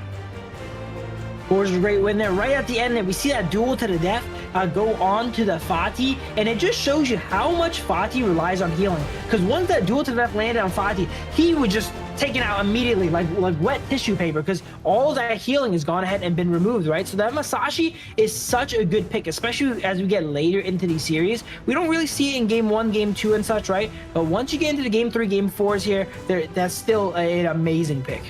Yes, some teams will reserve that Musashi pick for the Ogren pick as well. But Dune is definitely something that is workable against. But actually, the Fatih was kind of like totally counter pick. But this is not just a hero advantage, right? I think the one thing that we kind of didn't really get to see was Wise he was a farming machine. This was a company self-built here. Absolutely, he was farming a lot. He was farming the jungle, was farming the players on BTK, right? We're mentioning BTK, they struggle against Masashi. It seems like they still do, because I cast a few of the games where I played against Masashi, and it's just that lockdown potential. Masashi is just so hard to play against here, as every single time he drops the duel to the death, he's able to secure the kill, and in a team environment, they're able to communicate and coordinate and take you out before you really even fall back down, right, from the duel to the death. And man, did Hoon have a rough early game this game. Oh yeah, that one really didn't feel good for him, because he was targeted. For the first, 6 minutes of the game, every single Musashi out duel to the death was onto Hun. And it felt like, yeah, there were moments where maybe they were going for best player 1. I think that's the expectation that BTK had, especially when Wise came to the fights. But he was actually looking for Hun, which totally was not what they accounted for. Absolutely, and we know Yuan as like a really safe mid lane, right? As the heals, it can go untargetable here with the ultimate, but in the early stages of the game, pre-level 4, Yuan is actually very vulnerable, and we saw that here in the early game as the Mai and the Sekir has actually got some great combos off onto Hoon there and got him taken out under his tower too. The early game for Yuan, they don't have that ultimate, they don't have that untangibility factor, and they're kind of just, you know, a sitting duck there until they get their abilities in line, especially with that skill too. That ring isn't really that good when you have 2 people jumping in your face like the Mai and the Sekir. You can't get those stuns off either. Yep, they actually took their pacing a little slower, but right after the 5-minute mark, that was when it really came crazy for the side of Boars Gaming. And you know what? I know people might disagree with this, but I think the MVP here is Phasma. That initial growth built by the Sekir was really what changed the game. But of course, MVP has to be Wise. 5-0-8, one of the cleanest games you'll ever see on a Musashi. So you don't see those too much every day now. Full damage Masashi there we've seen in that game there, and he definitely did a lot of damage, 24% of his team's damage. That is going to conclude match 1 here. Unfortunately, BTK is not able to get a series win. We were mentioning that, you know, they were going for it before, you know, they go ahead and go home here. But it looks like they have another shot later on in the day. But Boars Gaming also, it seems like their shot is unfortunately out of the running now too, because they were not allowed to lose that one game if they wanted to advance. Yeah, they needed that a clean series, and BTK may just have managed to edge it out for their counterparts, that is LM, as they play against Boars in the later parts of the day of stream. So here's a look at some of the highlights in this game. The highlights are basically Wise on Musashi. He like enabled all these fights here, right? The Phasma did enable, you know, the kill on the Hoon in the ultra early game, but after that, Weiss just completely took control. Every duel to the death basically got a kill. Yes, it's so scary, right? Because then you kind of see, like, they force Hoon's ultimate out when it's not at the best position possible. And I think that's one of the most damaging things that Wise did to the side of BTK. So this one was a tough situation because you had to care about Wise. He was level 15. He had everything under the sun in his inventory and ready to fight as well. Well, here's the concept I like to bring up here. It's the concept of conditioning, right? Hoon was so like used to being the first one ulted every single fight. He started to play kind of scared. We saw in the fight where Zane had gone ahead and got dueled to the death. Hoon immediately backed away. He's like, oh, I see it. I've been there, done that before, right? He's gonna ult me down. He had to immediately play safe and back up. And then the side of Boars Gaming, they capitalize on him. They see Hoon go ahead and back up and use his ultimate defensively, and they target someone else, so they condition them to play like that. But that is going to be match 1 here. Hopefully you guys enjoyed. We have 2 more amazing matches coming up here. But until then, we gotta throw it to break.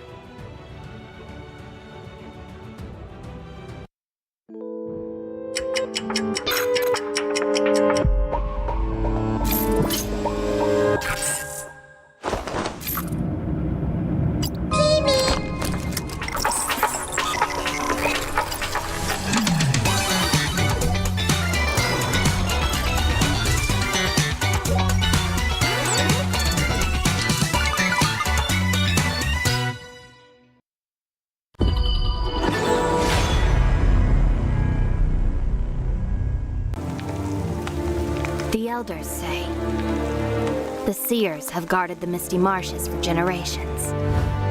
We are the forest's future. For families to gather in joy. For dear friends to stay together. For the peace of the bird tribe and the forest. Even if my feathers burn away, I will never fear. Even if the sky falls and the earth shatters, as long as we stand together, as long as we endure, we will surely, losing everything. Just as I did. Sinking into darkness. My old self is already buried. How amusing. This eternal, blissful heaven. What a beautiful little bubble. I can't wait to pop it with my own hands.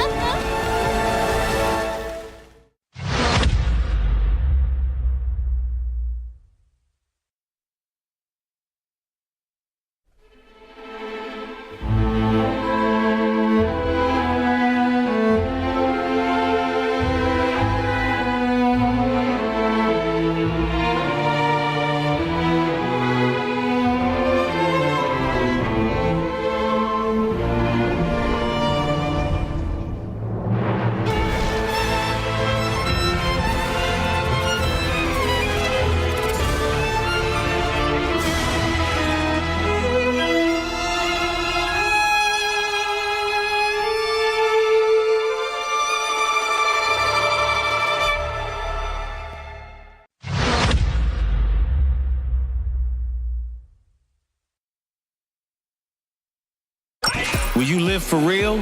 Join the party.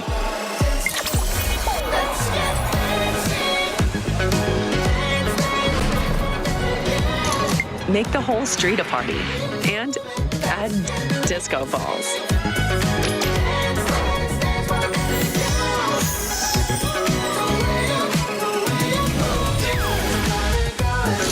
Real Me 15 series. Live real in every shot. Welcome back. It is time for our second series of the day. This time it's going to be OG against 9Z Globant.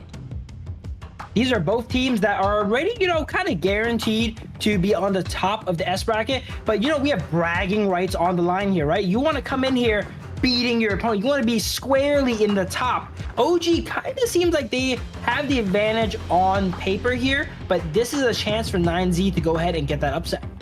I mean, we're looking at new things, and of course, one of the new things you have to pay attention to is going to be coming out on the 24th of September. A new version is going to come out. Prepare to unleash your spirit. Absolutely. And then the Ultimate Awakening, guys, I cannot wait to go ahead and check that out. It is all these heroes with super bumped up abilities that are like actually insane. You got to see it to believe it. Their basic abilities feel like ultimates. The ultimates feel like I don't even know, tactical nukes, right? So get ready to go ahead and play that on the 27th.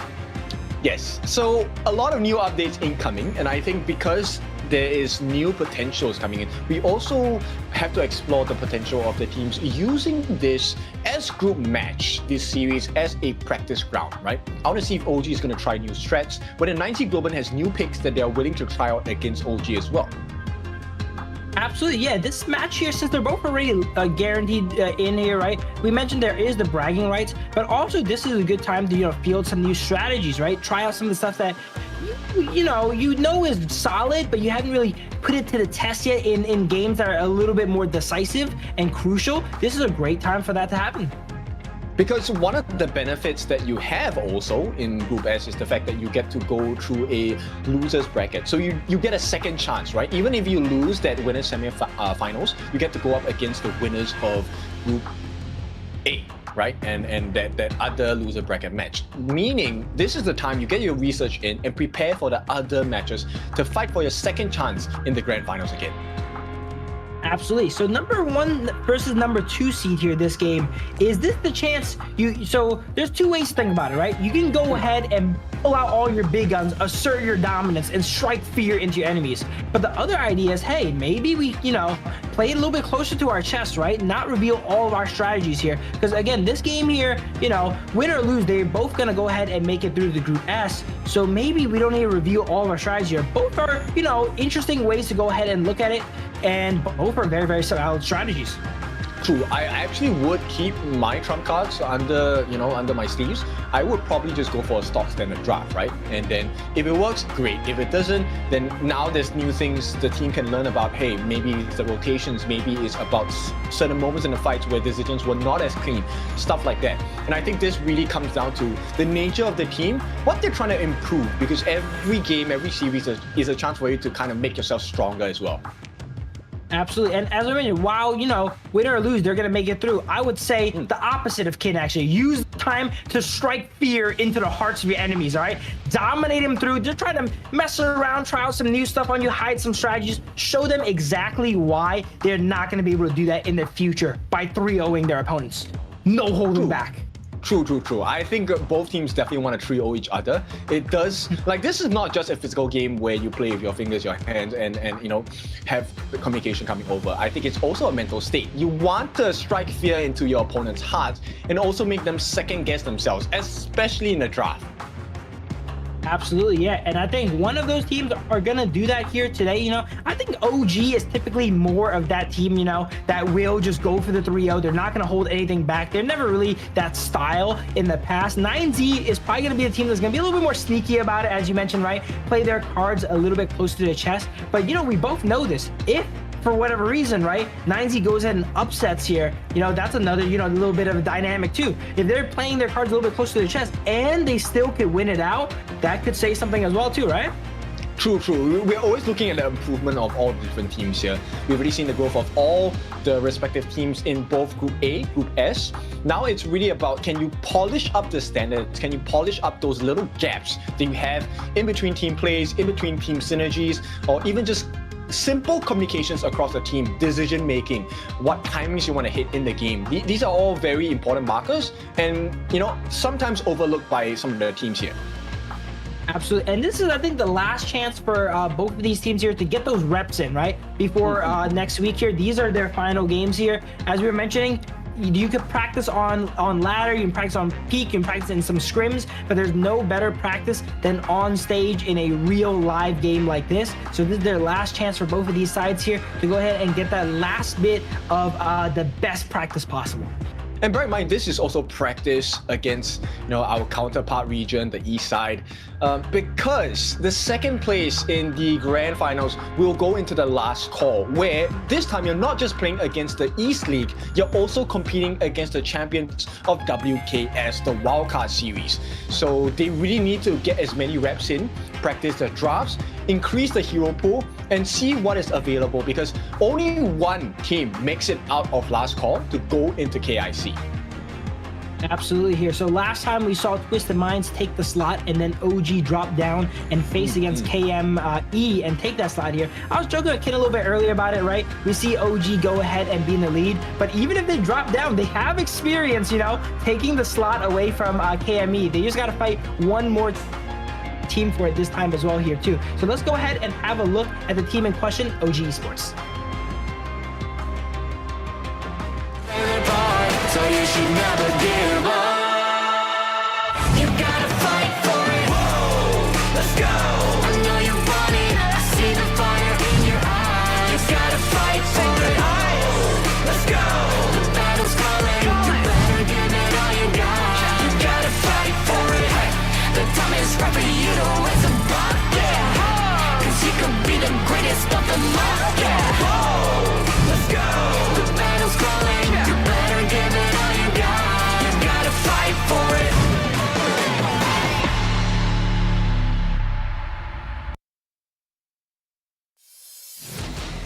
Look at that, OG Esports here. If there was a team that hit him hard, hit him fast, it would be OG Esports. They had a relatively flawless run until the other day where they got one loss here. I think their run is still something ridiculous, like 22-1 or something, but they're gonna try and go ahead and extend that lead here today. We have Keke in the Clash lane, Dao in the jungle, On in the marksman role, Muchin on roam, and then Wen in the mid lane. You know what? Actually, I think OG fans might be very happy that they did take a loss, right? Because the last time they went lossless, they got punished really hard in the grand finals, right? Because they were not allowed to know their gaps in the game. Absolutely. They got their loss out of their way, right? Like, if they had to lose once, it's good to lose there in that series versus Twisted Minds as opposed to in the grand finals. So this time, they got their loss out of the way early, so they don't have to go ahead and maybe lose it later on. But let's go ahead and take a look at 9Z. So you should never give up. You gotta fight for it. Whoa, let's go. I know you want it. I see the fire in your eyes. You gotta fight for it. Oh, let's go. The battle's calling. You better give it all you got. You gotta fight for it. The time is right for you to raise a bar. Yeah, 'cause you could be the greatest of them all. Yeah, whoa, let's go. The battle's calling. You better give it all you got. You gotta fight for it.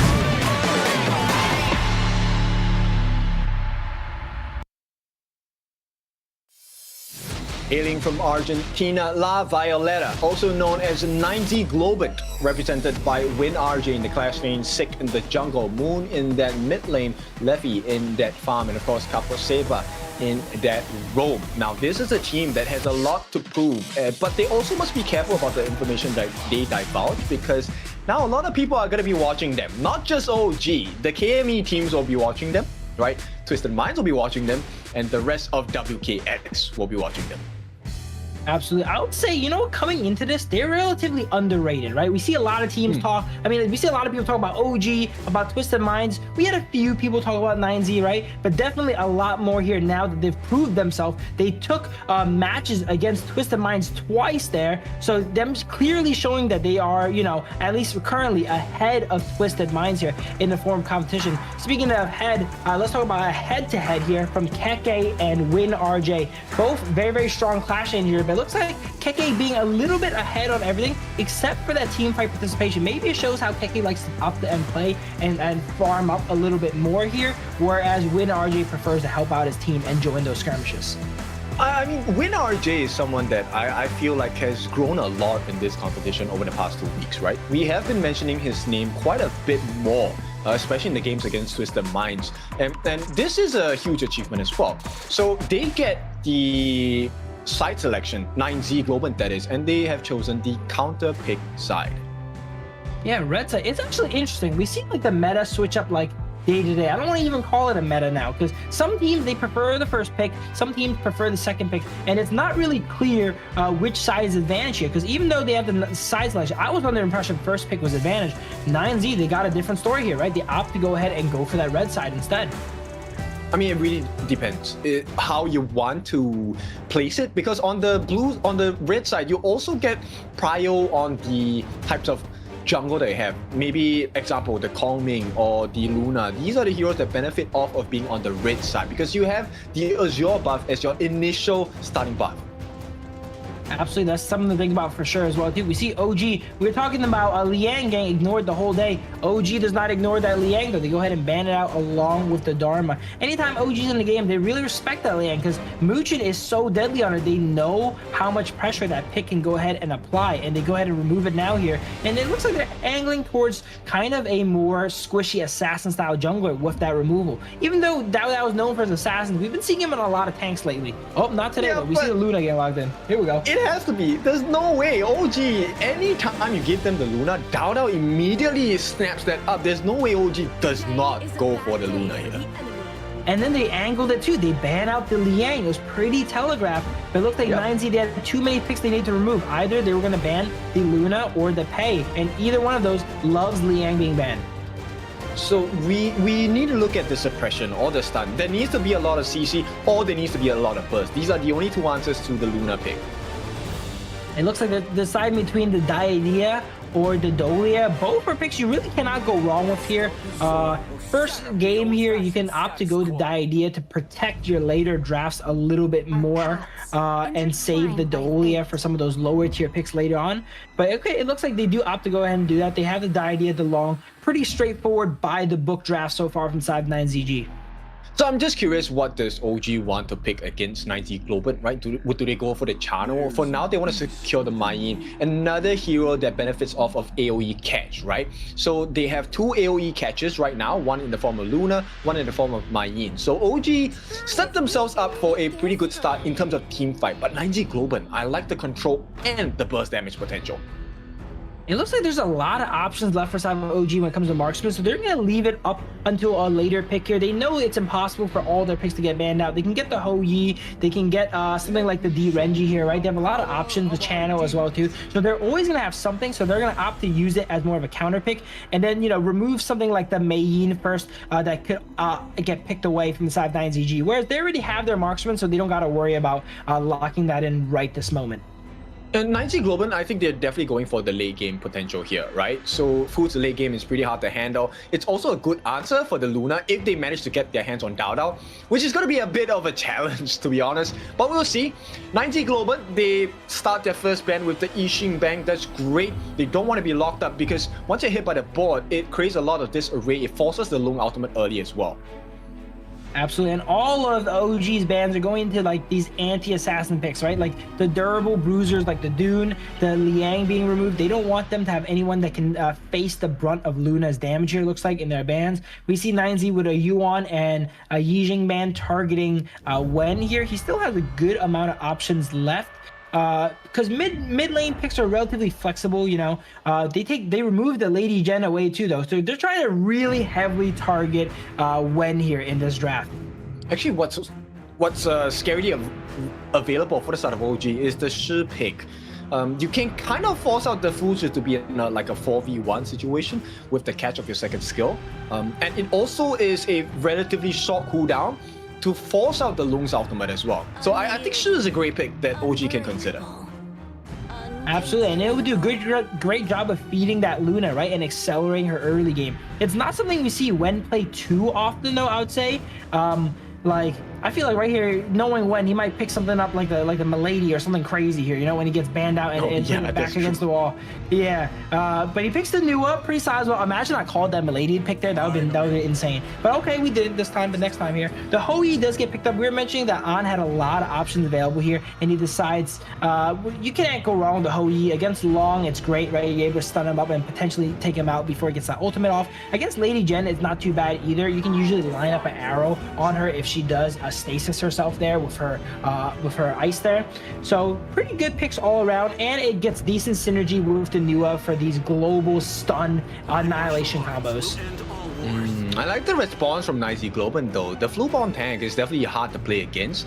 There is a potential that he's able to tank through the early parts of the game against the Luna specifically, which can provide a turnaround condition, right? But the scary thing is late game, I really feel like as long as Arn doesn't die, he really takes the team fight to 9Z Globant. Absolutely. And look at the Nua pick here. Who is gonna contest the Nua pick? There's no one on top 9ZG that threatens Nua. Nua can just stay so far away and drop combos, right? When you pick the Flowborn tank and you don't have someone like the Chow or the Sunbin or something to kind of, you know, speed it up, you're waiting for the enemies to play into you. It's a great pick against the Luna if the Luna has to go into you. But if the Luna never has to go in, what are you gonna do with Flowborn tank, right? You're not a great diver necessarily. You don't really have those resources. Maybe if Futsu gets a good ultimate off, but how is Futsu gonna get a good ultimate off on Nua? That's really, really hard. Actually, you know what? This is a pattern that OG has shown us a couple of times in the past. So they actually use Wen as the bait. So like they get him to be caught, and then the team just takes vengeance for him. And I feel like this could be a day when that pattern shows up again. I feel like this game in particular, Wen actually, like, if he plays his life, he's not gonna die. Look at this. There's no real natural predators for a Nua this game. No one really matches the range of the Nua, right? Later on into the game, they're able to set up these boxes that are gonna be so frustrating for someone like Flowborn Tank to deal with here. Maybe having to use that ultimate to go ahead and jump through some of them. The Futsu as well, right? He designates a zone he wants to fight at. That's a zone that Nua can, you know, just throw a bunch of damage into here. But yeah, if OG's strategy revolves around kind of sacrificing Wen, you know, they might not have to worry about that on the side 9ZG.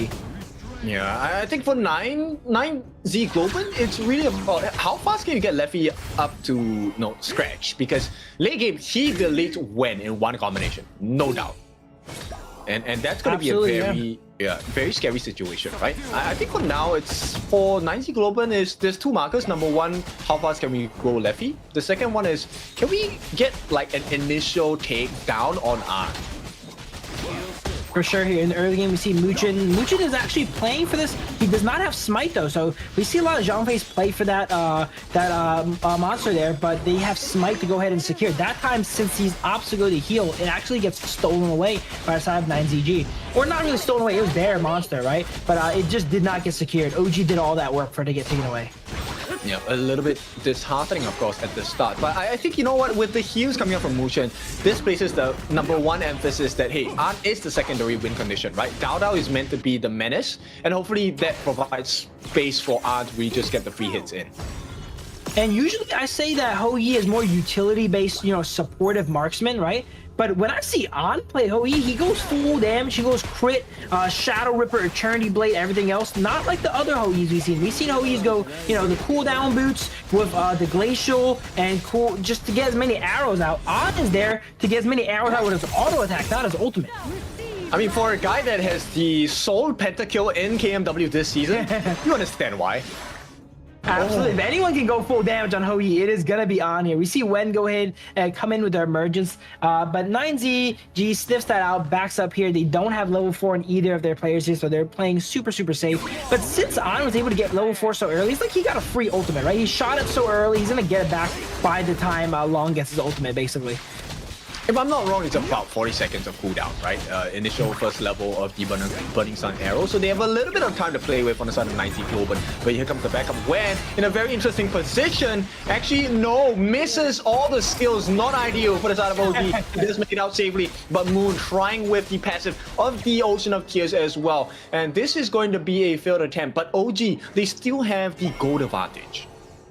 Absolutely. We were seeing Muchin actually trying to bait them in there, but they were wise to did not aggress on Muchin even though he was so low there. And that's what, you know, Wen was counting on too, right? They kind of dangled Muchin in front of them here, waiting for them to walk up and throw that combo. But they were privy to it, so they go ahead and stop that out. Oh, here's a fight.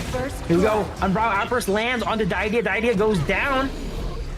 And you can start to see, right? This is the benefit of the composition that OG have built for themselves. So there is a lot of control. Kerker coming in control. First stun landed by An with the Burning Sun Arrow. Second setup by Muchin's ultimate, Unbridled Outburst. And then Kerker comes in with the whatevers and the Get Serious, and it's a free kill.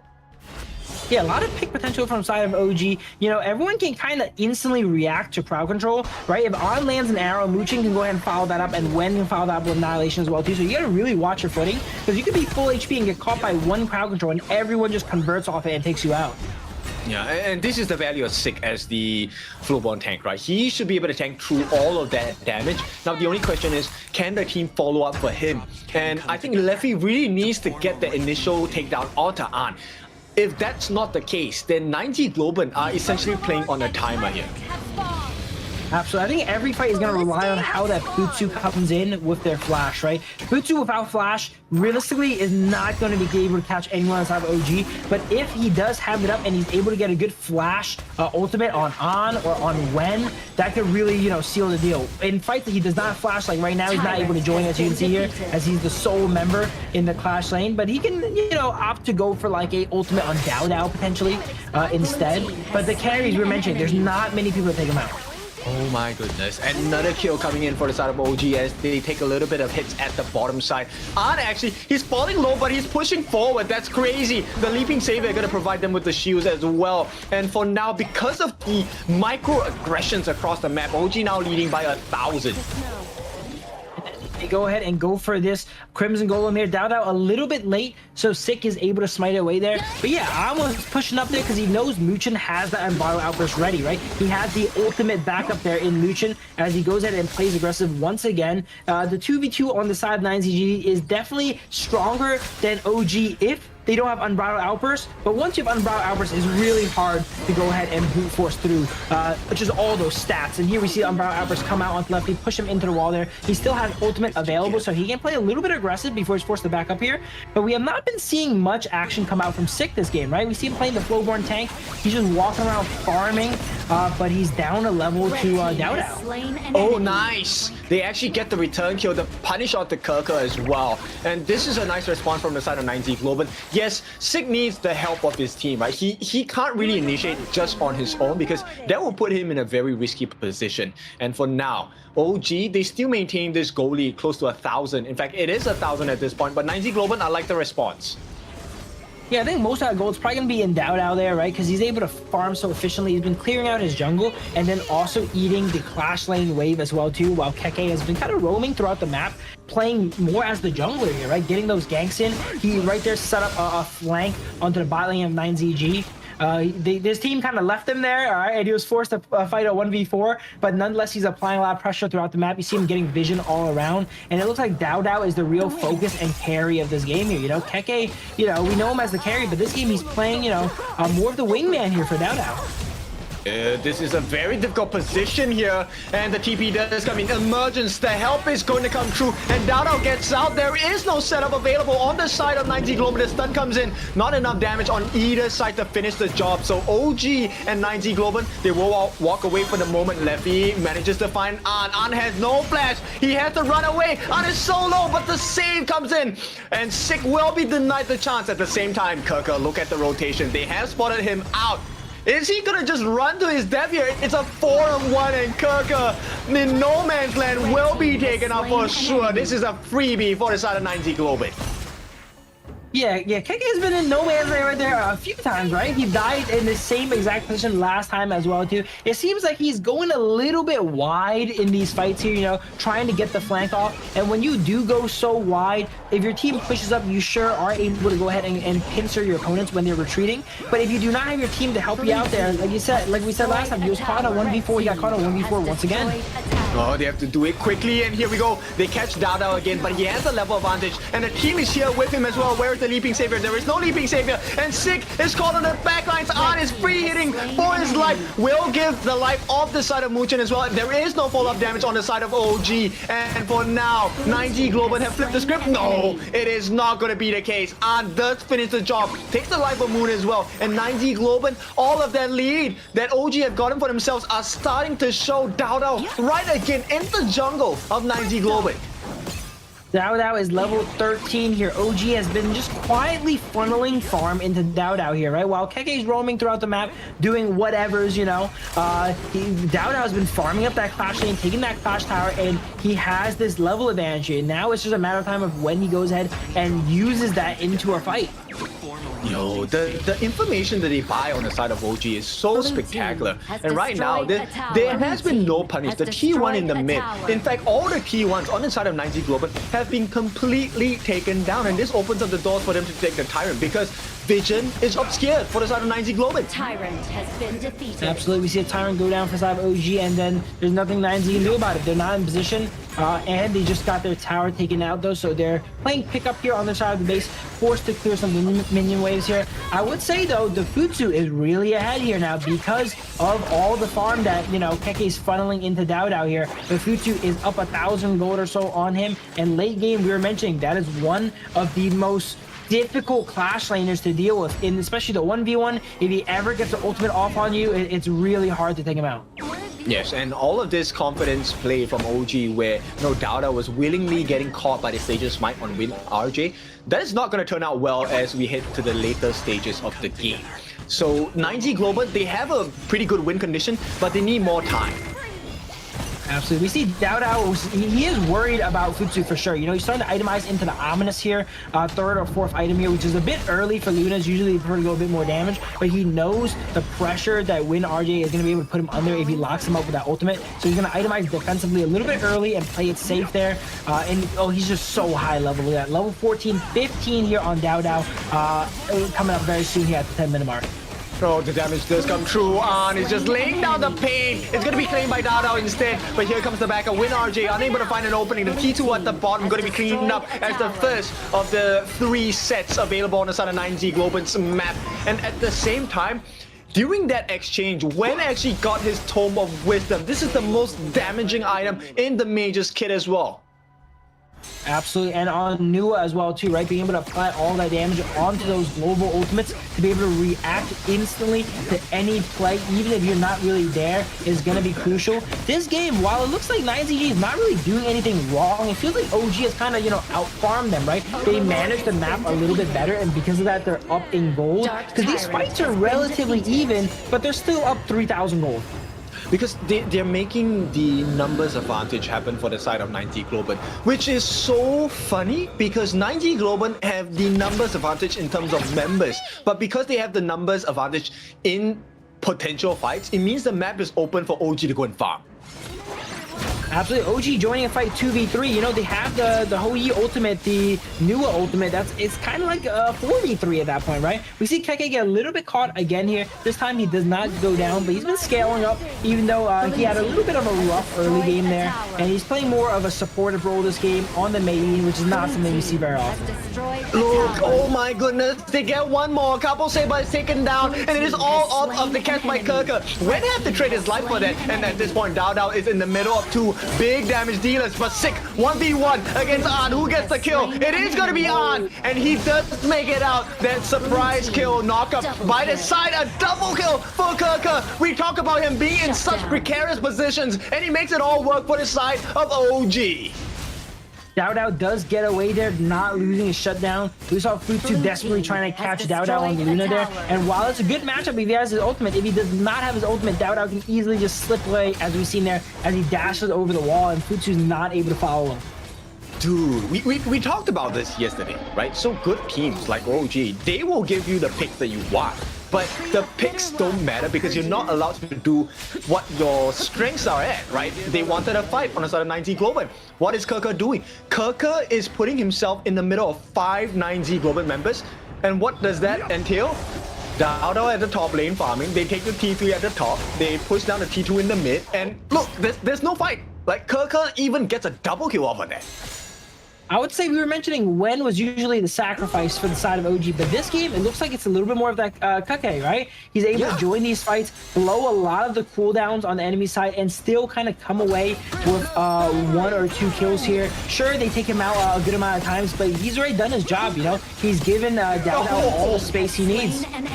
What a beautiful usage of the Matrix as well. Yes, you get the Sage's Might, but you cannot cross the Matrix of the Noir. And even with the ultimate, it did not work out. And OG just showing you the difference of mechanical skills. Leffy now goes into the heart of OG. Does he have enough damage? He will take down Wen, but at the cost of his own life. And An will survive as well. There is a lot of turret pressure on the bottom side of the T3s, and the T3s will be under pressure. Once again, Down, he might give his life for the cause, but it's a cast by Kirker instead, and all they can do is stand and watch because An is tearing it up at the bottom side of the map. The save comes from Down as well. Kill goes to the side of Muchen, and game number 1 goes to OG. Really great game from OG there, showing like how to play around farm and your carry, right? They had a very defined game plan in that game. We're gonna play around Dao's Luna, right? We're gonna give all the resources over to him here, and that's exactly what they did. Keke was just around the map, splitting fights, distracting the enemy team, letting Dao play the game the way he wants to there, and that ended up being the victorious strategy there for the side of OG. That's insane. This is one of the rare times where we get to see a game played in such a fashion, right? Like, you know, some people are commenting that Kirker is going to make a mistake, he's going to get taken out.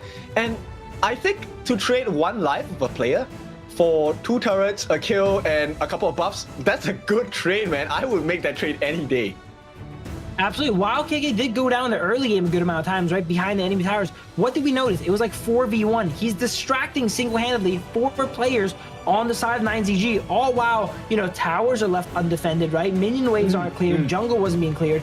Sure, he did die and go down and give up that bit of gold, but he gave so much information. He's like, hey, 4 people on me in this location right now, and his team knows to go ahead and capitalize on that, and you see him capitalize on it the whole game. And having a Luna, this is exactly what you want, because as a Luna, one of the big win conditions you have to fulfill as a assassin jungler is you have to have more farm. Dowda was like 4 levels ahead of majority of the cast. He was 4 levels ahead of Moon. He was 4 levels ahead of Kapuseva, 3 levels ahead of Leffy, as well as the corresponding jungler 6. So there was no way 9Z Globant was going to come back unless they bought the game into maybe the last, 20 minutes? I don't know. Too much time needed.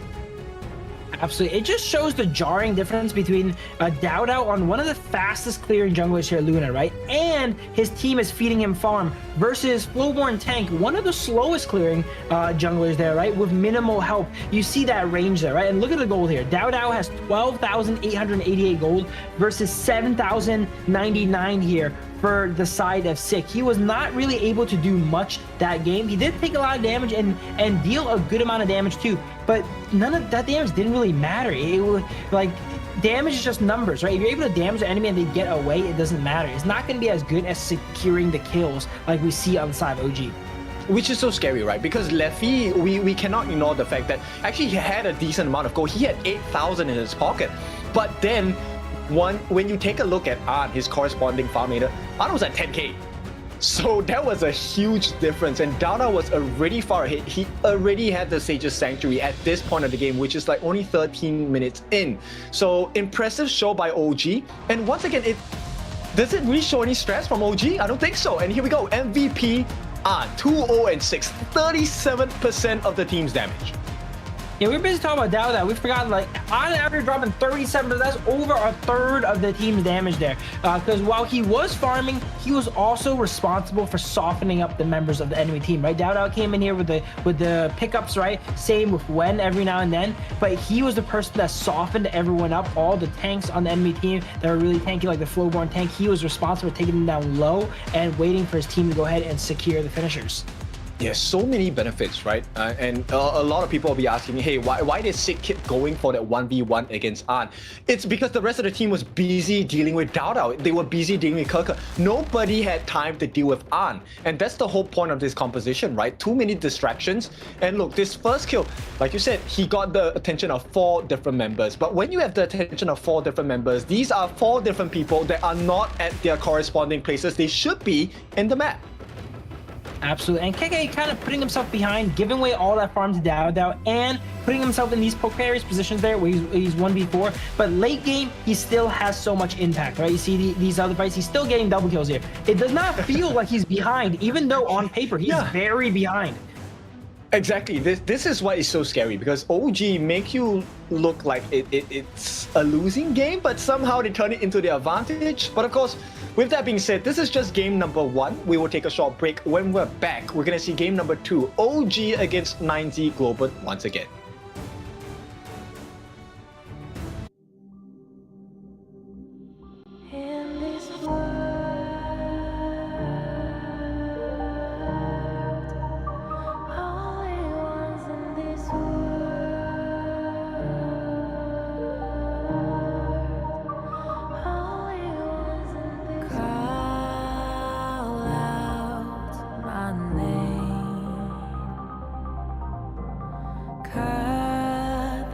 Sound of the rain.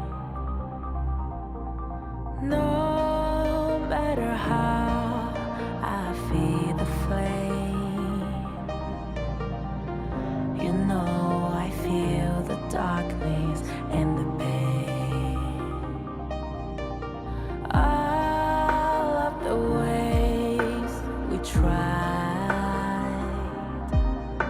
to break free from the night, you know we made it out, we found the light. I fly so high, light up the skyline. Let's do it this time, like it's a whole new vibrant world.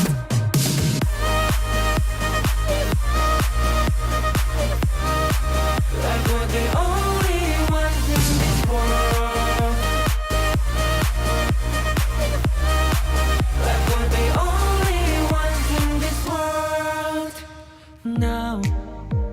Now I see that I got everything I need. It's alright, I'm on fire, I'm alive, 'cause now.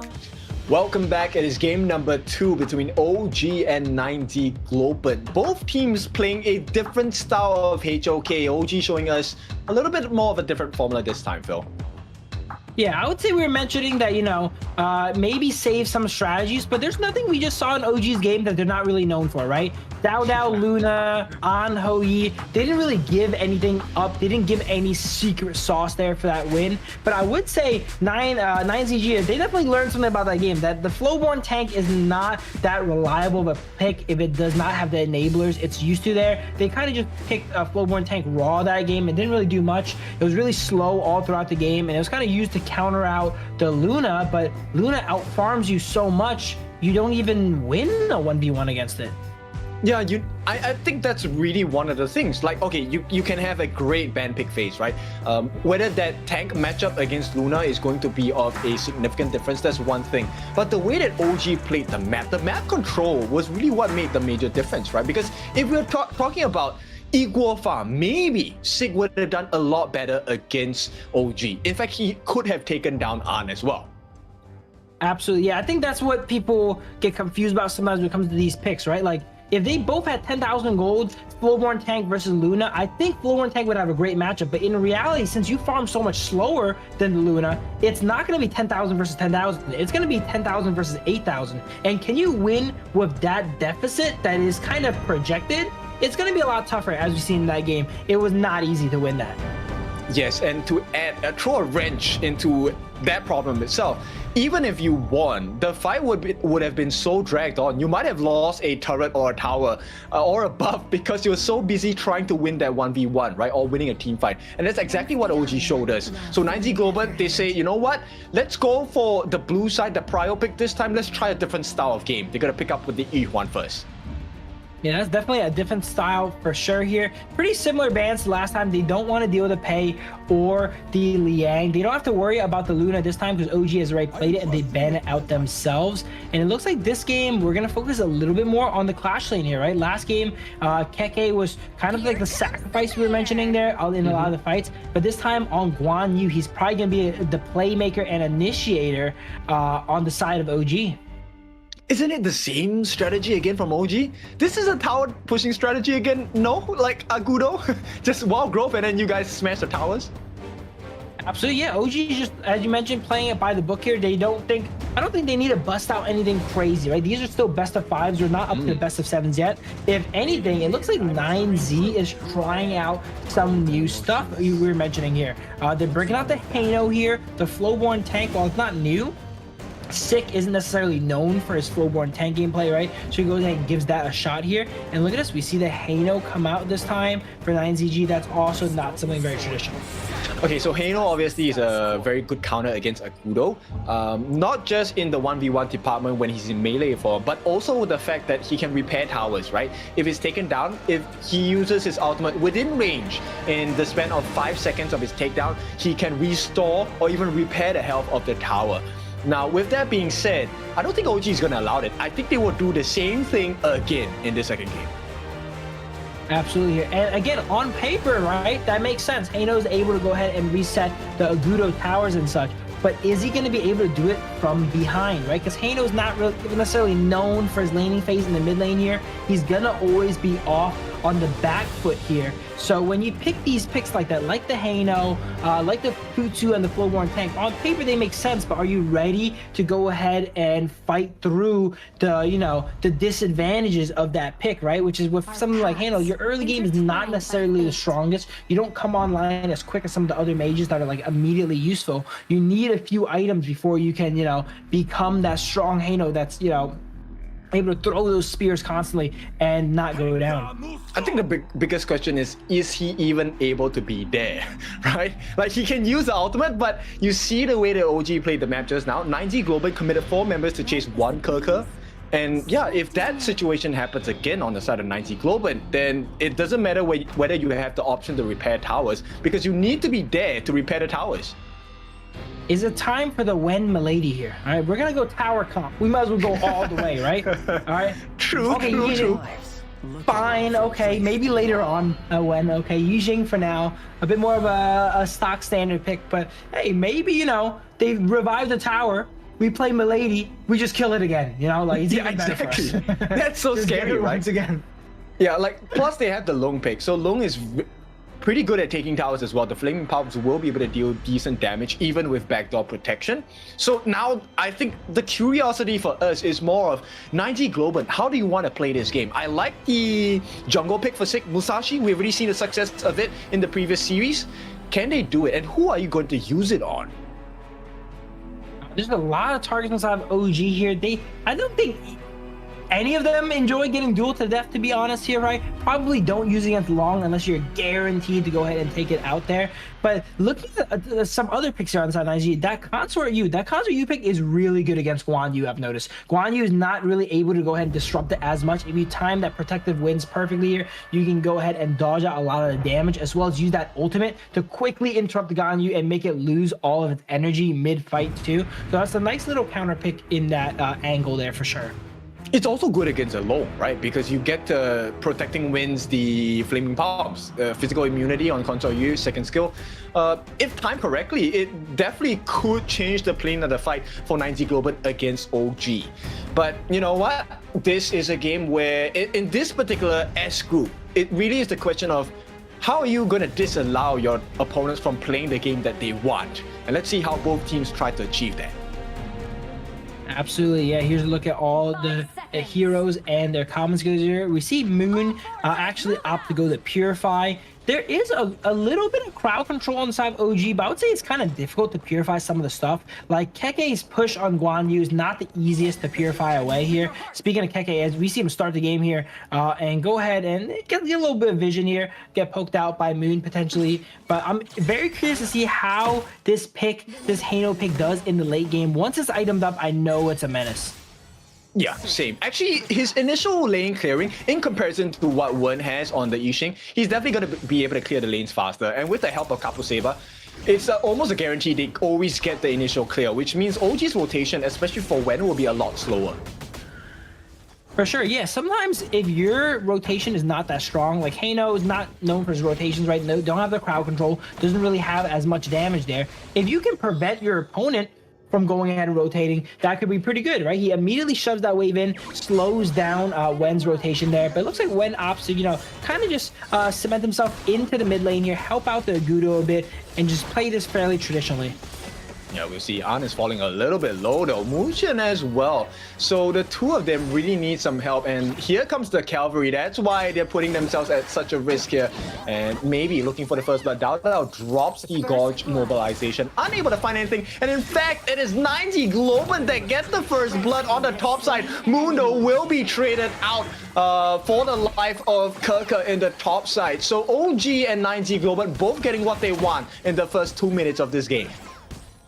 Absolutely, 90 opting to get WinRJ ahead. We were mentioning WinRJ, you know, he's been making, you know, very strong plays on side of 9ZG. A lot of their prior victories were off of his plays there, and this time they're getting him ahead against the Guan Yu. Dharma, not known for his early game, right? Having that help is super important, not letting Keke do what he wants there, and to get them getting a kill there. But also for side 9ZG, on the same time, I don't think, you know, they should have played maybe that aggressive on the bottom side of the map, right? If they knew that their jungle was going to be top side, they actually opt to try and make a play here, but they don't have the numbers this time. The jungle is on the bottom, so they do go down for that. Oh, big mistake. Oh, but they still get the kill. An actually shuts the Leffy down. There is a ball laid down on the side of Wen, unable to be supportive on the side of 90 Globant, which means they don't get the counter kill. OG outplaying 90 Globant once again in game number 2. Absolutely. As a Concert U player, I gotta say this situation is not favorable for Leffy here, right? On Concert U, you want to force the 2v2s, the 1v1s. You don't like these big team fights. So look at that. Wen can take you out. We have all these other heroes that can do damage to you, right? Here's a look at the replay of the first gank here. Keke trying to push that wave in on Guan Yu and get himself in a bit of trouble. But back to my point here, on Concert U, you don't want the team fight early. You want to force the 1v1s because she can 1v1 most marksmen. But once Wen comes into play and Dao comes into play, and then Muchin's there too. Everyone else has that damage to punch through your protecting wind there, and then your edge in that 1v1 goes away.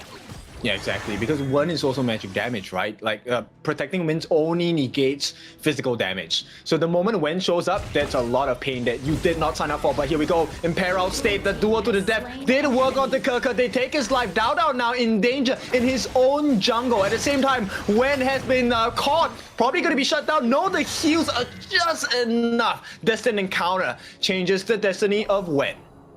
Absolutely, and he keeps his passive on there too, which is super important because that thing has like 150-second cooldown. So keeping that little lifeline up is very, very important for Wen there. He does burn the flash, but he stays alive. It looks like the side of 9ZG Moon is getting ahead on that XP. He just finished up his first item here, is level 7 versus Wen's level 6. And this is the Hano mid to late game we're kind of talking about, right? His early game is not the strongest, but once he gets those items up, he's going to be increasingly useful. Yes, every Scepter of Fate is an additional win chance, right, for the side of 90 Globant. They're going to start working on this Tyrant at the 4-minute mark. I don't think OG will be able to get the steal here, and it is going to be secured by the side of 90 Globant. Great start, but at the same time, right away, OG has a response, and that's going to come in the form of Kirka pushing towards the top side of the map as the rotation is coming from WinRJ. I gotta say, even though Keke has been put under so much pressure, he got ganked twice, I think he got dueled to the death twice, he's still able to push in that clash lane and move throughout the map, you know? Even though they applied more pressure on him, he's having more impact than WinRJ on the map so far. Yep, nice board, and it's a killing spree this time. They get rid of Dao. Can they survive though? Here comes the push, but his side of Kirka did not hit the mark, and 90 Globant, they have to punish him. Come on, one more hit. He's gonna do it. Will not be able to get the kill on the Sick, and 90 Globant, they win big in this one. Yeah, super close fight there. Keke barely missing the enhanced skill 1, which was taking Sick out, but he was just to the side of it there. So yeah, he was able to sustain up with extreme speeds and shield up. And you know, Guan Yu's one of those heroes, if it does not kill you in the initial burst, it runs out of steam, and he ran out of steam there in the enemy jungle. Okay, this is the ideal situation for the 90 Globant fans, right? So we need to see more of this kind of aggression coming from 90 Globant. But more importantly, it's really just forcing out the resources from OG, I feel.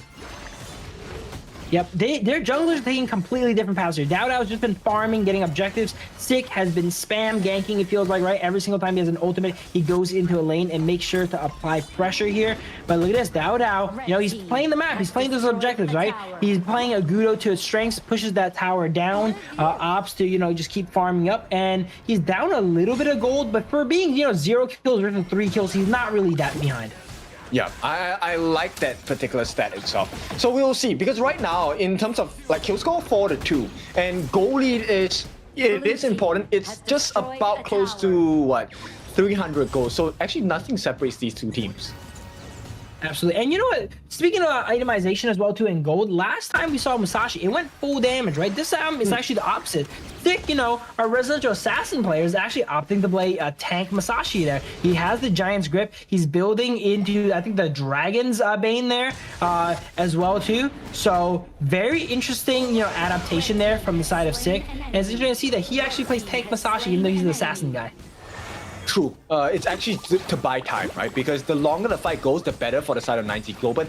And unfortunately, that win condition was not fulfilled. They get the burst down onto Leffy and Capo Saber as well, which means this T1 at the bottom should be traded really soon from the side of OG. In the meantime, we'll see how does 9Z Globant recover from this, because once again, the gold is neck and neck. There needs to be something that sets these two teams apart. Absolutely. And while the gold is neck and neck, looking at the concert you picked, you know, it does not scale that well compared to something like the long. So the fact that they were not able to be decisively ahead in the early game or make plays is going to be really bad for side 9ZG, because once we get in the late game, we know On is going to be a menace on that long, whereas Concert U is kind of, you know, going to be a secondary carry, mainly there just to immune some of the combos from Keke there, but he's not going to be outputting as much damage as On for sure. Okay, that's a little bit unfortunate. They did commit the duel to the death onto Kerker, did not manage to get the kill. Kerker actually is still considerably healthy, and they might have caught Leffy as well. All they need is a stun. Not going to be happening right now. They want to put pressure on towards this Azure buff. And still, 9Z Global, they're just searching, but they can't find it. Yeah, they're roaming around here. KK is kind of tanky now. He's not going to be picked off as easily as he was in the early game without any itemization here. Now he's building the full tank. He should be able to survive some of those. He doesn't rely on healing too often as well too, though, so he doesn't mind the actual grievous effects of the duel to death. But we see another fight come out here. Dowdow is fighting in the enemy jungle once again, playing for, oh, here's a go, duel to death on the 2. That was actually a beautiful duel to death. Knocks up both Muchin and Dowdow, looks like, as they go ahead and get hunted down. Yep, the finishing blow does happen for the side of 9Z Globant. So they managed to get the double kill here. Dowda and Muchin, very big markers on the side of OG, taken out. At the same time, Kerker is another potential target. But if you take a look at the map, OG, they're putting pressure on the top side as well. So there is some lifeline available. Behold the future. Absolutely, yeah. Even when OG loses, it feels like they don't lose everywhere, right? Look at this. They're down a few kills, but they're actually, you know, even if not up in gold here, the waves are kind of pushing in their favor, right? So they're not losing as badly as you'd see other teams kind of lose. They never really fully lose the map. They lose this side of it. They lose, you know, maybe a little bit in the mid, but they got to make sure they're winning somewhere, right? And in this game, it looks like the waves are kind of in their favor here, making it hard for 9ZG to go ahead and get those towers. I think this is what's cool about watching the games in Group S, right? They're showing you that you can achieve multiple things at the same time. And while that's happening, OG places defense on the mid side of the map. And at the same time, Kerker split pushing to his happiness for now, because there's 3 people approaching him. He has to stay silent. Oh, here we go. Yeah, he's staying in that bush. I've seen this before, right? Keke in the middle of 3 people on the side of 9ZG's team. This time he does not opt to show himself. He probably just safely takes the recall home there while he's scared to death that enemies are going to go ahead and check that bush here. We see 9ZG push back out those lanes because they were going in the way of OG's favor. But we have an enhanced Tyrant comes up, and this is going to be a pivotal point here for both teams to fight for, because this is going to be the thing that sets them apart, as you were mentioning, right? I think he didn't TP. I think he's been set there to wait. And oh no, they have found him. Kaka, he needs to run for his life. The backup comes from the side of Dowdow with the knockup as well. But the Scepter of Fate has been laid down. Where is the damage? They get the heals. And it is a killing spree. Unfortunately, WinRJ has been caught out. And all of that freezing frigid charge is going to be working on the backlines on the side of 9Z Globant. And one catches 3 with the taking liberties. So what if he has the damage? Hang on, the double kill, the turnaround coming in from the side of Leffy. And it's not looking good. They get the kill to Dowdow as well. And he gets the return, the revenge. But a 2v1, Moon and Capo Saber, they're very low. Does OG want to be greedy here? An says no. And for now, after all of that, it is dead even. Super close fight there. Keke, he was kind of low, but he actually went in there in a 1v3, just buying time for his team, right? He's like, okay, this fight is gonna go the distance. I'm gonna just take this right now. I know I'm gonna go down. I'm gonna do a lot of damage inside 9ZG, as well as buy my team some time to go ahead and take out the target that they are stuck on there. So great decision making from the side of Keke there. And he's even, look at this, he's 1-4, but he's keeping up in gold with Dharma. He just has a way of dying so often, but still keeping up in gold with his counterpart in the Clash lane.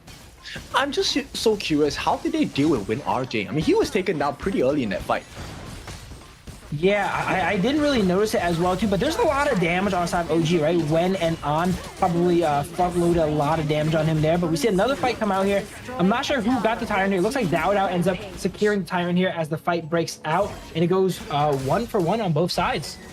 Yep, they could not get that final hit onto the side of Dowdow. And here comes the punish from the side of OG. Do they have the ball? No, they do not. So they will be content with just pushing away the side of 9Z Globant. In the meantime, there is a bit of pressure coming in the mid. Nice work by Leffy to make sure they have access into the jungle because of the pressure in the mid T1. And now they get a freebie in the form of the Azure buff. This one goes in the hand of Moon. So perfect start and recovery for the side of 9Z Globant.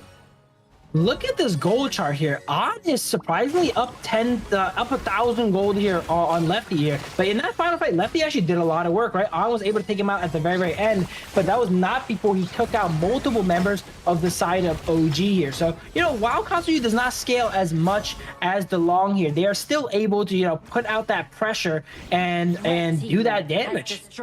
But the map control always seems to be in OG's favor. Somehow they're taking another T2, and now the board is laid down. Does not catch anyone.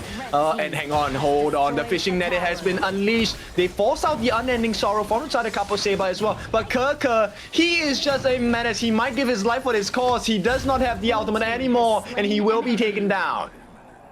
Honestly, Keke would have probably escaped there if not every single person on 9ZG's team ulted him down there, right? He got dueled to the death. He got jumped on by Consort U as well. The whole time he's getting slowed by Moon as well. They literally threw everything after him there, and they barely got him. But they did get him though, so now they do have a numbers advantage for this enhanced Overlord fight. It is a 5v4, and I kind of want to see WinRJ join and put some pressure in some of these fights, right? We've seen Keke do a lot of work recently, but WinRJ has just kind of been farming, you know, waiting for his time. Yep, and they do get the catch on the Dowdow. The Blood Rage, though, saves his life, and they are unable to get rid of Dowdow in the meantime. They get the backlines, though. Nice shutdown onto An. No more damage for the side of OG, and this is a big win for the side of 9Z Globant. Absolutely. These fights are really close. I was saying that the game with BTK and Boars earlier was the closest game. This is the new closest game here. Look at this. 14 minutes and the teams are neck and neck in gold and kills and objectives. And these are two teams from Team S here, right? Like we don't usually see games like this come out from OG where they're being pushed this much. Yep, this shows the potential of 9Z Globant, one of which everyone has been very open and clear. They have noticed this since day number 1, even ranking week, and once again Dowdow plays in a horrible position. A nice proof mantra, and they should be able to get the job done. Dowdow takes another fall. In the meantime, it is OG. They're trying to go for the split push at the bottom. Will be instantly cancelled out by Leffy, which opens up the map. This is sick. He does have the smite as well. OG, can they really go for the steal here? There you go. They're getting it really, really low here. They're contesting it, but they do not have the smite available. It is just going to be whiff skills here. But no, Masashi goes ahead and smites it away. But I got to say, we were mentioning that WinRJ was not doing much there in the early game, and he really wasn't. But now that we're into the late stages of the game, he's making plays. He's hitting truth mantras here and catching people out. Because Keke was definitely pressuring the side of 9ZG in the early game. Now he's starting to fall off kind of on that Guan Yu, right? He's giving away a lot of gold to the side of 9ZG now, and it is kind of their time to shine here on side WinRJ. Yes, so I think if we take a look at the timers, right? Every 2 minutes, we just need to focus on WinRJ because his flash will be off of cooldown. There is a potential of the flash truth mantra as well. That's one big thing. But the other thing is we also have to pay our eyes and attentions onto Kirker because he is one frigid charge and a Razor Cavalry away from changing the entire team fight. Yeah, both Clash players are going to be very, very pivotal here. I'm starting to notice, yeah, Clash in professional play here can make so many plays. They are the miracle makers, right? They can make or break the team, win or lose the fights. And it looks like, ooh, WinRJ, that might have been the lose the fight situation as he gets caught out. Yep, they do get the push in. It's 2 lives for the price of none so far. It is a double imperiled state. They do get the kill. On to Sick as well. Everything was going well for the side of 9Z Globant. And all of a sudden, it is now them on the run. Moon, he has to run for his life. They do get the trade in the form of Muchen. But it's a triple kill for An as they start to work on the rest of the structures on the side of 9Z Globant. They will let that Shadow Overlord make its work on the top side for the side of 9Z Globant because they will make a trade immediately. A T2 open up when falling a bit low. I believe he is passive. I'm not sure why he would risk his life at this point. But for now, Board is going to be set down. They want to push him away because if he steps a bit too close, he will get taken out. But here comes that recovery. T3 going to be recovered. There we go. The Halo pick coming in clutch, right? Like, sometimes I think that tower recovery is a bit of a gimmick, but right there was a perfect example of the power of Halo. Being in a 1v3 situation, you know you cannot hold that tower, but guess what? Once it goes down, you can just bring it back to life, and that is a full health tier 3 coming back fresh. Yeah, but is that really a good advantage? Because 9Z Global now, they have a tier 3 broken on the top side of OG's base. Isn't that disadvantageous for them? I would say it's good for them, right? That OG lost their high ground here. If I recall correctly, even though you bring back the high ground, it still spawns elite minions for the rest of the game. If I'm correct, right, Ken? Yes. Yes. So while they have that tower there to, you know, hold off those minions there, the effect of the tower going down still takes place there. So OG definitely had that idea in mind when they were pushing towards the Hano. They know they're going to go ahead and bring it back, but what they care about is those minions, right? And with those elite minions spotting, they're always, wow, look at that flaming palms on a tower. Holy. Like a 60% health damage flaming palms there like eviscerates that tower. Again, they bring it back to life, but now that lane is going to be permanently spawning elite minions now. Yes, and they will force them back on the side of 9Z Globant. So OG, I mean, this really is a very OG-esque kind of game, right? It never looks like they're truly winning, but across the map, when you really break down the information, OG are in a dominant position here. I don't know if I want to say that it never really looks like they're winning, because I've seen some games from them where they look like they're winning here. But yeah, this game is definitely a lot closer, right? 9ZG is giving them a real run for their money. They're actually up in kills. Now, that is definitely very impressive against OG being up in kills here. But I would say OG's playing more towards their composition. They have that Ogudo jungle, 0-4-12. Look at that stat line here from Dao Dao, right? Playing more supportive. He's there just to push these towers, and he's achieved his win condition, right? He has two lanes here spawning elite minions. Sure, they still have their towers, but it's, you know, a little bit phony there, as the elite minions are going to be permanently pushing there to their side. If they're able to go ahead and take out the bottom one, even if they do recover it back, it's still going to spawn those extra waves of elite minions.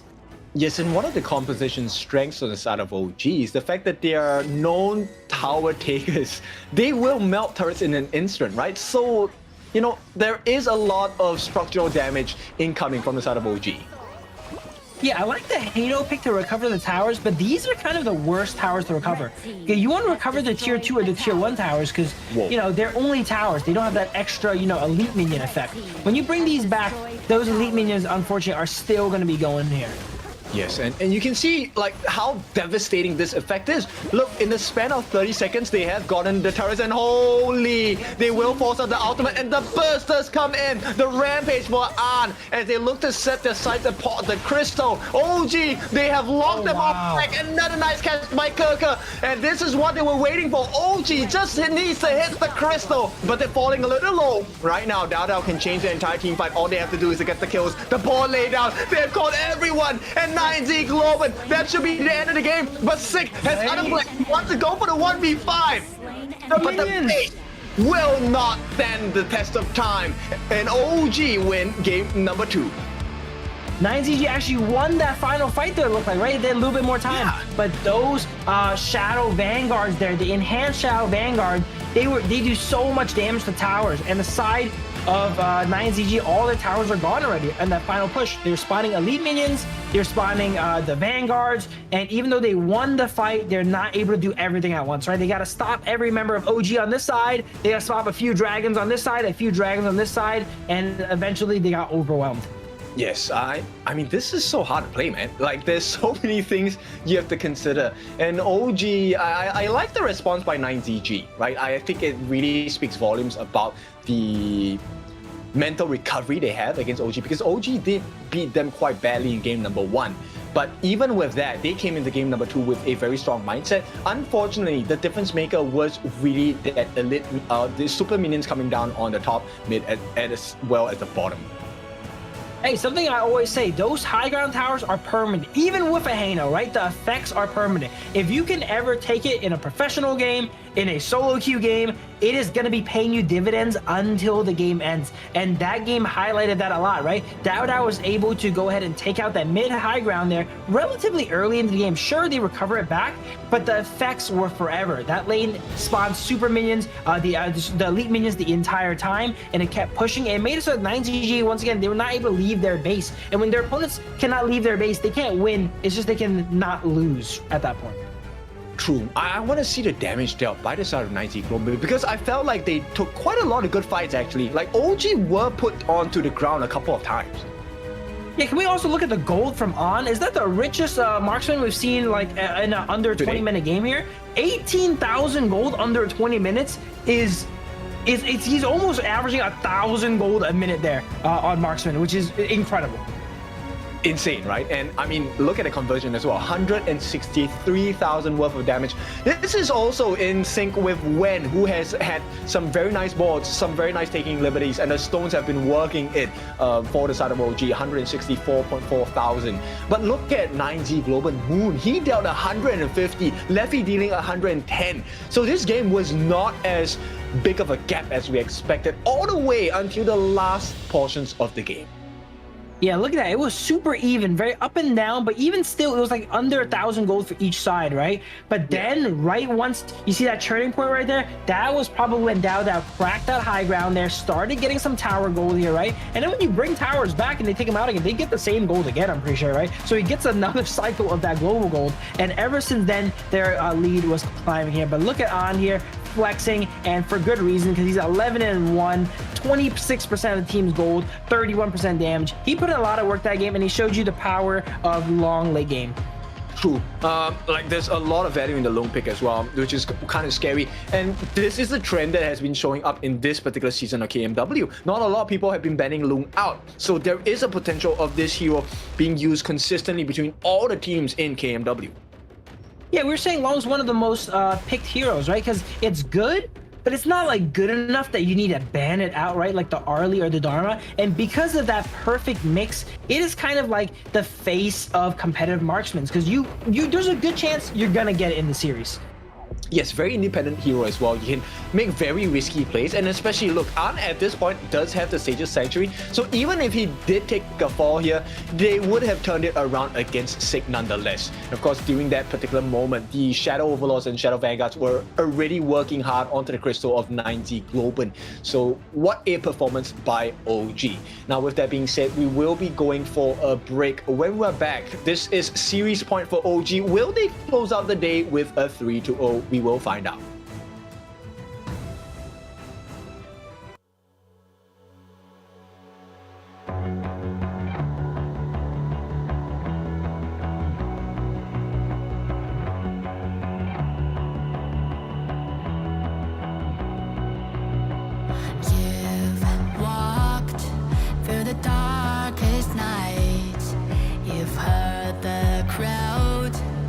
the blinding light.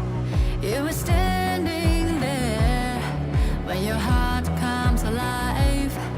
It's a dream of a hat, and it never dies. Right here, right now, give it all, get it out. Never a surrender, I fight and never fail. I am a contender, a challenge I can feel. The smallest lies become the brightest enemies, relentlessly. And even if you fall, you gave it everything to be a king.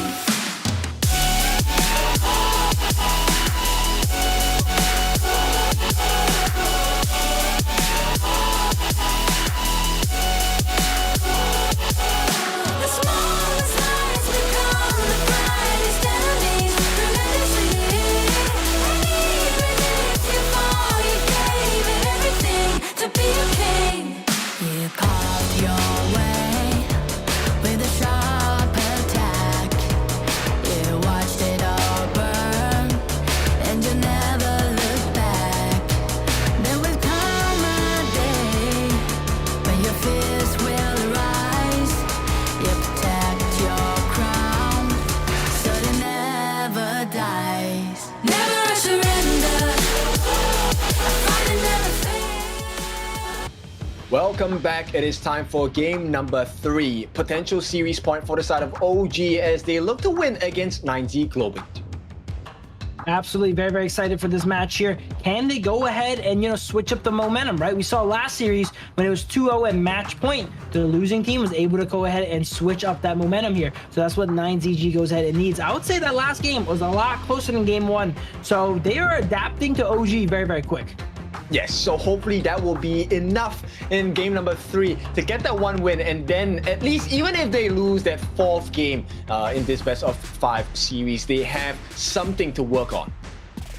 Absolutely, and I would say I always say this here when 9ZG is down, almost down for the count here, right? Go back to your comforts, right? We see 9ZG's comforts, and I feel like they have not really been playing their comforts. They're known for the fade, they're known for the jings, and maybe even the lambs potentially, right? I would like to see some of that being brought out here. And then WinRJ, right? Last game we saw he didn't really have that much pressure throughout the map because he has a bit more of a scaling pick. Maybe, put him back on a pick where he can pressure out the map early game. Instead of, kind of letting Keke dictate the lane and the map. That's true. I mean, he did not find too much value in the Dharma pick because there's very little options for him to kind of get his truth mantra as well, right? OG's positioning was really difficult in terms of like finding a gap. Absolutely, yeah, and that just comes with playing the game, like it's an art to be able to everyone be together, but also not be together at the same time, right? Because everyone just stacks directly on top of each other. We saw what happened to BTK, right? They get 3-man truth monsters in a wall. You have to be within proximity where you can help out each other, but not close enough where you're gonna get hit by the same abilities, right? And then we see OG played that positioning perfectly. There was never really any multi-man truth monsters coming out from WinRJ last game. And OG now, they're gonna make sure that the RD does not come up on the side of 9Z Globant, and we have the Yuan and Pei ban. Interesting. Yeah, pretty standard bans from both sides here. They're potentially gonna have to go ahead and ban out the Luna, right? If they don't ban out the Luna here, there's a good chance Sick goes ahead and picks it up here. But then again, since Liang was not removed, even if they do Luna, oh I forgot about Mai too. Mai's coming in here. Liang is on the table here, and I know Muchen loves himself some Liang. Well, then OG just go tank, no? Like Mai's major weakness is tank compositions because she's known for burst. And if you're too tanky, there's no way. Oh no, OG just goes straight for the control, suppression in the form of the Liang. And yes, tank is still available, Ogren. The more you take out a Agudo, it has to be an Ogren or a Dun.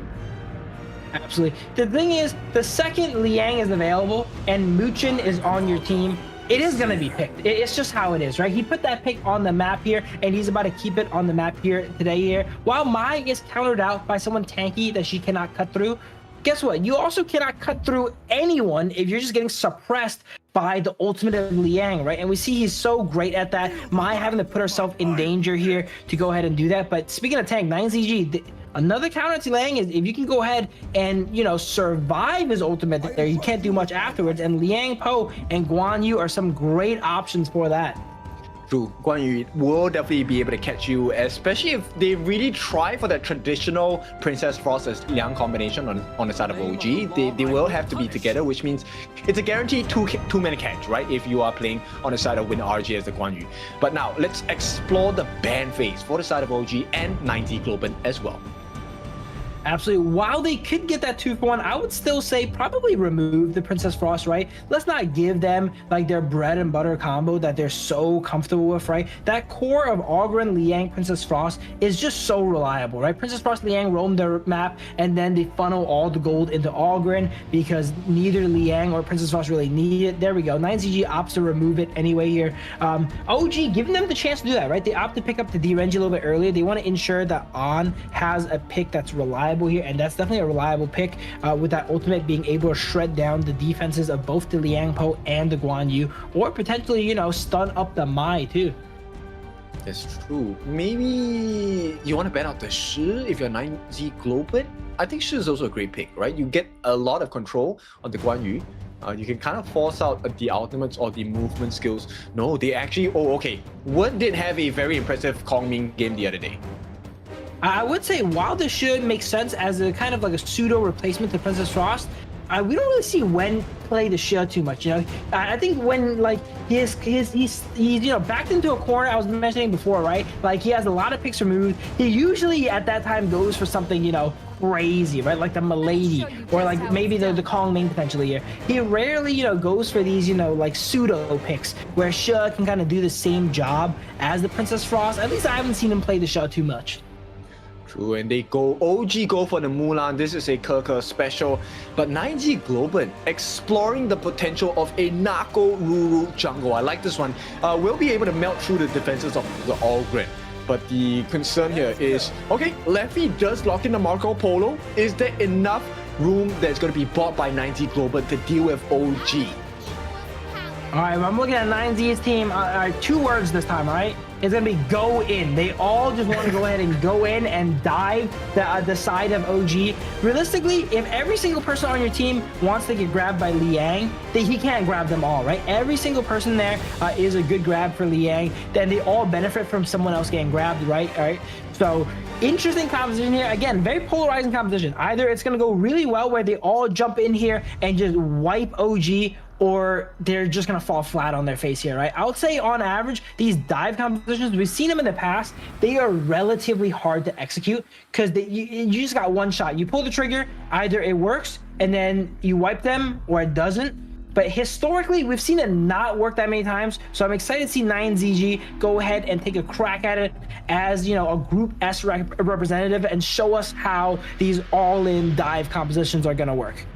I hope it works because actually 9Z Globant, they also have a very strong pick-off composition, right? The Nako Ruru went ahead. It's almost a guaranteed kill onto Liang, onto D-Renji, and the Angela. And even Mulan, maybe, depending on the itemization by OG. But that's minimally 3 members on the side that are at risk of huge burst potential. One by Sick, the other by Moon. Absolutely. Yeah, I would say also their roaming potential is really high too. The Guan Yu and the Nakaruru have really quick abilities to transverse the map, right? The passive from Guan Yu and then the ultimate from Nakaruru being able to move around the map super quickly. So maybe depending on how they play out, they can bait a fight in a certain lane here and then just out-rotate the enemies too, right? Sounds a bit gimmicky though, but it is something that they could potentially pull off here with a composition like that. I mean, then it really is about, hey, can we burn out the first and second skill of Liang? Or even just the ultimate of Liang, right? So Muchen, I think it pays to be stingy as a Liang for this game for OG.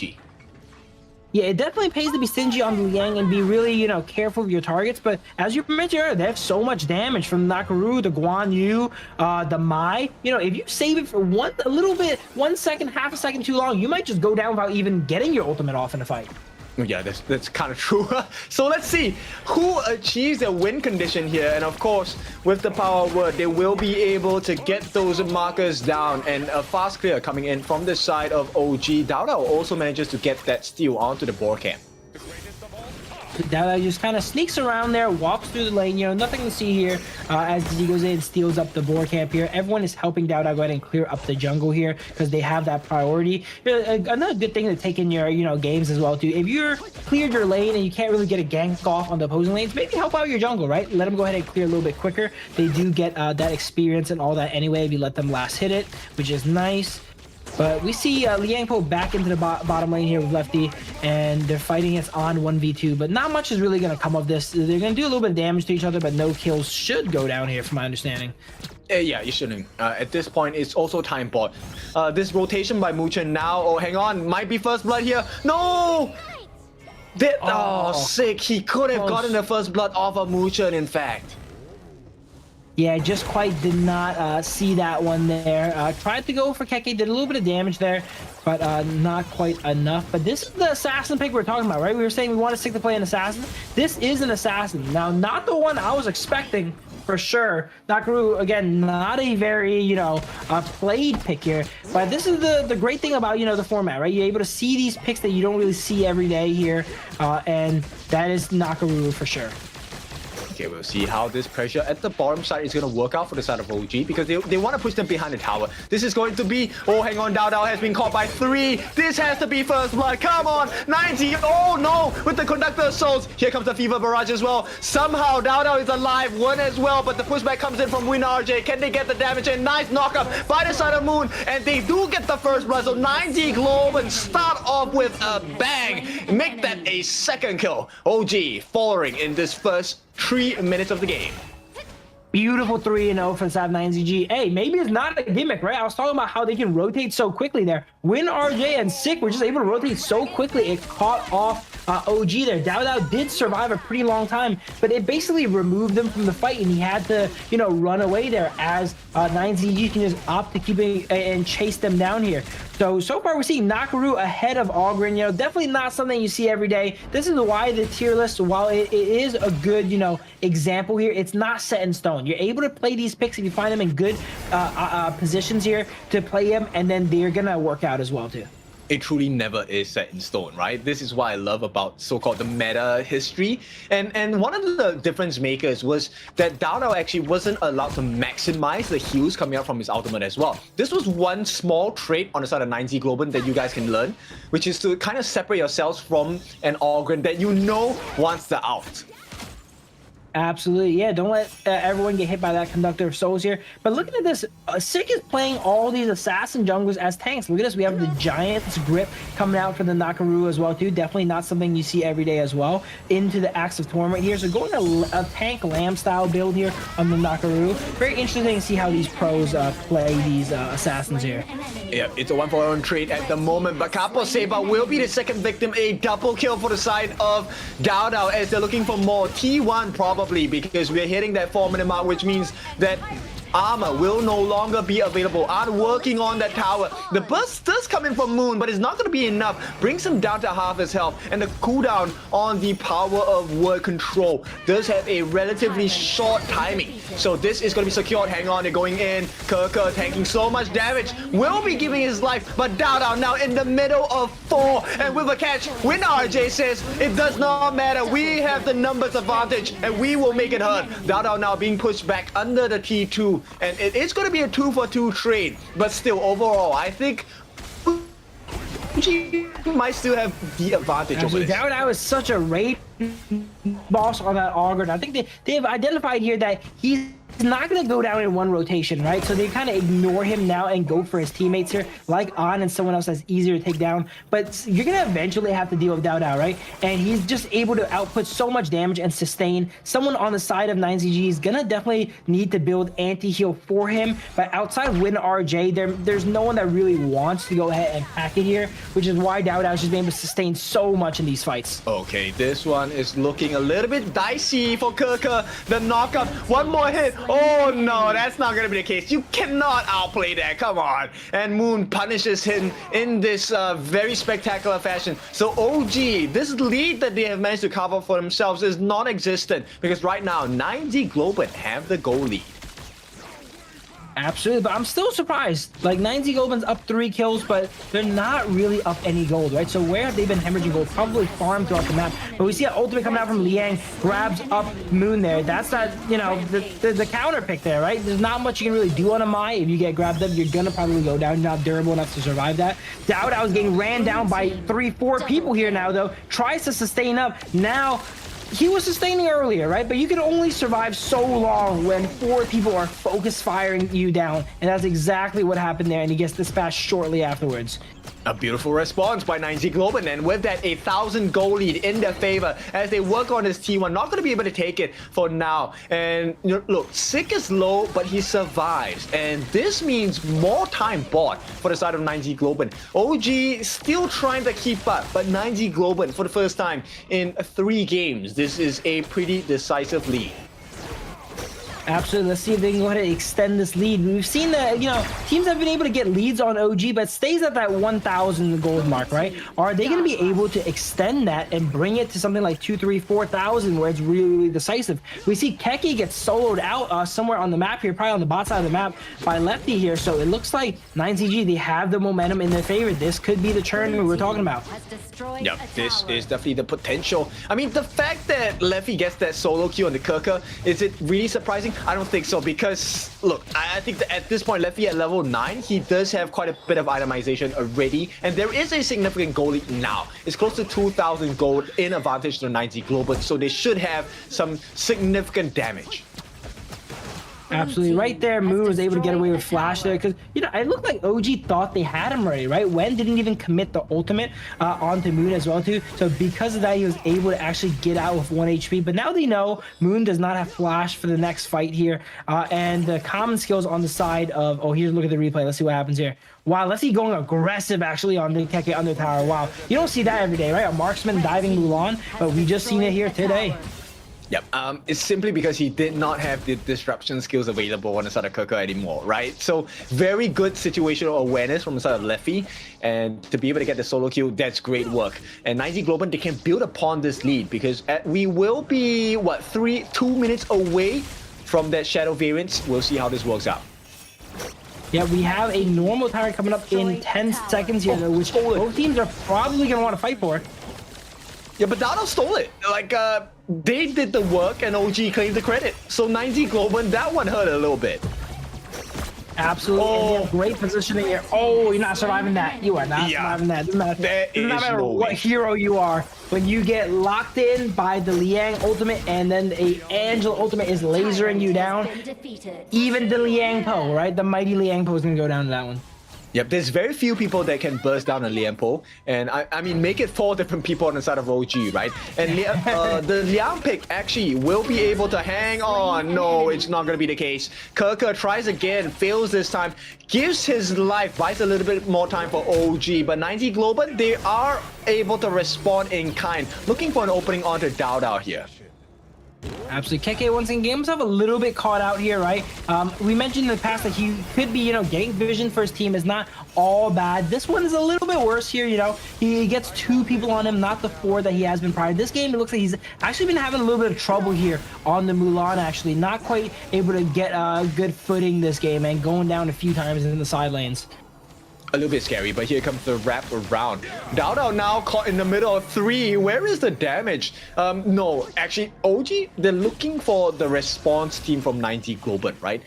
Very smartly, so they will not respond too quickly. So Moon saves himself, but here's the catch on the side of OG. The stun comes in, 1 more hit, but on the back lines, a nice Tremor Smash to get the kill on to win. This is looking good for 9Z Globant, but only if they can finish the job here. They do get 1 more. That's going to be Muchin.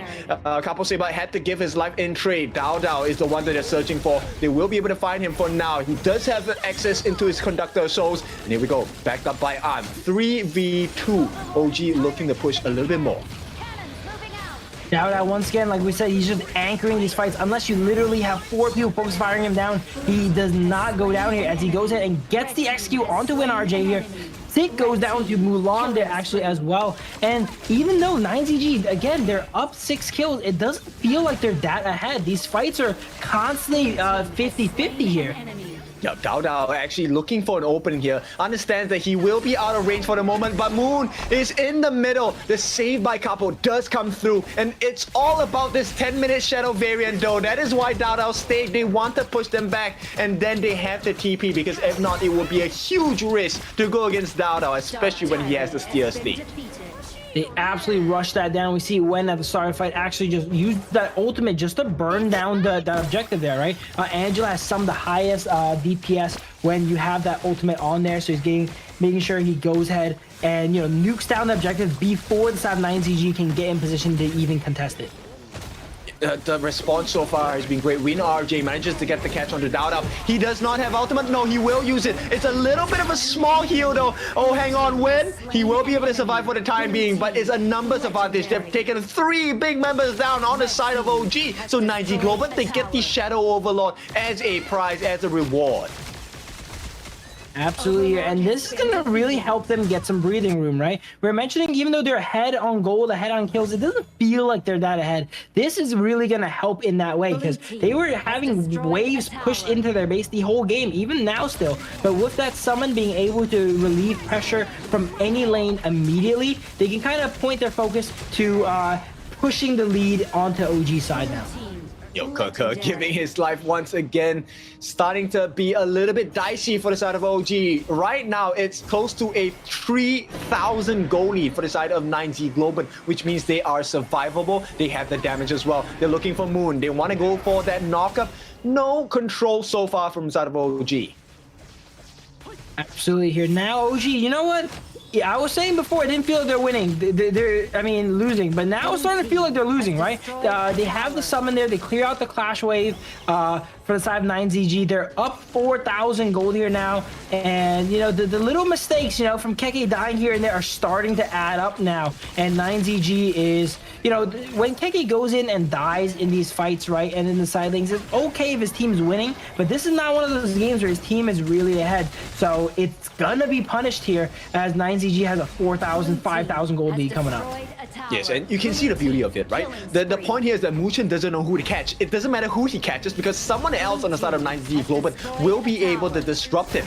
And this is a very difficult position for the side of OG, as the rest of 9Z Globant, they're looking for an entry point, unable to find one just yet. They're keeping that backdoor protection. Fever Barrage, beautiful work on the side of 9Z Globant. The burst comes in from Sick, but Sick and Lefty are down. Where is the damage coming in? It's not going to be enough, because they've taken out Wen Kerker as well as Muchen. Dao Dao trying to make the world's difference for the side of OG, will not be able to find so, but they do successfully defend the T3. So OG, there is a lifeline.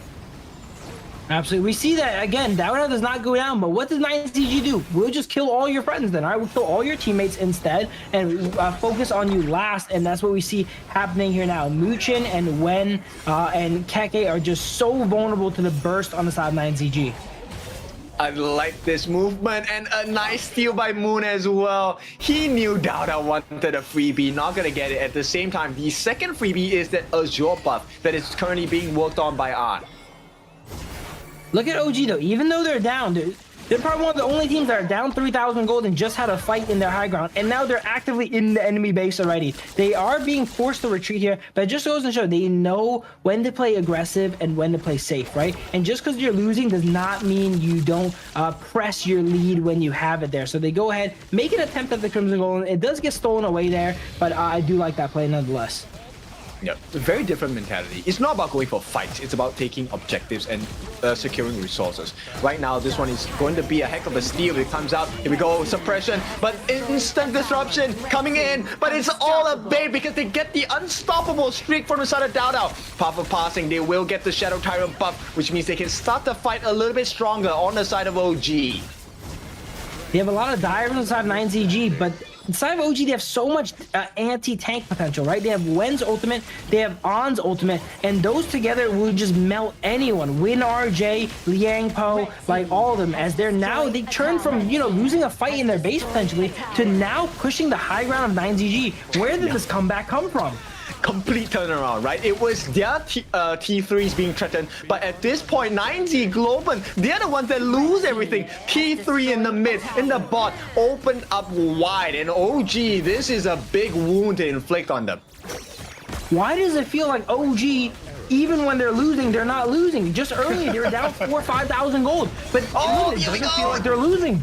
Yup, they do get the knockup, but Dado is just so tanky, and the damage does run through. Win RJ, he wants to make the difference. Finally, the combinations are working. Wen is the last one left, but Kerker, he's hiding on the back lines. He wants to get on the lefty, get the stun as well. They do get the shutdown, and all of a sudden, it's still OG in advantage.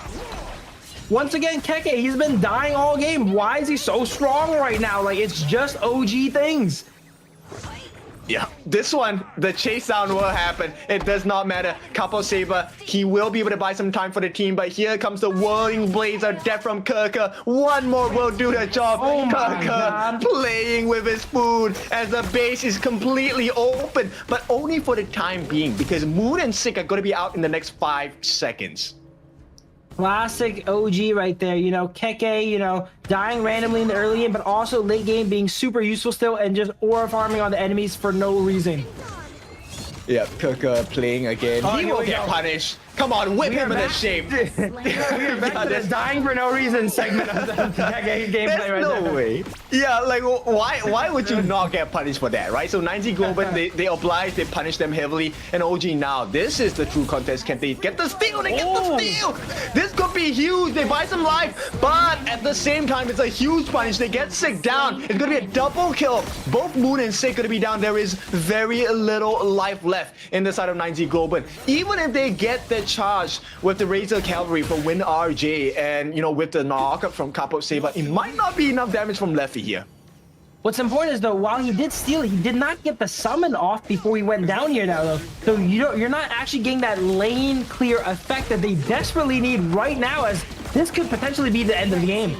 Yup, they get the suppression down as well. Capo Saber going to be taken away.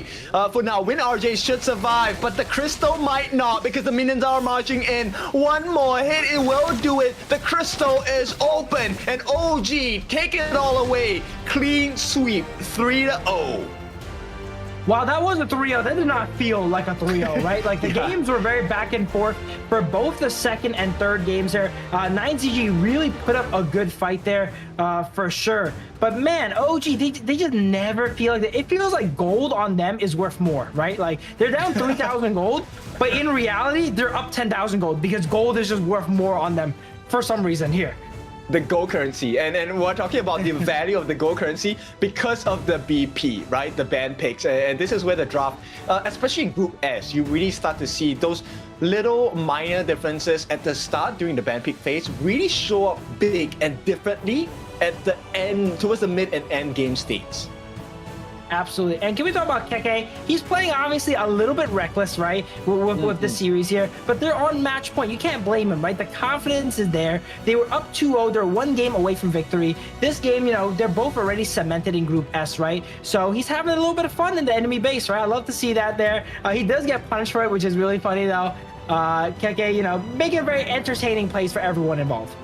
But that's a risk that OG are doing, because most lessons learned in pain are rarely forgotten, right? And then this is a learning experience on 9Z Globant. So this could really well come and bite them in the back, maybe in the grand finals.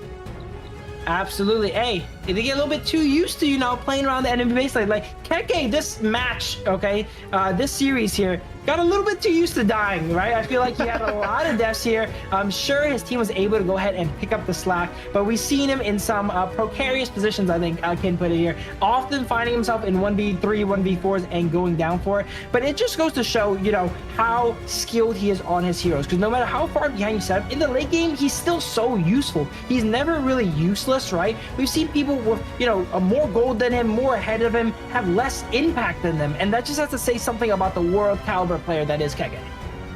Truly is, and we'll see. I mean, the probable MVP has to be Dada, right? This guy has had a clean KDA, 11, 3, and 6. Let's look at the damage detail. 143,000, tanking up 164,000 worth of hero damage. He basically maxed out on every stats other than deaths this game, right? So that should be MVP. Here we go. We're not too sure though, you know, because KK definitely got some style points that game. I don't know if they value those here, but here's a look at the goal graph. 9ZG up the literal entire game up until the end. And even then, OG wasn't even up that much gold. Look at that. They won only up about 1,000 gold or so. Yeah, and that is the craziest part, right? So we'll take a look at the MVP. As we already said, it has to be Dao Dao. This guy had the cleanest KDA, 32% worth of hero damage dealt, but taking 41%. He was the reason why so many things were working well. Of course, the setup by Muchen, I have to give a shout out because I love playing the Liang as well.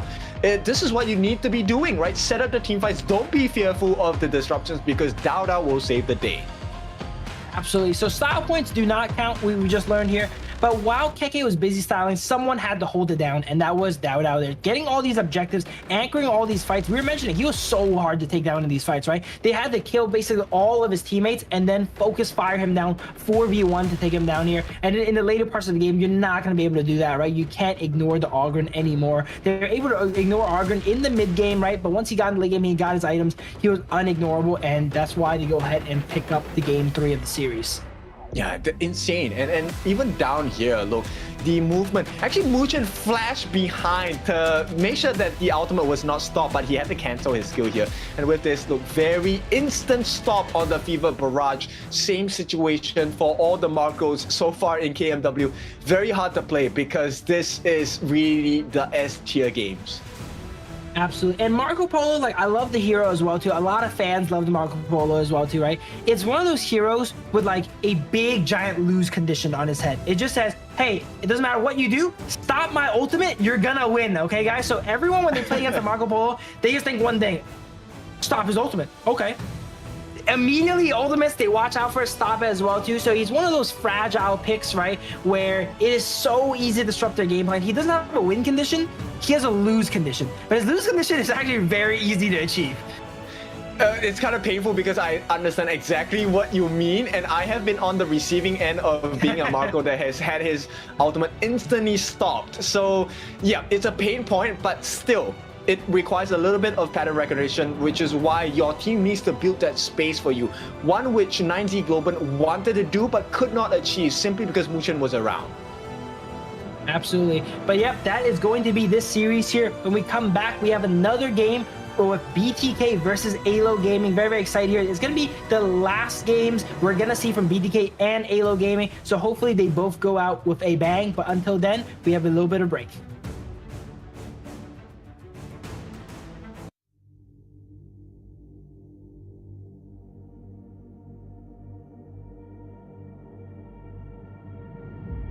I feel it deep, flowing through my blood.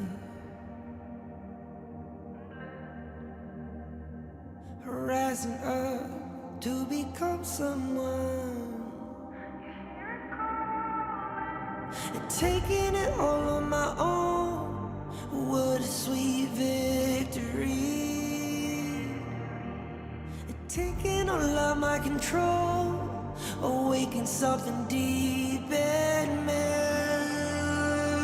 Like flames, feel it burning inside. Take a hold of pursuit of the prize. I've been told ain't no way to survive, keeping all of this fire that's locked up aside. When this is the time, enter the ring. All those mental chemicals doing their thing. I got flashes of battles inside of my dreams. I was made for this moment. At least now it seems like it's time to come face to face with your fear. But battling reasons for all of the years, and I learned how to fight them with style and grace no one's ever encountered. You say it's amazing, I'ma come out swinging when they open the gate. Go ahead, call passion, I'm calling it rage. I'm taking what's mine like I already own it. Watch but don't blink, going here to the moment. The sky rained down. Here's to the madness that's all around. Go on, tell them who you are, you are, you are. Go on, tell them who you are, you are, you are, you are. Here's to the moment, the sky rained down. Here's to the madness that's all around. Go on, tell them who you are, you are, you are. Go on, tell them who you are, you are, you are, you are.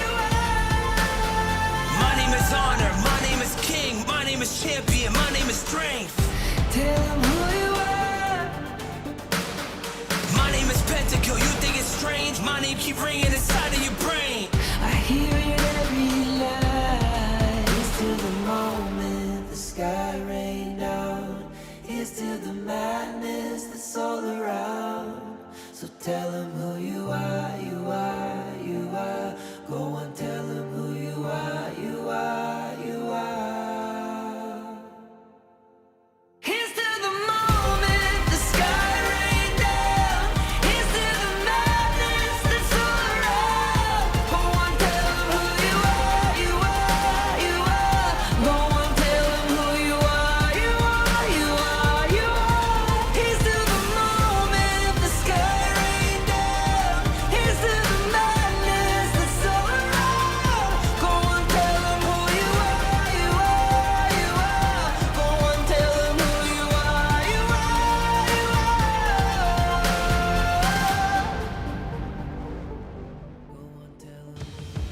Welcome back. It is the last hurrah between BTK as well as AYLO Gaming. Phil, what we expecting for this series? Honestly, I don't mind who wins this, right? I just want both teams to go ahead and play their hearts out, right? Put on that final show, just to, make sure they got everything they wanted to get in here in the KMW before they go home here. And that's it, yeah. Yeah, we definitely need a new performance from both these teams. And of course, when we're talking about something new, get ready for something new on the 24th of September. This is going to be the chance for you to unleash your spirit. Absolutely. And then the Ultimate Awakening thrilling MOBA combat is also coming on the 27th. This is a new mode where all the characters have supercharged skills. It's going to be amazing. But I want to see an Ultimate Awakening right now in this final match here between these two teams. This is their final chance to really show the world what they've got, to impress everyone here, to get that final bit of training and cement their legacies here in the KMW. Yes, so please give us the Lunas, please give us the Fades, give us whatever that is out of the box, because we want an entertaining series between these two teams. I know we were just talking about how Marco Polo is very easy to lose on, okay? Because he is, right? But give me the Marco Polo once again from my boy Zane, all right? That's his signature pick. Here's the final match here, right? Best of 5. You're going to get the chance to pick it. I want to see everyone go ahead and bust out their signature picks, all right? Maybe the Hoon Shangguan, that could be kind of fun too, right? Some stuff like that. Final match here. Both teams should try their hardest, but also have some fun at the same time. Yeah, actually, I want to see one hero played by both the mid laners, and that is the Gun and Mo. I want to see Hoon's Gun and Mo. I want to see Lomax's Gun and Mo. I think both teams have been doing well, but let's take a look at the first team here, BTK. So you should never give up. You gotta fight for it. Whoa, let's go. I know you want it. I see the fire in your eyes. You gotta fight for it. Let's go. The battle's calling. You better give it all you got. You gotta fight for it. The time is right for you to raise a bar. Yeah. Cause you could be the greatest of them all. Yeah. Let's go. The battle's calling. You better give it all you got. You gotta fight for it.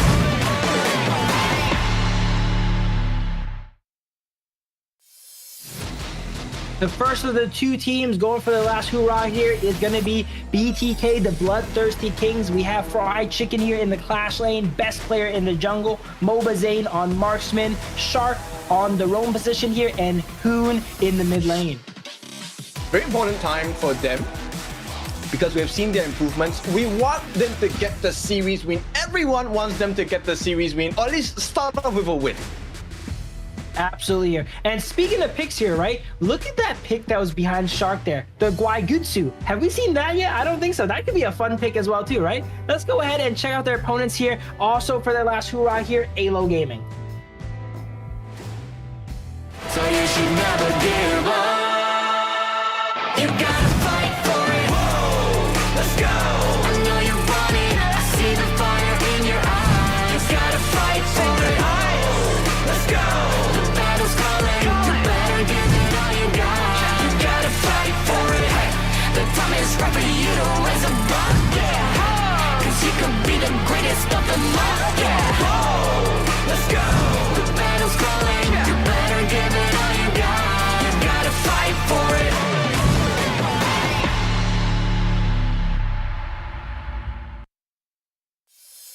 Hailing from Argentina, here are the Crown Hunters, AYLO Gaming, represented by Doxa in the Clash lane, Alonso in the jungle, Lomax in the mid, Yu in the farm lane, and Roba Elma in that roam/support.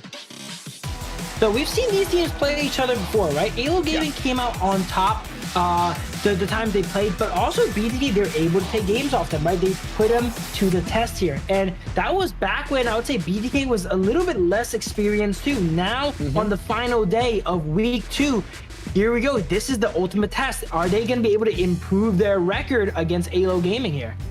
I mean, today's the last day, right?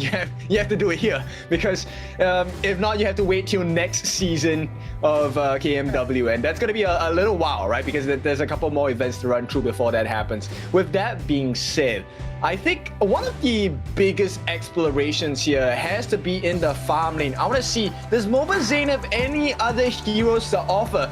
Because he needs to up his game against you. Look, there's a lot of kills, a lot of damage on Yu's side. I'm gonna be real, I love Zayn here. These numbers are not looking good for him, kid here.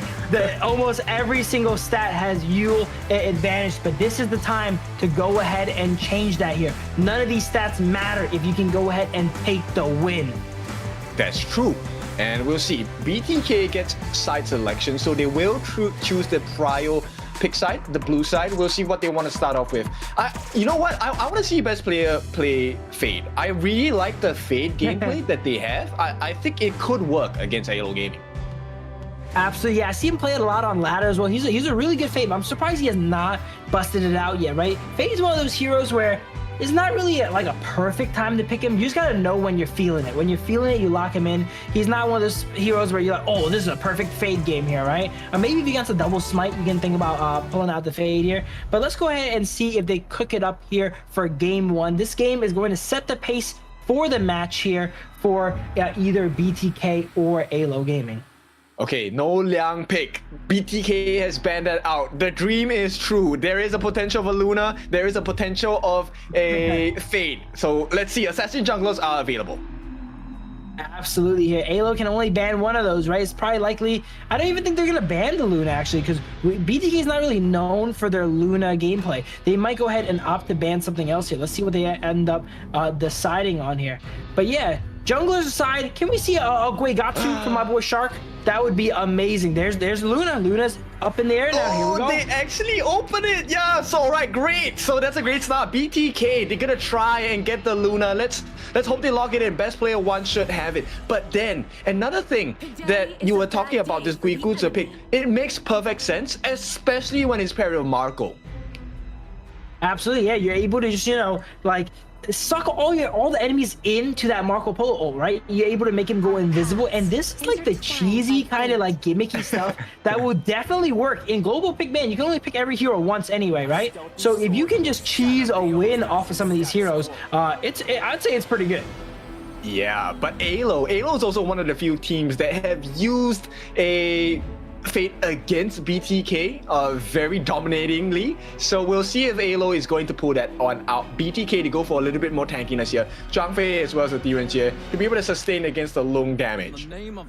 Absolutely, I like picking the D-Range and the Zhang Fei here because they're a good set bonus, right? In this particular instance, it doesn't really matter that much, but usually if your enemy has not picked the D-Range and you pick the Zhang Fei, I think D-Range is a really good counter to Zhang Fei. It's able to cleanse a lot of his crowd control and then shred it with that ultimate. In this particular situation, their marksman and roam was already picked, but that's something to keep in mind, right? They're usually picked together as well too, because you don't want the Zhang Fei to get countered by its counterpart there. As we see the Flowborn tank being locked in for side of AYLO Gaming, so more Flowborn tank action. Will they be able to make it work? So far, Flowborn tank has kind of had middling to kind of poor performances, I would say, kind of mirroring the KWC with the global teams. But this is the exact same matchup we had previous series, right? So is it going to be a different story here? The Flowborn against the Luna. Absolutely, yeah. Again, we mentioned it's decent in it against the 1v1, but it's never going to be a fair fight, right? Is AYLO going to be able to, slow down the Luna? Because if Luna naturally, gets to farm throughout the match, it's going to outfarm and outscale the Flowborn tank. Yep, and they even ban out the Lady Chen on the side of AYLO, right? So now this was one of the picks that actually Hun was showing the other day. It was a debut pick as well. And it definitely spoils the game for Flowborn Tank, especially the fact that they don't have a Da Chao to get the save in. So that was a good ban. Absolutely. I'm thinking like BTK might just go ahead and pick the Xiao Xiao here, right? Hoon is so comfortable on that pick here, and it gives them enough firepower to go ahead and take down the Flowborn Tank. Now, with the Nua outranging it, it's going to be a little bit tougher here. That could be a bit of a removal pick as well, too, because Nua has a great matchup against Long. So maybe AYLO's thinking, let's go ahead and remove that from the side of BTK so they cannot counter out our Long. But let's see. They're going to pick their last two picks here. We're now going to go ahead and see their Clash laner, which is probably going to be something like Byron or Fatih for someone like Chicken or Charlotte here, right? And then round it out with Hoon's pick here, which is there we go. There we go.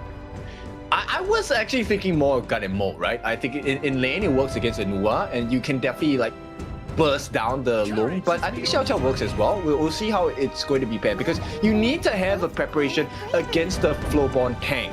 As well as the Diadea. And now with an addition of the Guan Yu, yeah, the knockup is going to be super important here. I will say though, Guan Yu, BTK has a few kryptonites, right? And Guan Yu is kind of one of them. He's usually able to just like shove Fried Chicken in and just roam throughout the map and turn it into a 5v4. So it's up to BTK if they have gone ahead and adapted and learned to play around that strategy, because historically we see them struggle against the Guan Yu, the Luna, low-key everyone struggles against, right? The Masashi. So this is going to be a good test to see if they have learned to deal with that Guan Yu. Let's see. I mean, we all have lessons to learn. BTK, of course, have done the most learning in these 2 weeks. Let's see, can they cement the result today against AYLO? Game number 1. Absolutely. And again, the Xiao Xiao pick, right, we're mentioning, it's Hoon's comfort, and he is like deceptively good on the Xiao Xiao pick, right? He always outputs a lot of damage on it. You know, people really sleep on that pick. I personally slept on that pick a lot here, but I see it put in so much work and so much damage, and the way they're playing it is just perfect. And I really think this game one draft-wise, they got the Luna, they got the Zhang Fei, the Byron, they have everything they want here on the side of BTK. Yes, so it's important.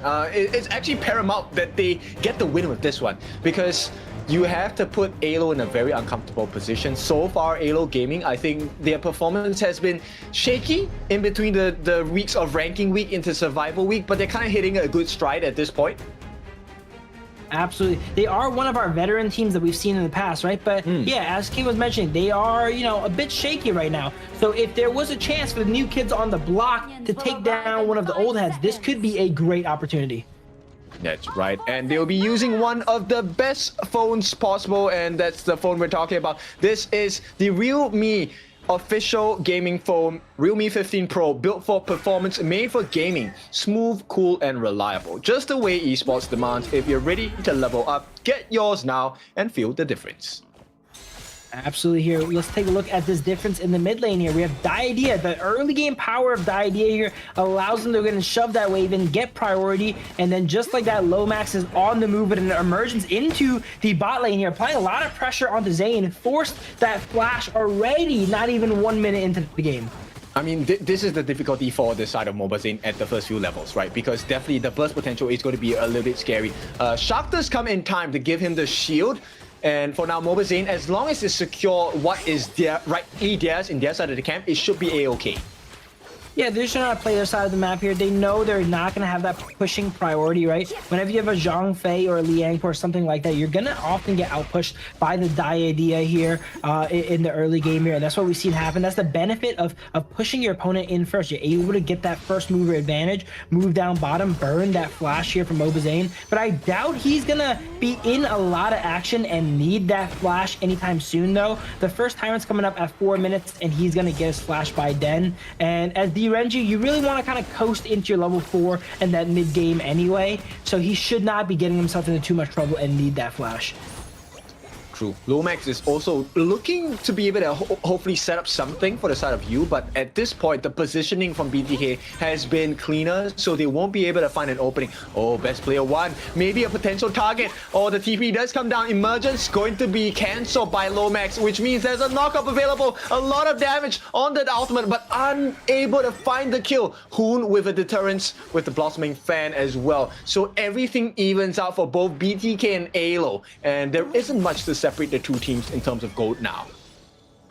Absolutely. Here we see best player a little bit ahead of the Flowborn tank, right? But not too ahead. They're starting to slowly funnel that farm into best player here. Oh, big fight coming out here. Maybe he is going to need the flash. Emergence comes out. Yeah, not gonna be the case. Mobazane gets taken down. A three-pronged attack and the first blood. It goes into Robot Elma, which isn't the most damaging thing in the world. But Alonso does manage to make it out with the Crimson Golem. So that one really hurts. Absolutely. So I was mentioning he probably didn't need that flash because he's not going to get himself into trouble here. Wait, speaking of trouble, Shark's saying, whoa, Shark with just a random solo kill here on the idea. They definitely were not prepared for that one here as he goes for another one here. This is just the power of that Zhang Fei, that early game base damage. Look at that. Bullying them out 1v2. They were not expecting that for sure. But going back to the Zane thing, you know, he probably doesn't need flash if he plays aggressive, right? But AYLO Gaming, they know how to punish it. It doesn't matter if you want to play aggressive or not. We're going to take the fight to you. And look at that. Hoon takes the fight to them. They're knocking up Lomax and taking him out over the wall. They're perfectly getting vision, too. If he didn't have vision, that was not going to be able to get him over the wall there with that ultimate. So really pixel perfect, that play. Yeah, that was beautiful, right? The fact that I mean, you mentioned this, the burst potential of the Xiao Xiao is something they need to really consider on the side of AYLO. And Hoon just proved it to you there with a brilliant one-on-one solo kill onto Lomax as well. Absolutely. And I think Hoon, if you ask him, he'll say his favorite pick is the Mai, right? But I think his, like, one of his strongest picks, or one that, you know, I kind of know him as, is a really strong Xiao Xiao, right? Every time he plays Xiao Xiao, he has an amazing performance. Really? I actually think it's a gun at MOBA. Here we go. This is the setup with the matrices. Not enough damage coming out from Lomax, but on the back lines, someone is hiding and waiting for his chance. Alonso with a double bust, but a knockup comes in from the side of Hoon. Hoon needs to be careful here. He might be caught out, and there is a catch coming in. Alonso with a push as well. It is going to be Doxa who gets the kill, but he has to run away. No return punishment just yet as they're working hard onto putting damage onto Mobazane. They do get the punish onto Lomax, but it's still Alonso who gets rid of Mobazane. Who was the first target on the side of BTK, but AYLO, they actually, I think they took a big win with this one, unless best player one gets the kill and gets the Tyrant here. Oh no, they don't actually, and that's a huge punish. Now Fried Chicken left in the middle of three different members on the side of AYLO. A double kill going for the side of Alonso, and this opens up the map entirely for the side of AYLO Gaming. Absolutely. We were mentioning the Flowborn tank versus Luna matchup. If the Luna is able to get ahead, it's going to outscale the Flowborn tank. But this game is kind of the opposite. It seems like Flowborn tank is ahead of the Luna there, and Luna is jumping in and fighting the Flowborn tank 1v1, which is exactly what he wants. Yeah, and this is the most damaging play, which is to take away the Zio Golem. This is an essential buff that the Luna needs all the time, and now he has been secured and stolen away by Alonso. And to add insult to injury, the damage on the T1, it's going to be taken down, and so they trade out this. Oh, that was lucky. If a steal happened, I think that would have been horrible for BTK.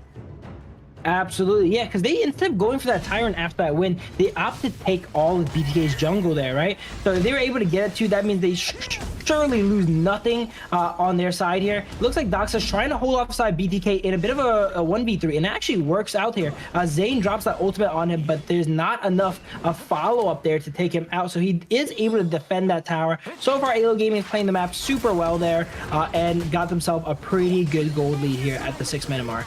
Oh, Fried Chicken has been caught out. Lomax wants to join the party as well. So what if you have the passive? So what if you have the lifesteal? Fried Chicken being caught out 3v1. Can he do this against the lineup of AYLO? Will not be possible. They get the shot on him. So Fried Chicken down for 20 at the same time. TPs will come. And here comes the knockup. Oh, nice damage by Hoon. Can they finish it up? Not going to be possible. But this is great damage on the T2. And BTK respond in kind. That play right there is exactly why BTA is getting better. You can see it. In the first day, they would get a play like that where they get 3v1 and they don't do anything on the other side of the map. Right there, look at that. Fried Chicken goes down. They immediately react, take down the high ground in the bot lane. That is picture perfect improvement right there. Yes, but they need to do something to try and save this Azure Golem. Even if it doesn't go in the hands of the Luna, it needs to be taken away. Fried Chicken, he starts the fight, they get the kill onto you. A brilliant start for the fight. And BTK, they just need not to not die at this point, and they will be able to have a slight advantage, recover a little bit of that deficit. Absolutely, they're catching up here for sure. They might be down the Azure Golem, but they're actually really even in gold here. We see another fight. The winner of this fight is surely going to be ahead in this game now. Oh, Mobazane manages to get out even with the annihilation. Fried Chicken trades his life. Bahoon is lying in the way. Can he get the knockup? Gets the kill onto Roba Elma. That is exactly the punish that they needed. Now, can they work onto Alonso and Lomax? I don't think so. In the meantime, we talked about this. We saw this in the previous series. Can Best Player 1 play the map even more efficiently this time? Absolutely. This game, look at that. He's up a little bit of gold here on Luna. That just always goes back to how fast Luna farms, but he's not as ahead as we've seen the Luna in the past. Look at that mana. Since he's lost that Azure Golem, he does not really have the mana to fight this here. And AYLO is taking full advantage of that. Bahoon is here to the rescue, drops that ultimate, gets a lot of damage down, and forces them away. And BTK successfully defends their Crimson Golem. They do, and now Yu is caught in the middle of Shark as well, but it does not matter because Yu does have his ultimate. And right now, BTK, they're doing well, and they're trailing just by about 700 gold. The question now is, can they find the important targets on the side of AYLO? Yu, forced to use the ultimate, runs away before he could get that finishing blow onto Mobazane. Mobazane is getting the tankiness. He's also having the Crimson buff. Right now, it's all about Best Player 1. Can he secure this Azure Golem? He finally gets it, mana regeneration. He just has to stay alive. Alonso, a little bit hard to kill because he's a flowborn tank. The backup comes on the side of AYLO Gaming. The bit of farewell. The heals do come through. Oh no, they lose it. Roba Elma responsible for the takedown on the side of BTK, and more damage comes through. Fried Chicken has to limp away, and AYLO Gaming, they get the kill onto the Luna, but the most damaging part is that she loses the Azure buff, this time to the side of the support of AYLO Gaming. Yeah, once again, best play. He's playing Luna, but you really need that Azure Golem. He's going to find himself out of mana coming up once he is back here. But AYLO Gaming, they have some bigger problems here, it seems like, as AYLO Gaming is pushing down to their tier 2. They opt to back up, but we see the enhanced version of these Tyrants coming up here very, very soon. I think right now BTK just need to figure out a formula to how do they make the trade, right, in this Azure camp tussle. If you can't get your own, then there needs to be a solution where you can actually go into the jungle of AYLO to get it. So far, they're successfully getting the Crimsons for Mobazane, or even for Best Player 1. Now they need to kind of double that and get the Azure buff instead. Absolutely. I think gold-wise, they're still all right, but that last fight definitely set them back behind another 2,000 gold. Now they're once again on the back foot, and they're forced to win a fight to come back here again. This fight is going to be pivotal here, as we see Best Player 1 face check the Flowborn tank. He latches on with the skill 2, but Best Player 1 is able to get away. It looks like another smite fight. BTK, they're known for being good at these, as Best Player 1 opts to go ahead and rush it down. Nice. It is going to be stolen this time by the side of BTK. Shark gets it. Dogs are on the backline. They do secure the kill onto Shark. Right now, this is the chase. They do get the Shadow Tyrant, so BTK have a big win. Nice setup by the side of Fried Chicken, and it is going to be Best Player 1 with the Crimson buff. True damage galore. They come in. They shut them down as well. Mobazane got credited for that kill onto Alonso of all people. And with this, AYLO Gaming are now on the back foot. There we go. This game is neck and neck. It seems like one team's ahead for a moment, immediately flips back. Once we see the graphs at the end of this, we're going to see some squiggly lines here. BTK was down, but they're not out. They get the Tyrant, and I would say even though they're down about 1,000 gold, they're probably in the lead here with that Tyrant buff. Yes, they definitely can take a good fight now, right? And the most important, oh my goodness, Mobazane, he survived that one. But more importantly, they have now figured a way out to get the Azure Golem. Not by taking the carries, but by taking the kills. For sure here, and they are really catching up here. The gold is neck and neck at 11 minutes. We have a lot of close games today, actually, and this is going to be another one here as the Crimson Golem gets given away to the Long here. We see the Dover being tapped a little bit, maybe kind of baiting it there, but they have Primal Bond, so they're not going to want to go ahead and take that down. Yeah, this was something that happened yesterday, right? They actually took a fight with the Primal Bond and they got punished for it. So BTK, they've learned their lesson. This time they play it much more patiently. And AYLO, this might catch them off guard. AYLO's setting up a bit of a death bush here. We see Fried Chicken go ahead and check everything with that ultimate. It's a great tool to check bushes as well too, because you're gonna get a little bit of move speed from the bush if people are hiding in there. But best player won is level 14 versus the Flowborn tank's level 13, so he is ahead. But is he ahead enough to, you know, outweigh that being kind of like a losing matchup for him? We're gonna have to find out. Oh, here comes the wrap around. They get the two of them. It's going to be Mobazane, the first one taken down. Best player is super low as well. And that will be 2 kills in quick succession for the side of AYLO Gaming. The Crown Hunters have found the Crown of the Kings, and it's not looking good. Yeah, that's why we say that the Guan Yu is BTK's kryptonite here. It's just able to find these angles, these blind spots on the side of BTK and get these amazing flanks on them. Their best player one and Zane being taken out. Those are both the carries of BTK. After that, you're not going to have any damage. You're surely not going to be able to cut through a Flowborn tank. I mean, it's really big credits to Doxa on the Frigid Charge as well. This was a very early itemization for him. And with the freeze from the Frigid Charge, he manages to get the 2 most important members on the side of BTK. Best player one because he offers that disruptions and the catches and the shields, but also Mobazane, who is dealing consistent damage across the team fights against AYLO Gaming. Absolutely. There's just so much damage flying around that Mobazane has to be very, very careful, right? Even if he survives the initial burst of a Doxa flank or a Flowborn dive, right? He has to worry about annihilation that could potentially take out half of his health. So even though he doesn't really play the game with a full HP bar, he's always kind of playing at half HP because he knows he can be smited down at any time by that annihilation.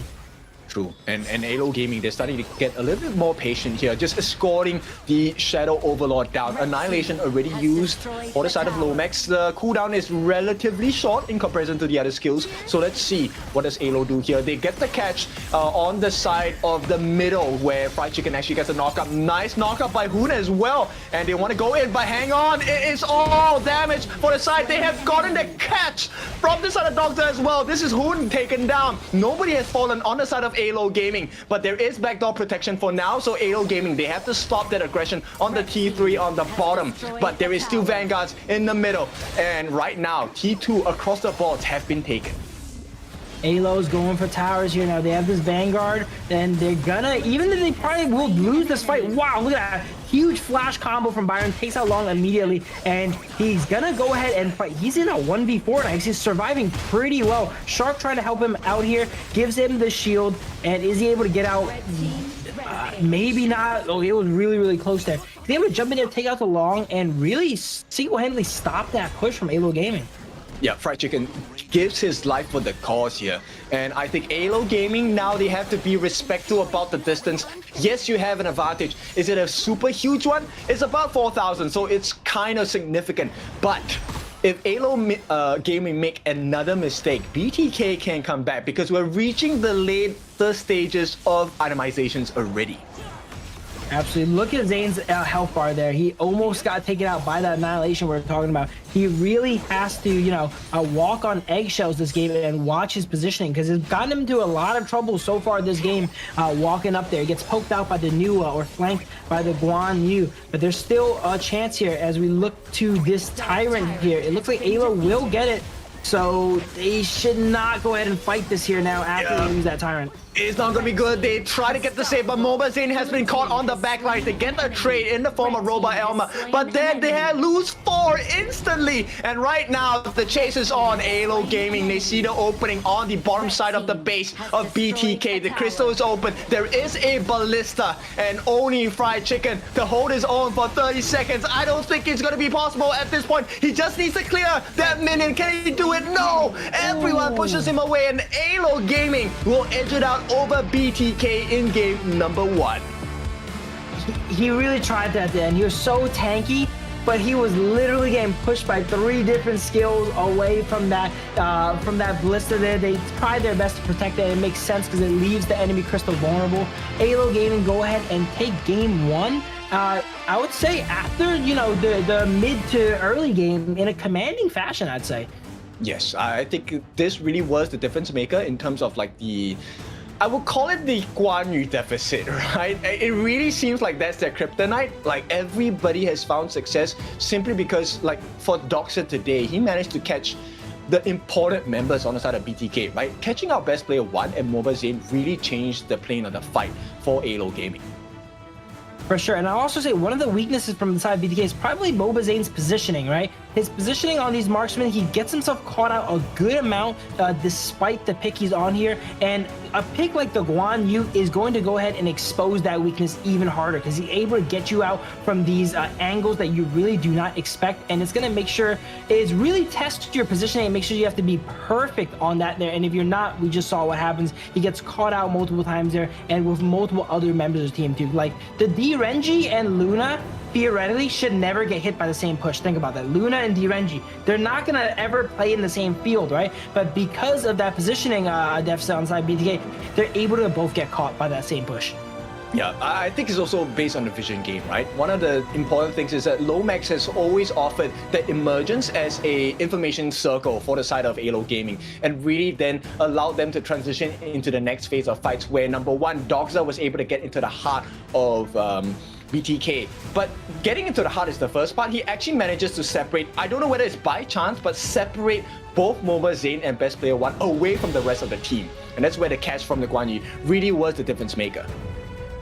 Yeah, I'm surprised, honestly, that BTK doesn't really target the Guan Yu more, or maybe pick it up, because we saw Fried Chicken play a really good Guan Yu, right? I noticed they struggle against it a lot, but they also play it pretty well. So they should consider, you know, going forward, not in this match, because, you know, they're not going to be against Guan Yu anymore, but in, you know, future games, maybe picking up the Guan Yu or removing it, or maybe they want to go ahead and get more practice against it, right? And this is going to be one of the best places to practice, because you're going to be against the best Guan Yus here. Actually, with that being said, I think Quikutsu is a good pick, right? Because with, I believe the ultimate, out of sight, you actually get the information and view on the player that's closest to you from the Quikutsu, which means you can potentially spot out a Guan Yu at a distance. Absolutely, and hey, you can't catch out Zane if you don't know where he's at, right? But Gutsu is able to go ahead and make him invisible as well too, and that will also go ahead and you know, be a bit of a band-aid fix on that positioning we're seeing here too. Here's a look at the graphs here. It was relatively up and down in the early game here, but then AYLO started to get a little bit of a lead, and they held a like 1,000 gold lead for a while up until it was too much. And here we go, MVP Alonso, 5-1 and 10. The amount of damage that he soaked was 36% of the hero damage offered by BTK. But the most impressive thing about him was actually finding those very monumental positionings in the brushes that really caught out the different members of BTK. Absolutely, and I would like to say also, you know, he played Flowborn to its strengths, right? Flowborn is great when the enemy takes the fight to you, so he had a relatively streamlined game plan because of that. BTK always took the fight to him, and Flowborn is one of the best heroes when it comes to standing their ground, right? He's like a brick, I always say. And look at this, you see this, Luna takes the fight to him. Flowborn loves that, right? Immediately connects those skill 2s on it and takes them out. And no option to run, right? Because there's a lot of CC as a Flowborn tank. But the biggest deficit, I feel, was really the fact that AYLO Gaming controlled the Azure buff majority of the game.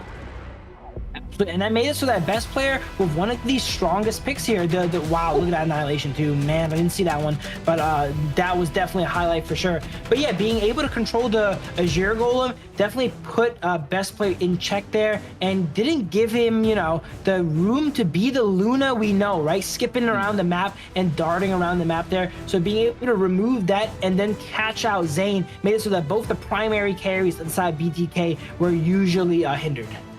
Okay, but for now, we'll take a break, and when we're back, we bring you into the next game between BTK and AYLO Gaming.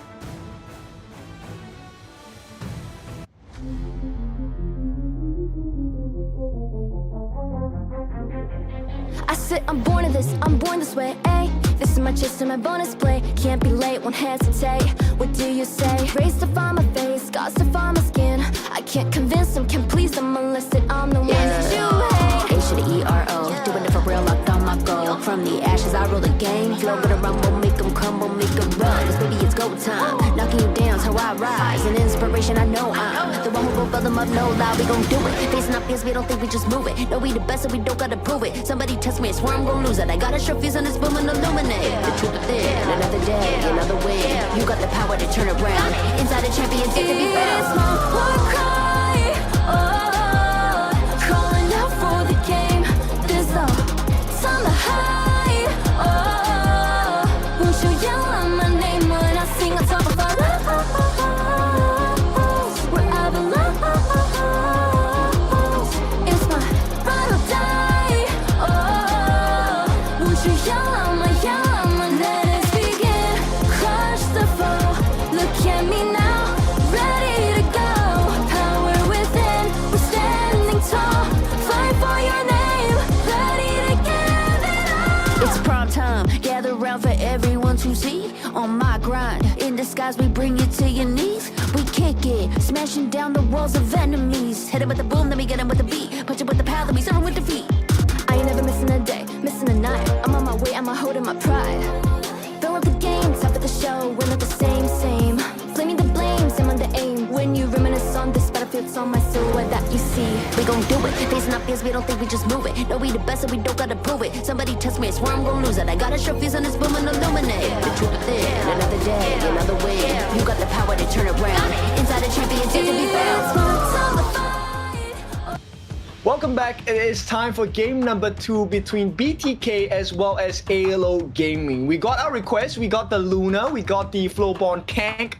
What else is on the list? The Guigutsu, and we want the Fate as well. I gotta see the Guigutsu, all right, with the JJK skin as well too. I don't really know what that creature is, but he looks silly and I love him here. But it looks like BT goes ahead and chooses blue side now. They have the first pick advantage. Whenever BTK picks blue side, you know what it tells me? It tells me they want the Mai, right? Let's see if AYLO Gaming goes ahead and gives it to them now. Give us the Mai, give us the Fate, give us the Guigutsu. Any one of these 3 picks will do wonders for the audiences as well. We'll see. Does Phil get his request? Do I get my request? Or does the audience get the request? What is the audience requesting here? I'm curious about that. We're gonna have to go ahead and check it out after this. But there's a lot of picks these players are all going ahead and be known for here, and this is a great time to go ahead and try them out here. We see the Luna game banned out. BTK, they played it once already, and they definitely do not want to play against it here. And let's see how the draft goes out. The Long gets banned out for AYLO Gaming. I think the Mai is in the cards here. A lot of teams like giving the Mai and picking up the Dharma as a big counter here. So it looks like to me that's probably gonna happen here. We'll see. And I mean, there is a potential. Okay, I know it's not a probable pick between the 2 teams here because that was an OG special, but maybe the Milady, I hope. The Milady, yeah, that could be a fun one here for sure too. But oh no, they actually opt to go for the Arlie here. Mai's up, but they go for the Arlie, so that means they're gonna go ahead and give the Mai and Dharma. I don't know, man. I know Arlie is the #1 marksman, right? But when you're giving up the Mai and the Dharma, you know, is the sum of the Dharma and the Mai, you know, higher than the Arlie? I think a lot of the times, yes. Actually, Dharma is kind of like the straight up counter against the Arlie because of the burst damage as well. You kind of delay her from switching spots with her umbrella. So it's a known counter, right? So we'll see how this goes down because end of the day, it's not just the heroes, it's the players that are using them, right? You can definitely outplay that matchup, even if it's a non-favorable matchup.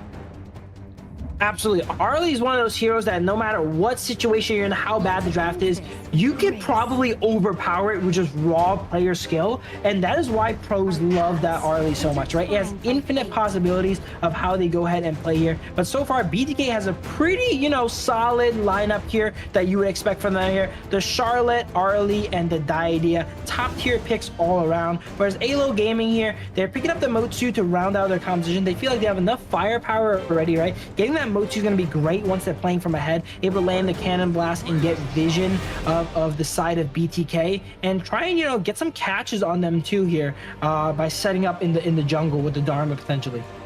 The biggest strength I feel on the side of AYLO Gaming's draft is they have so much CC, like Cannon Blast, you have Truth Mantra, you have like Ryu Engine, so many things to stop the strength of BTK. And yeah, here is another counter that BTK has struggled against, which is the Musashi pick. We were mentioning this before. Absolutely. It looks like they have not figured it out yet, so they're going to go ahead and remove that from the game now. AYLO Gaming would respect ban onto the monkey because they know Best Player One loves playing that monkey there. So good bans out from both sides here. And on top of that, AYLO Gaming having that crowd control, I would have to say their like ambush potential from like a bush is so much damage. They have the Dharma, the Motsu, being able to box you up, right? If BTK does not play the vision game properly and have proper vision of everything, they're going to lose a lot of people to just face checking here. That's a very scary notion, right? Because AYLO Gaming, this composition actually fits a Fade jungle pick. Oh, banned out. Okay, BTK says no. And AYLO, they will pick up the Garo. Oh no, we have not seen a Garo that much in KMW. This might be the debut pick. They're expecting BTK to pick up the big tanks with shields. So let's see if that really is the case. So they're preemptively picking the Garo to, kind of dissuade them from picking up those tanks. Garo, for the, since it's a newer pick here, we don't see it too often. The passive of Garo helps her do more damage to enemies with shields. So far, not that many shields on side of BTK right now, but they want to go ahead and keep it that way with the Garo pick. Okay, so yeah, extra damage, but it's extra 50% damage. That's a huge amount of extra damage. It's a lot. Yeah, against shields. And late game Garo, not fun to play against. It's the same as a late game Soyue. It's absolutely insane. You have to stay and keep your distance or go all in. So Garo has the skill one that's able to increase her range actually. Ooh, AYLO's cooking here as they lock in the Lamb. There we go. We thought it would come out from Sick. I think Sick did play it once, but it is AYLO Gaming picking up the Lamb here today. Okay, not ideal, right? But AYLO, they're very happy with this pick. You can definitely see a lot of Sick combinations here, especially if Alonso somehow gets a 5-man ulti, which I think is not possible with BTK's lineup because there is a lot of mobility, right? But if they somehow get a 5-man catch with the death from below on this Lam, then AYLO have all the damage and combinations in the world, man. Yeah, they have a lot of ways to push the enemies, right? They have the Truth Mantra, they have the push from the Motsu auto attack right there, they have the Mai, they have the Lamb. If you look at almost everyone on their team other than the Garo has a way of displacing BTK. So maybe Fried Chicken is going to get another, taste of that pinball action he got at the Crystal last game. I don't know. Yeah, true. And you actually, as a Garo, look, I think it's the second skill, the Silence Arrow. That one is kind of disruptive because you get silence and it's a ton of damage. For sure, it's a surprisingly good defensive tool. A lot of people use it to, wave clear and such, but in an all-out fight, if you get dove by Charlotte and get a silence on her, she kind of feels weird, right? That's one of those heroes that don't want to be interrupted there during her combo, and that's something that can definitely happen here and get Fried Chicken in trouble. And the whole time, again, while people are being displaced, they could just go ahead and get silenced, right? And they can't respond to any of those displacements here. But very excited to see how Alonso go ahead and plays this Lamb here. That's definitely a fan favorite pick. One you see in your ranked games a good amount, at least I do here. I'm actually really scared of the Lamb personally here. But here we go. Speaking of ranked games here, guys, get some Dragon Crystals, get an everything box here, looks like here, with this code on the screen to kind of propel your game. That's right. And let's talk about the strengths of BTK as well, right? BTK actually have a decent setup. Best player one with the God's Mobilization, as well as the ultimate from Hoon, Destructive to Lu. You will be able to set up some very nasty combinations against the side of AYLO. At the same time, I presume Fried Chicken will be that win con. He needs to shut you down. Absolutely. I would say the advantage of the BTKs is their composition is just more top tier, right? If we look at their characters, they're individually stronger. We have the Arlie, the Daidia, both top tier picks, and that's like the #1 bot lane potentially, right? And the Charlotte as well too. Whereas AYLO, oh, here we go. Speaking of AYLO, we got big fights coming out. Is this going to be... Yeah, oftentimes you don't see any kills go down here in the very, very early game, but they certainly got close there with the Arlie. But I would say AYLO's composition is probably not... Oh my god, Zane's not letting me talk here as he goes back in for a play. No. Yeah, that one actually, I mean, you can't blame him. That I would have gone into. That one was pretty much available, but let's see. What was the skill? Robot Elma did not take a heal. He actually took the flash, so there was definitely a disruption here, but there is more damage to come. Can they get the return? Robot Elma will be taken down, and best player one gets that in his bag. So it's a 1-for-1 now. The gold gap not going to be too big. All right, not the worst comeback from BTK there, but I would say that jump in there is a little bit questionable there, right? You kind of want to scale up on the early, right? Even if you have the frenzy in the early game, you want to play for that late game. Sure, Garo has a great late game as well too, but that situation was just a bit unfavorable there, I would say. But speaking of jump ins here, we see my jump in, and there's that displacement we're talking about here. Oh my god, look at all that displacement there. With the my ultimate, the Dharma Truth Mantra, pushing them all the way back here and pushing best player back to base already. Yeah, actually one of the strengths on AYLO Gaming's roster is that they're also, hang on, potential kill. Yep, the flash committed by the side of Lomax just to get out of danger. But they're so mobile. This is something that, you know, we did not talk about on the side of AYLO's draft. It's pretty hard to catch them, especially if they're trying to run away from BTK. Absolutely. Everyone on their team has a dash other than Garo, right? So it's not going to be easy to hit those combinations on them, to trap them within the ultimate of Hoon here. But they go ahead and pressure bot lane once again here. The Mochi is just so oppressive along with that skill 2 from Garo, just applying that poke under tower. Oh no, nice catch. It's going to be a free one. And right now, Hoon once again the target of the aggression coming in. And even best player 1. This is why the Lam is a hater pick against the Gudo because of the iframes. For sure, and Lamb is one of those feast and famine picks, and it looks like he's kind of feasting right now. He's getting really ahead this game. We could see a really high kill game here coming out from Lamb. Usually, they either do nothing or they do a lot, and I feel like he's on track to do a lot. Yeah, and they buy space, right? This is all time for you. He comes in again, once again. Hoon able to push them back a little bit, but the stuns, look, Robot Elma just landing all of this. Cannon Blast, the knockup as well. Can he get the lockdown? The heals do come through, and for now, Hoon survived. But on the back line, there's a lot of trouble for the side of best player 1. The aggression comes in, the knockup comes in as well. Lomax gets the Ryu engine, and there's more. Alonso gets the secondary kill onto Shark. Moba Zane, the next to fall. Too many things to look at for the side of BTK. As AYLO Gaming, they do get punished. You will get shut down by Fried Chicken, but he is in the middle of 4 different heroes now. Look at the Lamb all throughout this fight, applying a lot of pressure, stealing. I think he stole, maybe he did not get the steal, but he pressured the Zergo, Crimson Golem, and now he ends up cleaning up a bunch of kills there. And we see a 4-minute Axe of Torment for Alonso. Uh-oh, this is not good here for the side of BTK. There is a huge goal difference now, and Alonso, you know he's going to go straight for the jungle. The Tyrant buff does not matter at this point. He is up by 1.2 thousand gold. So BTK need to get this knockdown onto you right here, right now. Can they get the lockdown? They do. Can they finally do it? They do. Shark takes the kill instead of Moba Zane. So for now, they need to buy a little bit more time. Beautiful. Right there, their aggression was called for, I would say, right? Earlier, it was a bit rough, 2v2 under tower, but right there, they identified that you was alone there, and then Shark and Zane were able to just kind of run him down there, because Garo is the only person without mobility on the side of AYLO, right? And Diadea and Arlie have a lot of mobility to go ahead and catch up with her and take her out there. So, great little comeback for the side of BTK here, but they are still going to be down 3,000 gold. Oh no, Shark, he has been caught out as well. Will he be able to make it out? It looks like he does. Not sure where he is on the map though. He has to be hanging on someone there. But for now, the heals do come through, and you know, BTK, they do get the trade out here. They do get the Tyrant, and for now, AYLO Gaming, they lead by 3,000 gold.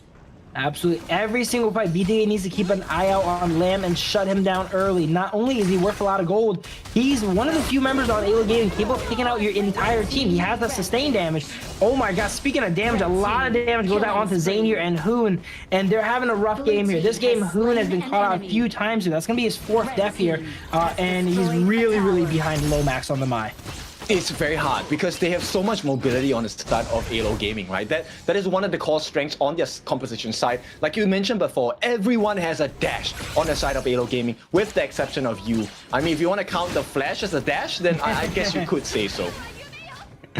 Absolutely here. So it's going to be a tough game for Lady Gen to land those combos, right? Lady Gen, like, they love playing against melees like the Dharma, like the Mai, but when everyone is just so flashy and able to, you know, juke around and take the fight to you, right? And take you out before you can really get your combo down, which is what we've been seeing happen to Hoon so far, it is not good. And Lady Gen, if you don't get the damage going too, right, you don't have enough firepower to threaten these divers here, they can sometimes just face tank a lot of your damage. Oh no, Moba Zane caught out. They cover every single angle. How is he supposed to make it out of that? it is really, really tough here. The side of AYLO Gaming, they've definitely switched gears here after game one. It feels like they've now got the momentum and they are carrying it all throughout the game. 7 minutes in, up almost 5,000 gold here, and it is off with this Lamb pick. Look at this. It is the feast game here. He's so ahead. If we check the score again, I'm pretty sure Lamb is like 7-0 so far already. Yes, it's a double kill for the side of Alonso here. And best player 1 will be able to make it out even as the stun comes in from the side of Robot Elma. The chase comes down, no max, but the save, oh no, no save here. But they do make a trade. It's going to be Fried Chicken taken down. And here is the big problem. Yu is now on track to be that monstrous late game farm laner. Absolutely, this is looking really rough for side BTK. They're not able to find any footing here. They do take out Doxa here for a trade, but they will lose some members because of here. Lamb also goes down. A lot of shutdowns just went in the way of BTK. It is a 4-for-4, but again, AYLO Game is worth a little bit more gold, so it is beneficial to take that 4-for-4 here, as best player here is left to 1v1 Demotsu. Oh my god, that's brutal. That's just brutal there.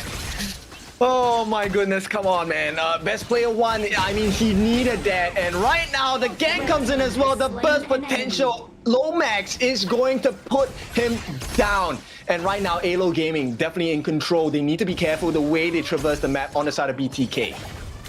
This is honestly like no longer a MOBA. This is a horror game for BTK. Every bush, there could be a jump scare, either from Lomax or the Lamb. There's just so much, or the Dharma. Like, if you, and since they do not have the vision control this game, it's so dangerous to go anywhere, right? Look at this Motu applying Cannon Blast and just going ahead and harassing the members of BTK, getting vision for his team to go ahead and set up. Speaker, look at this. Look at this. This is setting up in that bush here. That bush is so dangerous for BTK. Yep, it's not looking good. Globant once again gets another stun, and here comes the burst damage on the back lines, and there we go. Even with the Ghost mobilization, it still looks a little bit dicey. They do finally manage to get you down onto the ground, and now AYLO have to turn tails. But at the sidelines, Lomax is hiding. He's waiting for someone, and that someone seems to be best player 1. But for now, it's a map play because AYLO Gaming starting to work on the Tyrant, but it has been caught out by Shark. Absolutely, they're gonna go ahead and try and steal it. Does not quite connect there. So if you thought they had a lot of burst damage before, now imagine the Mai, Dharma, and the Lamb with the Tyrant buff now too. They have so much damage. Looking at the stat lines here, Mai 5-1, Lamb 8-1 on the side of AYLO Gaming. Both carries are super ahead. Actually, if you look at the gold, you know, Mobazane is kind of keeping par with you. That is kind of surprising. Yeah, there's so much damage to the game. The carries are just getting melted. You know, all the other people are having fun this game, whereas the carries just get taken out every fight, it looks like. Yeah, it's not going to be a good situation. A double kill for the side of Alonso, but best player 1 does get the vengeance here, and revenge is a dish. Best serve code. Robot Elma does not hit the mark with the stun. They need to work on the turrets right now because AYLO Gaming, the longer they drag this, there is a potential of the Mobazane power-up at the late game early potential. Absolutely. And while they have we were mentioning the Gudo is such a good tower pushing pick, right? But right now, BTK is kind of trapped into base here. Even though they kind of won that final fight we just saw right there, they're down 4,000 or 5,000 gold. They're not able to use their heroes to their best potential here because they can never get in a position to push towers on the side of AYLO Gaming. Oh, Robot Elma, he wants to go for the steal. Oh no, it goes in the hands of Shark. So AYLO Gaming, they're just putting too much pressure on the side of BTK. There needs to be a response here. Absolutely, another Tyrant is potentially going over here. Best player opting to maybe try and go for the steal as he gets fished in though. And oh, look at that, that's all the displacement we're talking about. All these ultimates are able to displace you, and best player gets served into the enemy team there. Yep, and they take out 3 different members on the side of BTK. They're chasing in for more. This could be game here. The slow from the Radiance on the side of Robot Elma. Alonso looking for an opening. T3s are open and exposed on the bottom side. Nice clear by Mobazane, but there is another wave making this way down. And this very well could be T3. The pushback from Alonso happens with the death from below as well. They do manage to get their hands on the Mobazane, and it's not looking good. Destructive Deluge used as a defensive deterrent to try and clear the wave. In the meantime, they start working on that T3 in the mid, and that's not the only thing worth taking. There is the Shadow Overlord because there's no Primal Bond onto AYLO. We were talking about you with the Garo being the late game threat earlier. He now has the, I think it's called Sun Chase or Sun Pool. One of them's called that, being able to Sun Pool, extend the range of Garo here. And if you guys didn't know, Garo's skill 1 increases the range. And when you activate Sun Pool as well, Garo's going to be nailing you basically off of your screen now.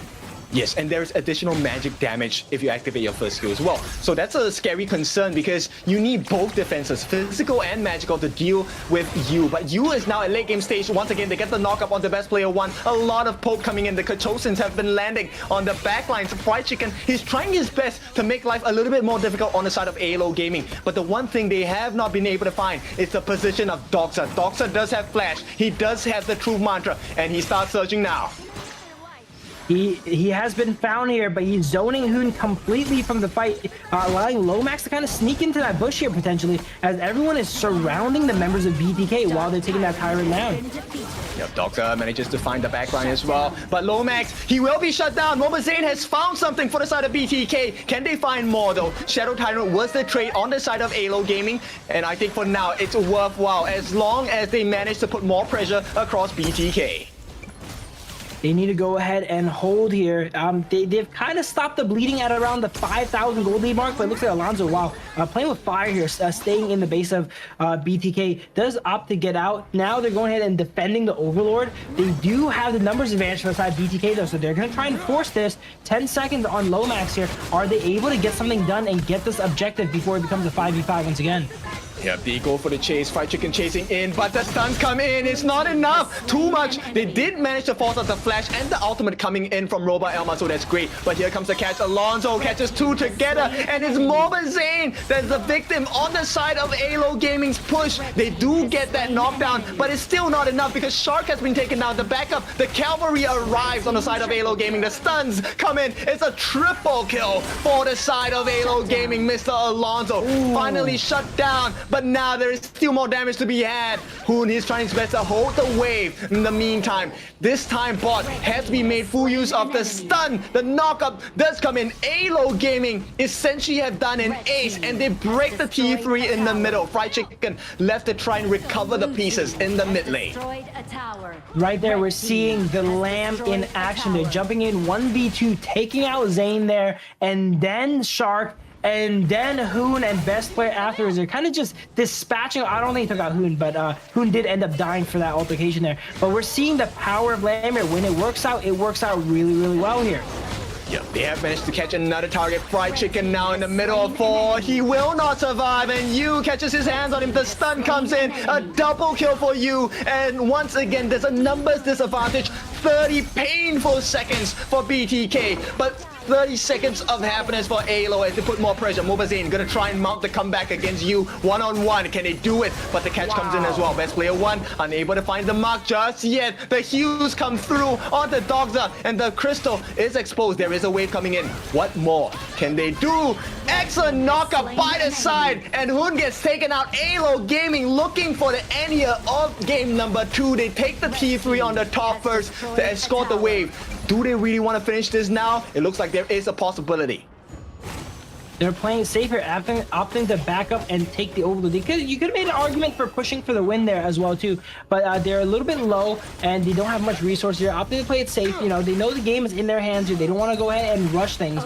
But can we look at you during these fights? I want you guys to really focus on how far you was able to get those autos. In that last fight, you were nailing them like from the middle of the lane all the way to the high ground, it felt like, right? Well, not in the squarely middle of the lane, but he was able to shoot them from so far away now that they have that sun pool and that late game acquired. Yes, a lot of pain, and the fact that Yu also has the Azure buff is a concern. While he does not have the Crimson buff, that's fine. Yu definitely needs a lot more mana regeneration for his first skill. And here we go. This is going to be the pushback on the side of AYLO. The stuns start to come in once again. There's too many control skills on the side of AYLO. Look at that damage he was able to get on the best player while he's behind his crystal, actually. He's able to outrange the crystal damage there and get these autos in and apply that residual damage we were talking about earlier, as best player gets absolutely nailed down by the Garo here. Has the Blood Rage shield, almost goes down there. Yep, Shark is all alone on the backlines on the side of AYLO Gaming. But AYLO Gaming, they've lost Yu. That's the major damage dealer on the side gone. Alonso as well. But still, it is not enough. Hoon has been taken out. Mobazane, maybe he can turn the game here. He has a lot of damage to offer, and they are starting to shut them down. No, the stun misses, the shutdown happens, and Mobazane has bought life for the side of BTK. Goes in for the chase as well. There is ultimates available for the side of Doxa. He cannot overstep his boundaries. Mobazane, they buy some time, and it's time that is absolutely necessary for BTK.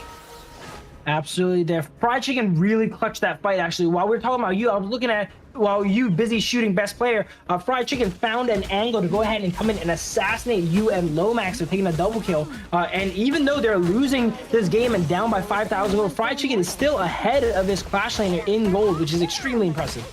That's great. I mean, they definitely need this, right? Because as we hit the later parts of the game, this is where the differences will matter. And in that shutdown, Doxa gets rid of Mobazane. This very well could be the lack of damage for the side of BTK. Once again, that positional advantage from Zayn being punished there, because this is going to be a crucial fight that they're not going to have Zayn here for, as he's down for 30 seconds. Waves are pushing in, and the base is barren here. Let's see how they go ahead and hold this 4v5. Yep, 30 seconds is a very long time, and Alonso is way alive. He's ready for the knockup as well. Yu comes in with the damage on the best player as well. The knockup comes in from Doxa, gets the truth mantra down, and they do get rid of Yu, but on the back lines, can they get rid of the main damage dealer? That is the Mai. Lomax has been causing destruction. They get the knockdown onto Fried Chicken, and Hoon, he is not tanky. He does have damage, but he's going to be helped out by Mobazane, who has been respawned. He is the lifeline that BTK need right now. Here we go. They're going to be holding all three waves here, 2v3. It looks like AYLO Game is once again playing it slow, right? They're not trying to push into the base there, even though they have all those minions there. They don't want to take that risk. They go ahead and back up and set up more of these ambushes we're talking about. That's true. And you know what? They really have held up quite long. And in another 90 seconds, there is a potential of a true 50-50. Maybe not true 50-50, but there is a chance of a comeback because of the Tempest Dragon. Absolutely. Everyone's coming on to full build now. This gold lead is not going to matter too much anymore. And as you guys probably know at home, whoever gets the Tempest has a really, really big chance of winning here. Yes, we'll see how that is going to start to work out. AYLO Gaming, they have dispatched you to try and work onto this Shadow Overlord, which is going to be a little bit of a deficit in terms of map control. No way, best player, he has been caught, slammed against the wall, and the takedown from Lomax as well. Fried Chicken knocks up 2, but the save comes in from the rest of the team. First life gone for the side of Yu. He comes back alive and kicking and shooting arrows. It's a double kill for Yu, as it looks like this could be very well the end of the game. Just left with Hoon as well as Shark. The two of them. Hoon does get the knockup, a lot of damage. Very nice job, but there is too many lives on the side of AYLO Gaming, and the crystal is exposed. They just have to finish this last bit, and game number 2 goes into the hands of AYLO Gaming. Really good fight BTK put up there near the end. Even though it was 22-46, they almost dragged it out to Tempest, in which honestly none of those kills in gold really matters at that point, right? Everyone we saw was coming up to full build. Even Hunair was super behind early game, had full build already there. So it was a full power fight. It's just they were down too much. They were hemorrhaging too much from those high grounds they lost earlier. The major difference, if it really went down to Tempest games, would have been just the difference in turrets, right? So at this point, it was still disadvantage for BTK because they already had a barren base. All T3s were taken. And I believe there was still quite a few numbers of T2s for the side of AYLO Gaming. Yeah, they would need to basically wipe the opponents at Tempest to go ahead and make that push go all the way through. They do have an Agudo though, so it kind of makes up for the fact that the enemy team still has a good amount of towers because Agudo was able to brute force down some of the towers there for them there. But unfortunately, we're never going to know because they did not make it there. As the final fight preparing for Tempest, AYLO caught him out. And we were mentioning already before, right? They're so dangerous from a bush without vision, and that's what happens there. They're able to get so many catches there. What was that? A 60+ kill game. This was a bloodbath. 60 plus? Oh, yeah, that really is a lot. I believe this is the heaviest kill game we have ever had in KMW, at least for the fall season, right? And this is really crazy stats here coming in. And AYLO Gaming really just, I mean, actually both teams went for a pretty risky pick with no tanks. Absolutely, and that's how we have so many kills, right? There's no one really protecting each other. It was just kills left and right. pure, you know, mechanical skill here of all these heroes here being so highly mobile and in mechanically intensive as well too. But it looks like AYLO Gaming comes out on top there. But that game, honestly, if it went a little bit longer, could have went either way. Yes, because there were a couple of nice ultimates coming in from Best Player 1 as well as Fried Chicken. But the goalie, this one, there was no argument, right? The fact of the matter is AYLO had very good control of the first few minutes of the game, starting from, I think, second minute. The moment they got the first blood, they really rode that wave and momentum and just continued gaining gold all across the map. Absolutely, and I gotta give flowers to Fried Chicken. Fried Chicken played his heart out that game, all right? They were honestly hemorrhaging too much as a team, but every single fight he did so much damage. He had done so much work. Not enough as Lamb here, Alonso on the Lamb here, as he gets MVP 16, 5, 10. This was a crazy game when Lamb has 26 kill participation. Yes, and not just in pro games as well, even in our community style, like your ranked games, dude. Every time we see like a an SSS style game right here. We're like, no, we do not want to play against the Lam. For sure, and that is exactly why we mentioned it's, you know, it either works or it doesn't work. But look at this, when it works, that's a lot of kills. Yep, it started off with this initial dive here. Oh, no, this was already pre-mid-game here. But of course, Alonso, this is one of the reasons why he's so feared, because he has a lot of iframes during that skill usage of the space split. He's able to negate and mitigate a lot of damage. And when the backup comes from AYLO game, you know it is so hard to play. Absolutely, and look at, I was mentioning also, look at all these displacements. Everyone on the side of AYLO Gaming has displacements. That's why Best Player got caught so many times. He was like in that bush above his red side, and then he would get pushed by 1, pushed by 2, pushed by 3, and by then he was dead, because they just were able to just maneuver and, you know, pinball the side of BTK. Yes, and the late game basis, you start to see why Sage's Sanctuary itemization is so important, because it buys you another lifeline, another chance to take a great fight. And with the composition with AYLO having such a great CC potential, it was so difficult for BTK. But of course, with that being said, that was just game number 2. We are at series point for AYLO Gaming. We'll be back after this short break.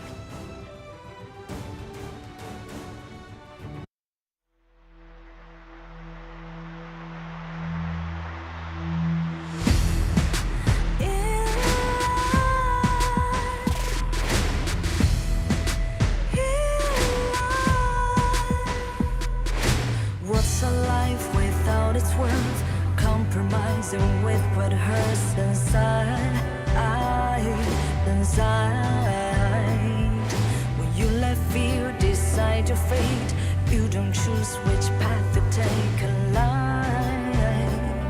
In life, I'm finally letting go of everything that still holds me. I'm against all odds, but I won't give up, 'cause it's my time to shine.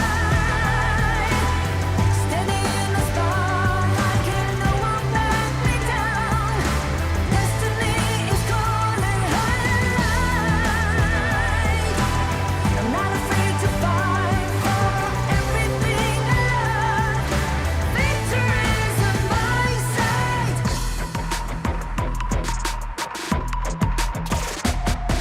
The more we lose, the more we gain. The more that nothing stays the same. In time, can't love ever, can't forget. What you see is what you get. Sometimes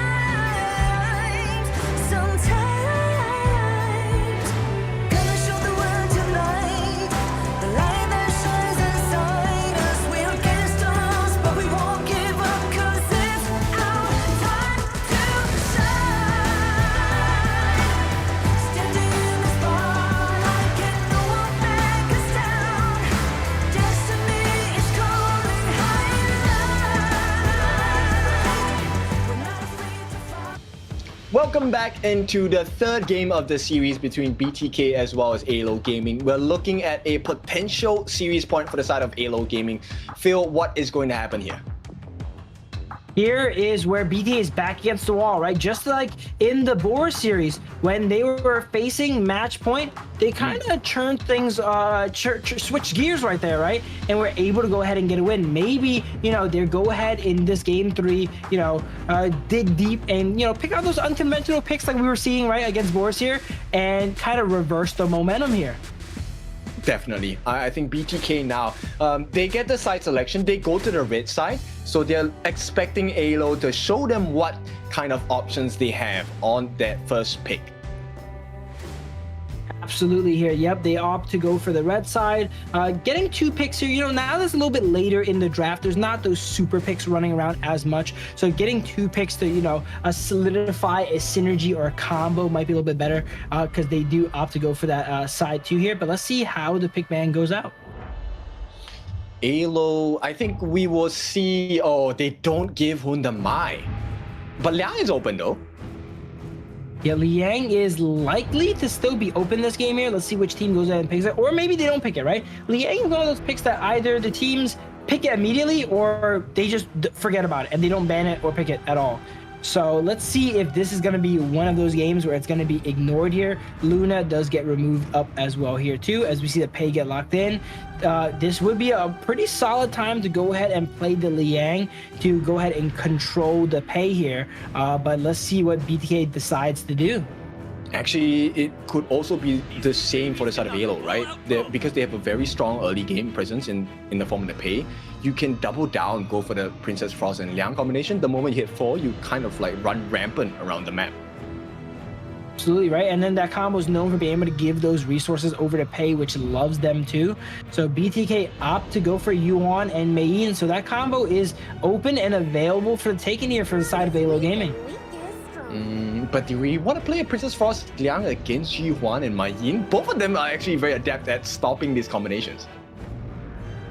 I think they're decent, but now that Yuan's picked, they do have the potential to flex Yuan in the mid lane though. So if they're really worried about Liang, I think they should just remove it here, which it looks like they probably will. But instead of the Princess Frost, they opt to go for the She, which honestly can play the same role as Princess Frost. Really? You will pick a Shi? I'm not convinced on the side of AYLO Gaming here. I mean, if you pick it out, I would rather you go for Gun and Mo to burst down the Yuan, or at least force out the Unending Sorrow. But the Shi does the same function, right? Maybe not as much of a burst, but AYLO, yeah, they locked that in. I think as a utility, Mage Shi plays a similar role. It's not going to have the as consistent of a like kill threat on the target that is grabbed up, but they get the added benefit of, you know, maybe at the end of that ultimate being able to pull the target to chain that crowd control even longer too, which could be what they're going for here. But yeah, Shi and Princess Frost, I'd say yeah, for the combo in particular, Princess Frost is probably a little bit better, but Shi has some other benefits they could do throughout the map and kind of enable this Pei to get even more ahead. True. I think AYLO were kind of expecting BTK to go with the Ogren. Ogren is great pick here though. Like there's a lot of sustain coming in from the Yuan and the Ogren. The only thing is, can they survive that early game pressure that AYLO is going to definitely put onto BTK?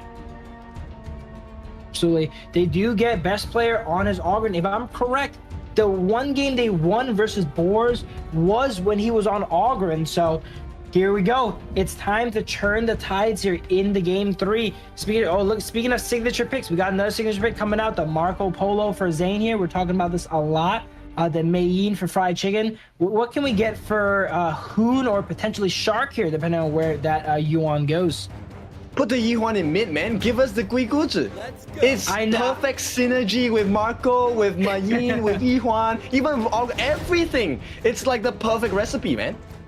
Okay, if he does not pick it here, why did he put that picture behind him there, all right? Exactly. They asked him, they're like, what hero do you want behind you here, all right? This is going to be potentially your final game here. If there was a time to bust out your favorite hero, it would be now.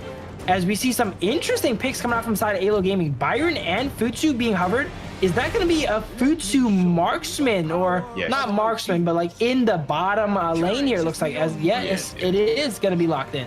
Oh no, this one is a bit tough. While he will suffer against Mobile Zane in the early parts of the game, the Liang is actually going to be able to... What? Oh, Athena Row? Whoa, we're cooking, Ken. We're cooking here for the final game. That might be even better than the Guaigutsu. I would love it. He's thinking about cooking here. He's like, all right, it might be my final game. I'm about to go out with a bang. Ooh, look at that. Yo, pick up the queen, man. Okay, Shark goes for the standard modes pick. Yeah, he's messing with us. I like it. I like it. Nonetheless, still a good pick. The Motsu makes a lot of sense here, but he had the hover, the decoy here to give a Kin a bit of a shout out there, right? As one of the top kois here. But there you go. I would have loved to see something like that come out, though. You know, it would make sense with the script, you know, that we were mentioning, and how last time they kind of busted out kind of random picks with the Flowborn Mage, and they pulled it off, right? It would go along well with that storyline there. But the Shark's Motsu is actually very, very consistent as well, too. We mentioned that's one of his most solid picks. He's able to get a lot of vision there with that Cannon Blast and apply a lot of pressure early, especially, you know, with the Marco Polo there, being able to bully out the Futsu, you know, having two of these, like, aggressive poke-style bot laners is definitely going to give Futsu a hard time. Yeah, you rarely see him miss. I think that's the one thing that sticks out to me about Shark's Mortar, right? I rarely see him miss, and there have been a couple of times where his think inside the box have been really on point.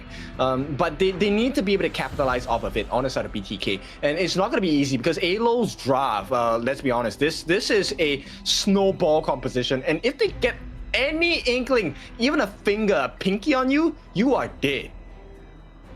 Absolutely here. Here we go, potentially match point here for the side of BTK. They need to lock in right now. And as we mentioned, dig deep, give them all they got here, because this is going to be your final chance.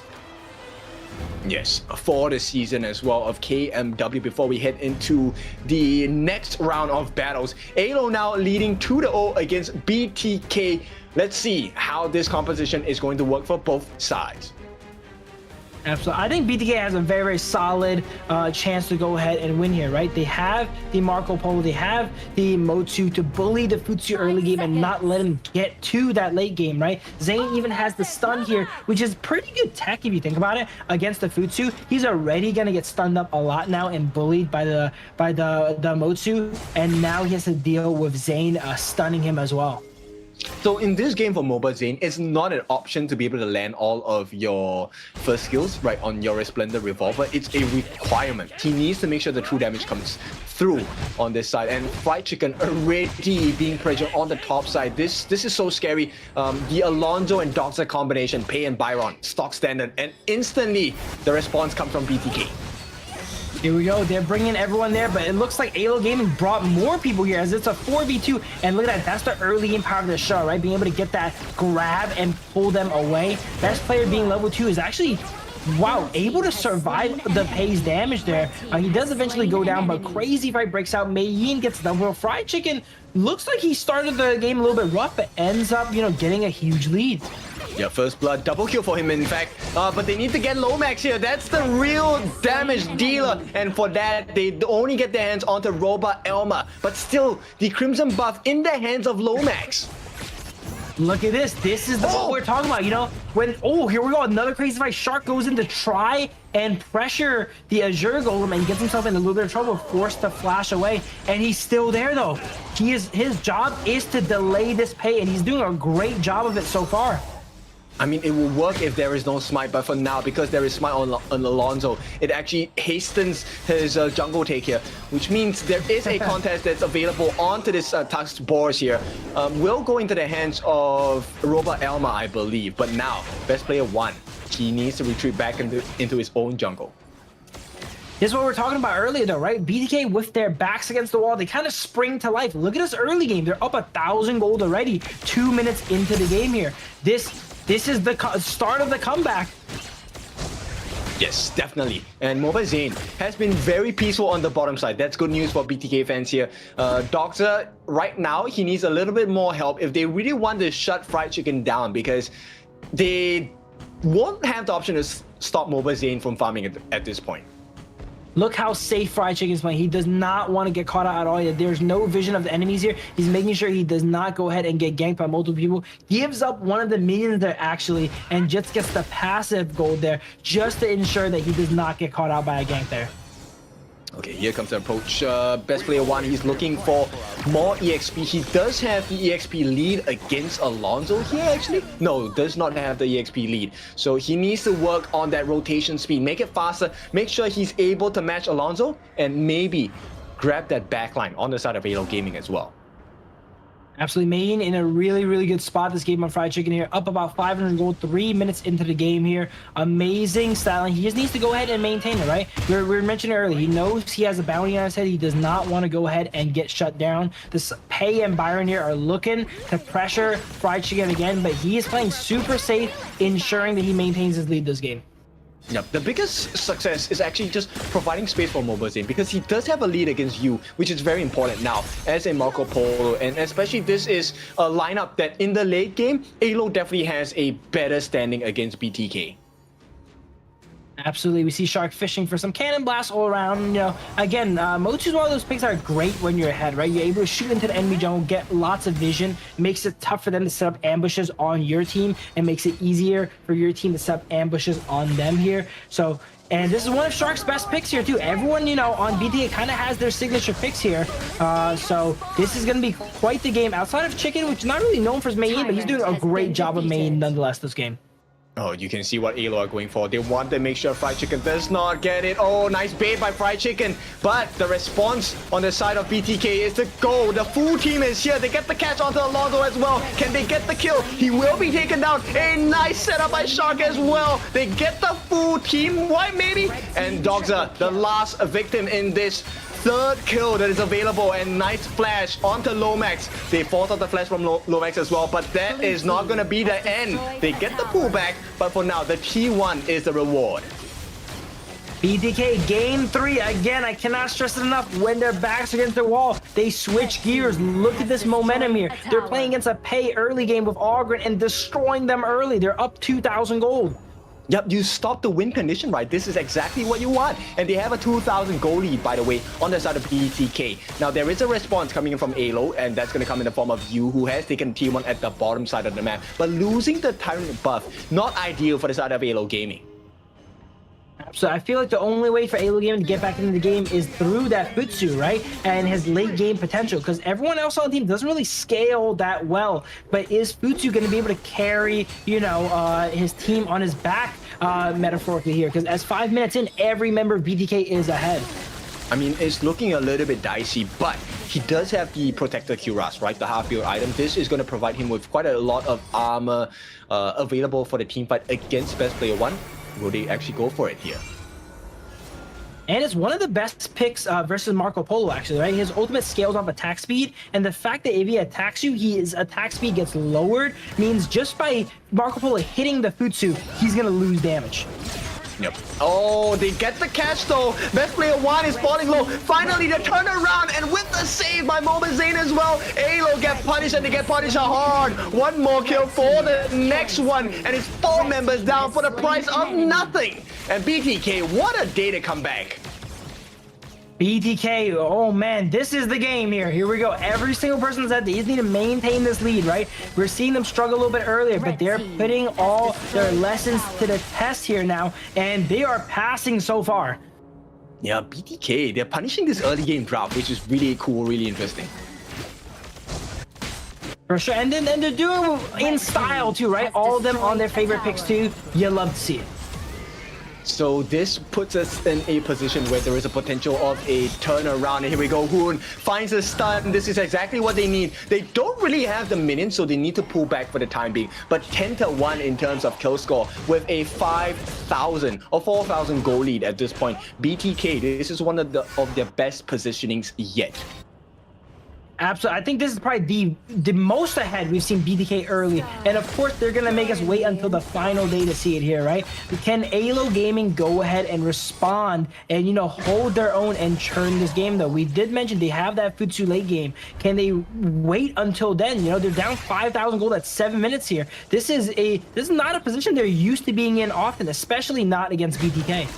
Oh, Lomax. Oh, the stun comes in. Beautiful. Shark gets the shutdown, and it makes the fall for Lomax as well. This is ideal for the side of BTK, and most importantly, ideal for the side of Mobile Zane, because they cannot allow AYLO Gaming time. AYLO Gaming has to be thinking, what is going on? Is this the same team we played against 2 games in a row last time? Because it does not feel like it at all, as it is 1-11 in favor of BTK. Yep, definitely not. And then T2 is going to be taken really quickly here. Now, they do make the trade on the side of AYLO Gaming instantly, in fact. But does this work out in BTK's favor or AYLO Gaming's favor? Because the wraparound comes in. Do they really want to over-aggress here? They get the catch. Yu is falling low. The armor does not matter here. And even with the numbers advantage, hang on, he is tanking so much. The life will not be enough. And BTK get the punish onto Yu. Absolutely. Here we go. 1-12. Their lead just keeps on growing here. They just need to go ahead and keep this up. Honestly, 5,000 gold is a sizable enough lead. They don't have to be too aggressive here and push for more. If they can just maintain this gap, they're on track to go ahead and win here. I mean, they get the Tyrant. That is going to be a power spike for the next 80 seconds. Well into that 10-minute mark. And for now, they get more advantages. Dogs are unable to push against the wave of BTK in the mid, which means T1 going to be secured. So it's a pretty open map for the side of BTK. For sure, they have a lot of possibilities here. They need to start thinking about setting up for these enhanced objectives here coming up, the Tyrant and Overlord. And if they're able to play their cards right with the lead they have, they might be able to actually get both at the same time. I don't think they should risk it, because the last time they did so, they lost. So right now, 6,000 gold in advantage, close to 7 in fact. BTK, I think they play this safe. Absolutely. Well, you can kind of, you know, take one and then go and fight for the other one, right? If you get the Tyrant, you should have the firepower to, you know, force the enemy team off the other one here. A big fight coming out. Over there with a beautiful ultimate onto 2 there. He goes down for it, but not before taking out 3 members of the side of AYLO Gaming. Yep, beautiful setup by Shark actually as well. Worth their think inside the box and the flash. And right now, Lomax gets punished hard. And there is no response from side of AYLO Gaming. BTK, they start working on the T2 in the middle. This could very well convert into a T3. Meanwhile, on the bottom side, Yu, he goes for the full commit. He wants to get that T3 as well. He gets it. Yeah, he does get it. Now, BTK, time is of essence here. Alonso as well as Doxa will be able to respawn in time. 10-minute right on the marker here. And somehow Yu does survive for a very, very long time. You almost took out Fried Chicken there and like clutched up the game and maybe stole base there, but Zane comes in clutch for the save and barely takes him out. So now we see the enhanced objectives up. BTK opting to actually they're doing both at the same time. I know. I mean, if you don't want to risk the Primal Bond, all right, this is the best way to do it. And it is a numbers advantage so far, right? They split the fight. Now they know that they have the advantage. Do they really want to go for this? Okay, they will. 80 seconds. They have scouted out that no other members of the side of AYLO Gaming around. So this will not go punished. For sure. And it will have a punish, but not the biggest punish. I'd say Overlord is probably worth Fried Chicken's life here. They're able, there's no objectives on the map to fight for now, right? It doesn't really matter that you're 4v5 and you're able to go ahead and clear their waves. But hey, they want this win here, and they know getting double objectives will surely speed the game up. As long as they don't get caught, though, it's best player 1. He does get the kills, and the stuns do come in. Rampage for the side of Hoon. This is his most powerful performance so far. Taking Dogs out, taking Lomax out, and now the hunt is on. BTK, the Kings have arrived, and they will get Robert Elmer as well. Alonso and Yu, these are the 2 lifelines left for the side of AYLO because they need a defense for the next 30 seconds. Here we go. This looks to be the game here. I don't see how AYLO Gaming go ahead and defend against this. A completely different BTK here in game 3 as they go ahead and show that they are not going to get 3-0 today. Yo, this one was a smash. 21-3 BTK. They come back, and they come back in convincing fashion as well. The big question here is, does this bring the momentum back into the hands of BTK? Absolutely. They're not out of the woods yet. They still need to win 2 more times. Both of these teams, they're going for, that final blitz of glory here as it's going to be both their final games in Survival Week. BTK, we've seen they're able to get that 3rd match win against Boars Gaming, but they weren't really able to keep it up. Can they go ahead and switch that up today here in the final match and go all the way? Yep, is it good karma, right? Because they set their counterparts in the form of LM to be in a good position to qualify into that top #1 slot of Group A. Will that favor be returned? Can they turn this whole series around and take it against AYLO Gaming? Because that game did look quite shaky. That game, if you ask me, I would not even know it was BTK, right? From BTK's past performance, we wouldn't really know they could play like that. They just, when it matters, they bust it out and they play that, and if they can keep that up and be consistent and have games like that all the time, they're gonna go far here in HOK. Yeah, we need more of these kinds of all-round plays coming out from Best Player 1. He was one of the main reasons why AYLO Gaming overdived. They were committed onto this boy, but Best Player 1 turned it all around with the help of the rest of the members of BTK. Absolutely, very, very good game here coming out from Best Player on his Augur. Hey, his Augur today is 100% win rate, right? You won both games on it, though. So that might be one of their secret weapons going forward here. But that's going to be very exciting. We're looking forward to match 4 coming out very soon. After this, here's a look at some of the stats here. We see, man, look at these kills on the side. I'm surprised Zane doesn't have a kill, by the way. Why did Zane not have a kill, Ken? Because Hun took it all. Maybe Best Player 1, 10, 1, and 5, he probably is the MVP. But Hun played a major advantage in the way that BTK took fights, because the range stunts coming from Hun really changed the state of the fights. And also, Shark this game, a lot more confident plays. The flash ultimates did make the difference, allowing Mobile Zane to get a lot of damage in. Absolutely, yeah, he was able to box up a lot of people there. While Zane was not getting any kills that game, he did soften up all the enemies for his teammates there, right? 63,000 damage. It was a bit of a shorter game, so not too many incredible damage numbers here, but definitely great job to both teams. Look at that graph right there. That's a very, very decisive graph. Yeah, and this is could be the very new BTK graph going into, even next season of KMW. Absolutely, yeah. If they go ahead and go back and review all the matches they had here, and learn from their mistakes and try to improve upon it, right? Increase their hero pool, everything. They definitely have a lot to grow upon, but we've seen them grow a lot already. Okay, so MVP, will you give it to Hun, or will you give it to Shark, or will you give it to Best Player 1?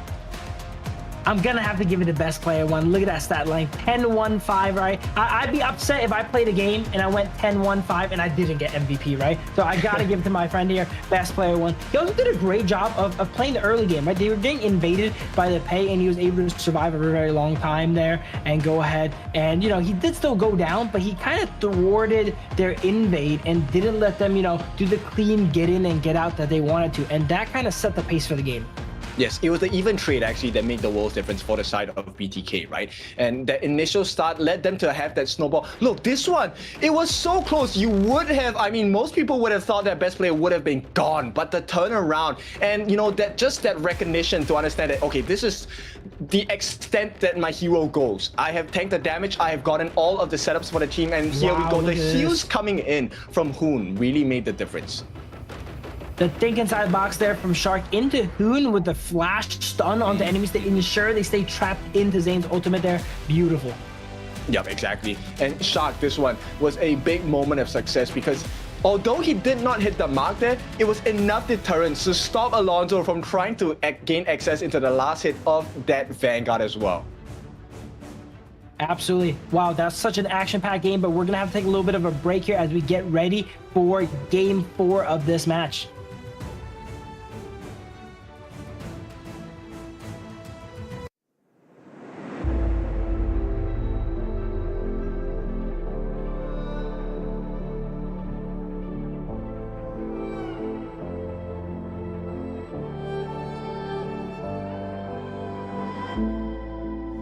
Strangers to the fallout, it's what got us here. Ever changing, some chameleon, blood, sweat, and tears. We'll never make it if we fall to everything that brings us down.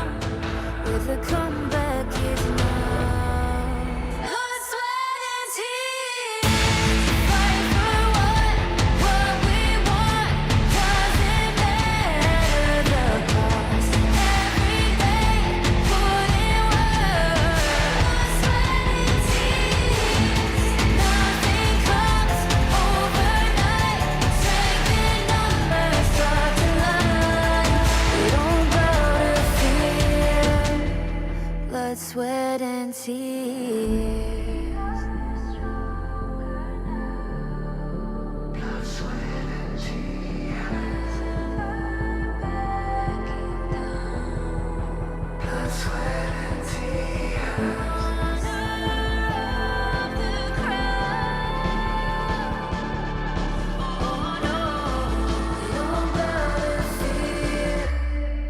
Blood, sweat, and tears. Fight for what we want. Doesn't matter the cost. Every day, putting work. Nothing comes overnight. Strength in numbers, dogs in light. We don't bow to fear. Welcome back, and it's time for game number 4 between BTK as well as AYLO Gaming. What a response from BTK. Can they continue this performance? If they win this game, it is going to be the first time they win 2 games in a match, if I'm correct here, right? So history could... No? Okay, maybe They did not. it yesterday. Maybe not. They did Oh, it okay, yesterday. they did you it can tell yesterday. them. Well, Yeah. wait, we need them to get the match win today then, okay? I was not here yesterday, Ken was here, but this is their chance. They need to go ahead and get that 2 before they can get that 3 here coming up. AYLO Gaming is not gonna want them to go ahead and take that down here, because they're, like we mentioned, they're the veterans, right? They're the old heads. They don't want these new kids on the block here running the KMW, so there's gonna be more on the line here than just bragging rights, as you can see.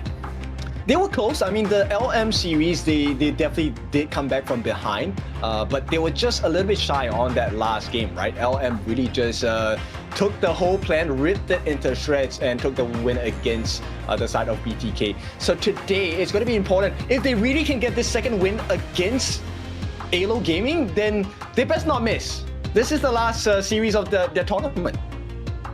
Absolutely. I'm gonna correct myself. This is the first time they're gonna get 2 wins against AYLO Gaming, because last time they played against AYLO Gaming, they got 1 win, right? So here's their chance to go ahead and show that they're more than a one-hit wonder, because especially against Boars Gaming, they're only able to get that 1 win. Here's a chance to stack it up on there. And then AYLO Gaming, you know, as we always mentioned, they're the veterans, they're the old guard, right? They're gonna need to go ahead and defend that title and not let, you know, the new kids on the block here get one over on them. And it looks like AYLO is going super serious for this one. Like, they are kind of comparing about the different sets available. Alonso definitely wants to prove himself better in this game number 4. So yeah, this is global pick ban. So now that we are up to the 4th game here, a lot of heroes are out of the pool here. So now we're gonna start to see some more, you know, lesser seen heroes come out, and these more niche compositions come out, because all of the textbook stuff has been taken out already. Gun and Mo still available. I still get the potential wish from both Hoon and Lomax. Come on, someone give me that Gun and Mo. I think there's a really good chance Ganemo comes out this game here, though. But Mai obviously needs to be banned out from the side of AYLO Gaming. It's one of the few mid laners that BTK has not played yet that is very, very priority here. We see the Arlie ban, which is basically the inverse of the Mai for the side of AYLO Gaming. So bans are gonna be pretty standard cookie cutter for both sides here. It's gonna come down to what the teams opt to actually pick in role. I mean, this leaves BTK with just Chano, no? They already exhausted the Arlie. There is no more demons here. There is no more Marco as well. And no Lung because it's banned. So Chano is the next best pick. Absolutely, Channel could definitely be the pickup here, but then we can also, you know, see AYLO Gaming set up a counter pick with something like the, you know, the Consort U here, right, which has a decent matchup against that. And depending on BTK's lineup, if they don't take enough magical damage, that could be just a great pick as well here too. So lots of options on both sides here, but now we're getting more niche with it, right? We see Zhang Fei being picked up by AYLO Gaming. I'm surprised they haven't picked that one up yet. It was actually a BTK that picked that one up game 1. Actually, I thought I saw it, but it was on side BTK here in this series. Now BTK, they gotta start to think here. What is available for them? The Dharma is available here potentially too, right? Dolia, Dharmia, double Ds. I know Kin loves those here. Could actually get locked in here, but no, we see the Monkey actually get picked up before it gets banned out, because we know AYLO will ban it away from Best Player 1. Well, what's better than double Ds? The MD, right? Master degrees here coming out for the side of BTK. And this one's going to be tough though. AYLO, they get one of the most damaging drafts available. You have the, perfect board with the Zhang Fei Ultimate Unbridled Outburst, you get the slams, the stampedes, and then you finish off with the Marco Polo Fever Barrage. That's definitely a combo you see very often. I'm surprised it took until game 4 for it to come out, right? It was because both teams, you know, kind of were taking bits and pieces from that synergy. But now AYLO finds a good position to go ahead and lock it up here. The Yijing and the Zhang Fei have very, very good synergy, and throw Marco Polo into the mix. It's going to be a good time. And then Kin was correct here. Chano is one of the last few options for the side of BTK, and they do opt to pick it up. That's one of Zane's comfort picks as well too. So everyone on the side of BTK have relatively comfortable picks, even though they're up all the way here to game 4. Yep, smart ban by the side of BTK. This one really fits the bill for Fate, right? AoE galore. But BTK, I think they also need to ban out the Fatih. This is a huge risk against... they ban out the Musashi. This means the Fatih is available for the side of AYLO. Absolutely here, and AYLO might want to consider removing the Dharma, right? Yeah, we haven't seen the Dharma being played yet too, and Dharma with the Dolia is gonna be trouble here. But looks like no, BTK heard it. They're like, no, you are not getting the Fatih. We're gonna head and lock that in now, leaving Doxa with not many options here left in the Clash lane. That's true. At the same time, BTK, there is an option for the mid lane Gun and Mo. Would it work in this composition? I'm not sure. I'd say it's a little bit tougher to get the Ganimo going now, because you're going to be shouted at by the Zhang Fei, right? Especially now with the Han Shin coming out, it's going to be really tough. The Han Shin Lee Bang combo. That's another combo right there we talk about in the past. Yes, exactly. The dive potential on the side of AYLO is so scary. But once again, this is very dependent on a successful start for the Hanxing, right, in the jungle. So BTK, if they can redo what they did in game number 2, they can definitely tie this series up. Absolutely, yeah. If they can just go ahead and win that early game, right, stop that aggression from the side of AYLO Gaming. Whoa, look at this here. Is this the Hoon Kongming coming out potentially? Yeah, it looks like it is. There we go. Yes. I had to double check if it was jungle here for a sec. This is going to be one of Hoon's picks that he says he likes playing here, but we definitely don't see him play it a lot in professional play. But a pick he likes to play on stream, you know? And to be able to bust it out here is going to be very exciting to see. He did mention on his streams that he will play the Kongming, so the audiences get the wish that they wanted, right? So BTK, this is a pretty decent drop. This one requires, once again, Fried Chicken and Best Player want to open up the fights, and hopefully they will be able to melt someone down low enough on the side of AYLO. This is also a great counter to the Hanxing pick, because if they get him low, no matter how far you run, the winning strategy will connect. It requires a block instead. Absolutely. The Dolia and the Monkey have great synergy as well. Not too many heroes, I'd say, with great resets. They're Kongming ultimate resets, kind of, you know, whatever, because you want to go ahead and use it in a way that you reset it by yourself here, right? But in case you go ahead and miss that, the Dolia can reset it for you. But we're mainly going to be looking for Dream Roam resets here from Best Player to go ahead and brute force down the side of AYLO Gaming, which, while they're kind of bruisery, I don't think they can go ahead and last in an extended fight with someone like the Monkey that's built for it. Actually, there's a lot of options, right, for Shark to explore. You can even give the double Fatih ultimate as well, right? It might change the fight stance, because then you get the insane amount of sustain and lifesteal, but also get the damage worth from the Fatih ultimate. So we'll see what Shark chooses in this 4th game between AYLO Gaming and BTK. Once again, we are at series point. AYLO Gaming just needs one more win. Absolutely. And I was going to bring up that Hoon was mentioned he wanted to play some Kongming Teleport, right? But he opts to go for the Flash this time here. The Kongming Teleport might be a little bit too much cooking, but we see you here take the stun Marco Polo to kind of going ahead and matching what Zane gone ahead and did last game here with the stun. I guess since he played against it, he figured out, wow, that was pretty good actually, right? So he goes ahead and locks that in here. But here we go. The Gojo skin on Hoon here. Very, very exciting. One of the best skins in the game here. And let's get this game on the road. Yes, and right away, Hoon actually starts off aggressive here. So he's going to get the initial clear, and Lomax opting to go for the help onto Alonso here. And this is going to be contesting AYLO. They start off good on the bot side. And he has the smite, so it makes a lot of sense for Zhongfei to go ahead and start with that one there and remove a camp away from BTK's side here. I will have to say, though, Coming, one of the strongest, surprisingly, early game skirmishers, as he's able to get his passive in, which is kind of like another ability there. Level 1, he's extremely strong. Speaking of extremely strong here, everyone, wow, look at that Shark barely getting away from the extremely strong gank here from Lomax, as he has to burn his flash and leave him with 1 HP. Yep, the ult just in time here. And with the jump shot, they will be able to push Lomax back for a little bit. But this guarantees the Firehawk, or maybe not. There is a TP coming down, and this has to be the jungler, right? Best player? Nope, it's not him. It is Hoon who actually TP'd down. But with that being said, now AYLO Gaming, they want to focus on the farm here. They already have a 200 gold lead. Not the biggest, but it is going to start snowballing.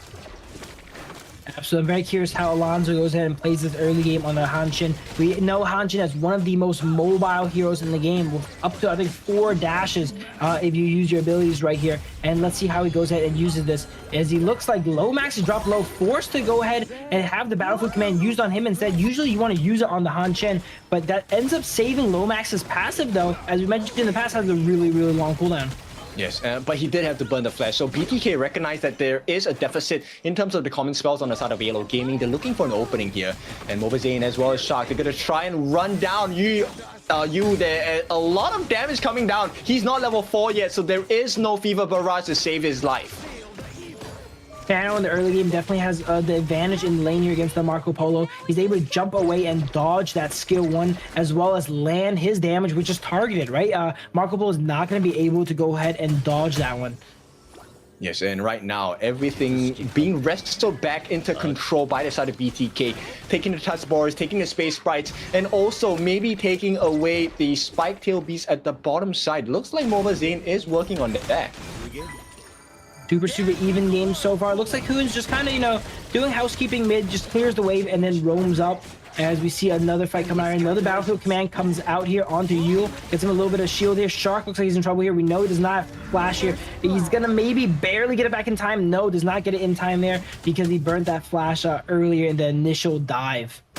Yeah, first blood going into the hands of Alonso, but there is a potential of a return here. Fried Chicken and Hoon working hard, will not have enough damage to be able to force Hoon to use his ultimate. But Lomax is low. Does he have his passive? He does have it, I believe. Wow. Will not be forced out just yet.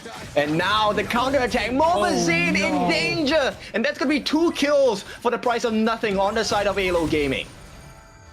Alonso's so ahead here. Level 7 goes in and dives in. There's not much you can do, especially when he has backup from the likes of you and the Zhongfei there.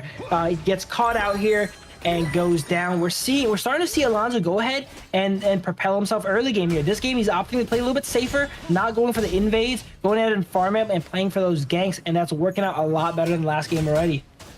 Definitely, and you can start to see that both teams, they're looking for that advantage. Here comes a TP, got Battlefield Command, the stun comes in as well. Fried Chicken is doing his best under the tower, but it's just not enough. And AYLO Game, this time they get a killing spree. Not only that, they get a secondary kill onto Mobazane as well. Shark is trying to buy time for the team. Best player 1 has arrived. Can they get some return? Can they get a consolation prize? Will not happen, as AYLO Gaming stand 4-0. Wow, what a great early game for AYLO Gaming. That's why that combination is picked together. The Hanshin's able to maneuver the map so efficiently, and to be able to, you know, kind of always call in the lead bank to actually help him out there when he needs it. Like right there, where he needs a little bit more juice to take someone out, he's able to do so. And dude, this is the kind of like a classic combo we have not seen in a while, right? So it's nice to see it go ahead and come back out. Most teams are a little bit afraid to bust it out, but not AYLO Gaming. Yeah, I mean, this is potential game point, right? And they have a safety net in the sense of a 1-game loss. So that's worth it to try. And this is one of the most irritating heroes to play against, the Hanshin. When he's farmed out, he's hard to kill. He's very mobile. And there is a potential of a 1-shot burst or a 2-hit combination, killing off players like Hoon. And with that, they get the setup as well with the Fever Barrage. The defense comes in and they get absolutely destroyed. Even Hoon cannot survive. Hoon and Shark, the first 2 to be taken down. And the map is open for the taking on the side of AYLO Gaming. Yu does end up going down, so it's not quite like they didn't go home with anything here, but AYLO Gaming squarely ahead in kills. But look at the gold, Ken. What's going on? They're up 5 kills. but only 200 gold. Maybe they're prioritizing these kills too much and not really farming up efficiently. That's true. We have to see where the major goal difference is at. And it's going to start showing in the mid lane, right? The biggest goal differential is between Hoon as well as Lomax, which is great. So Hoon needs to make sure that he manages to get a couple of kills in his favor for now. And right now, Alonso giving information for the team, but he himself wants to go in. The backup comes, and it's not going to be enough. And right now, oh, hang on, it's a shutdown. Fried Chicken turning it around, and best player 1 gets rewarded as well. On the bot side, they do manage to get rid of Mobile Zane as well as Shock. It's a 2-for-2 trade, but I think it's working out in favor of BTK. He thought he had enough firepower there to go ahead and burst out Fried Chicken there. He was a little bit short there, and we were mentioning earlier the Lee Bang, once he runs out of damage, he kind of doesn't do much, right? Hanshin is kind of similar as well too. They kind of they need to kill you in that one rotation, or they don't do much there. And since Fried Chicken was not able to be taken out in that initial rotation there, he was able to sustain up and take them out in that 2v2. Yep, not ideal for the side of AYLO Gaming. But BTK, once again, they're starting to shut down the members on the side of AYLO Gaming. This is a good habit to have. While the goal difference isn't the biggest, it's still within that 1,000 range, which is not bad. But look at this gold kit. It is actually in BTK's favor. They're down 5 kills, but up 1,000 gold. We haven't seen this in a while, actually. Yeah, so like we said, the kills don't really matter. You need to convert it into resources. You need to convert it into advantages across the map. So there is a T1, 2 towers taken from the side of BTK. They've managed to take the T1 in the mid and the T1 at the top. So this is where that gold advantage comes from. But right now, they need to make sure that they dive deeper, maybe get access into the T2s, and then they really can secure the rest of the neutral objectives. Absolutely. And I would say while AYLO Gaming is up on kills, every time they do go for kills, they have to invest a lot, right? They have to invest the battlefield command, displace Doxa. That's someone that's not out there farming their lane. So they are able to get kills, but they're going to be hemorrhaging farm and side lane pressure because of that. That's right, and this is going to contribute to a little bit of difficulty later on. Oh, hang on, the bot is laid down. Does not manage to catch out Zane, but the damage is insane coming out from the rest of the team of AYLO. AYLO now have to run, turn tails because Yu is falling low. At the same time, rotations are coming in by Hoon. They want to catch out the farm laner. They want to catch out the mid lane as well. Dream Roam onto Lomax, and the heals do come through just in time, and the bait has been set. But can they finish this up? Because Roba Elma, oh no, it's a killing spree. They get to that 1-for-1 trade. A Marco for a channel as we hit the 8.5 minute mark. And BTK, they're just playing the map a little bit better right now. Absolutely. They're up 2,000 gold here. They're just able to get these side lanes pressured up and grab them farm. It looks like, speaking of side lane pressure, Alonso is trying to go ahead and make up for that here by pushing in that clash lane. This is kind of what Hanshin is known for, right? Maneuvering around the map and being really annoying, stealing towers too, because he can go from one tower, from one lane to another really, really quickly here. He has the Blood Rage on him, so it has to be kind of more of a bruiser style Hanshin. Very curious to see that build. Because that usually it goes full damage, but then it used to go tank back then. This could also be a little bit of a hybrid build coming out. Very curious what Alonso's picking up there. Yeah, we will take a look at the items in a short while, right? But at the same time, one of the weaknesses that is very readily seen on the side of Alonso is that Hanshin really consistently needs the Azure buff. And when he's not having it, the cooldown reduction is one thing, the mana regeneration is the secondary thing. Yeah, it's kind of like a Luna, right? He wants to dart around the map, and that requires using abilities. And if you don't have infinite mana, like the blue buff kind of enables, you're not going to be able to, have that mobility and also be ready for action all the time, right? So he's going to have to focus on securing that Azure Golem. It looks like Best Player and Fried Chicken are trying to go ahead and get that away from him, though. But I'm pretty sure Alonso got it already as he goes ahead and joins his team for this potential fight here. No, he does not, actually. Okay. Yeah, he did not get it. This is huge for the side of BTK. The board is laid down. There's a lot of damage coming in. And with the Battlefield Command, they clean house on the side of AYLO Gaming. Can they get rid of Best Player? Yes, it is 3 for the price of none. And do they get back on to that Azure buff? Yes, they do. But this one goes into the hands of Yu. And right at the 10.5 minute mark, the timing could not have been better for AYLO Gaming. Absolutely, and we were mentioning these compositions are explosive, and look at this. When they work, they are very, very explosive. 3 for 0 on side AYLO Gaming. Great board, Zhangfei and Marco Polo combo, but it looks like fight is not over yet. Zhangfei secures it on 1 HP and barely goes away here. Yule will go down for that though, but Zhangfei is still here in the fight, really close to Unbridled Outburst, and he goes ahead and tries to take down Shark here. Yep, this is a great sequence of events, but Alonso, he has to walk away, will be taken down. The greed is punished, this time by Hoon, who says, you have overstayed your welcome. And there is a potential for turnaround. It is now still a 1,000 goal lead for the side of BTK. Absolutely. It looked like he was able to just get behind Lomax there, but ended up not getting behind him there to go ahead and block that ultimate. So he gets that kill there. Great pickup for Hoon here. Hoon is actually really ahead this game in gold.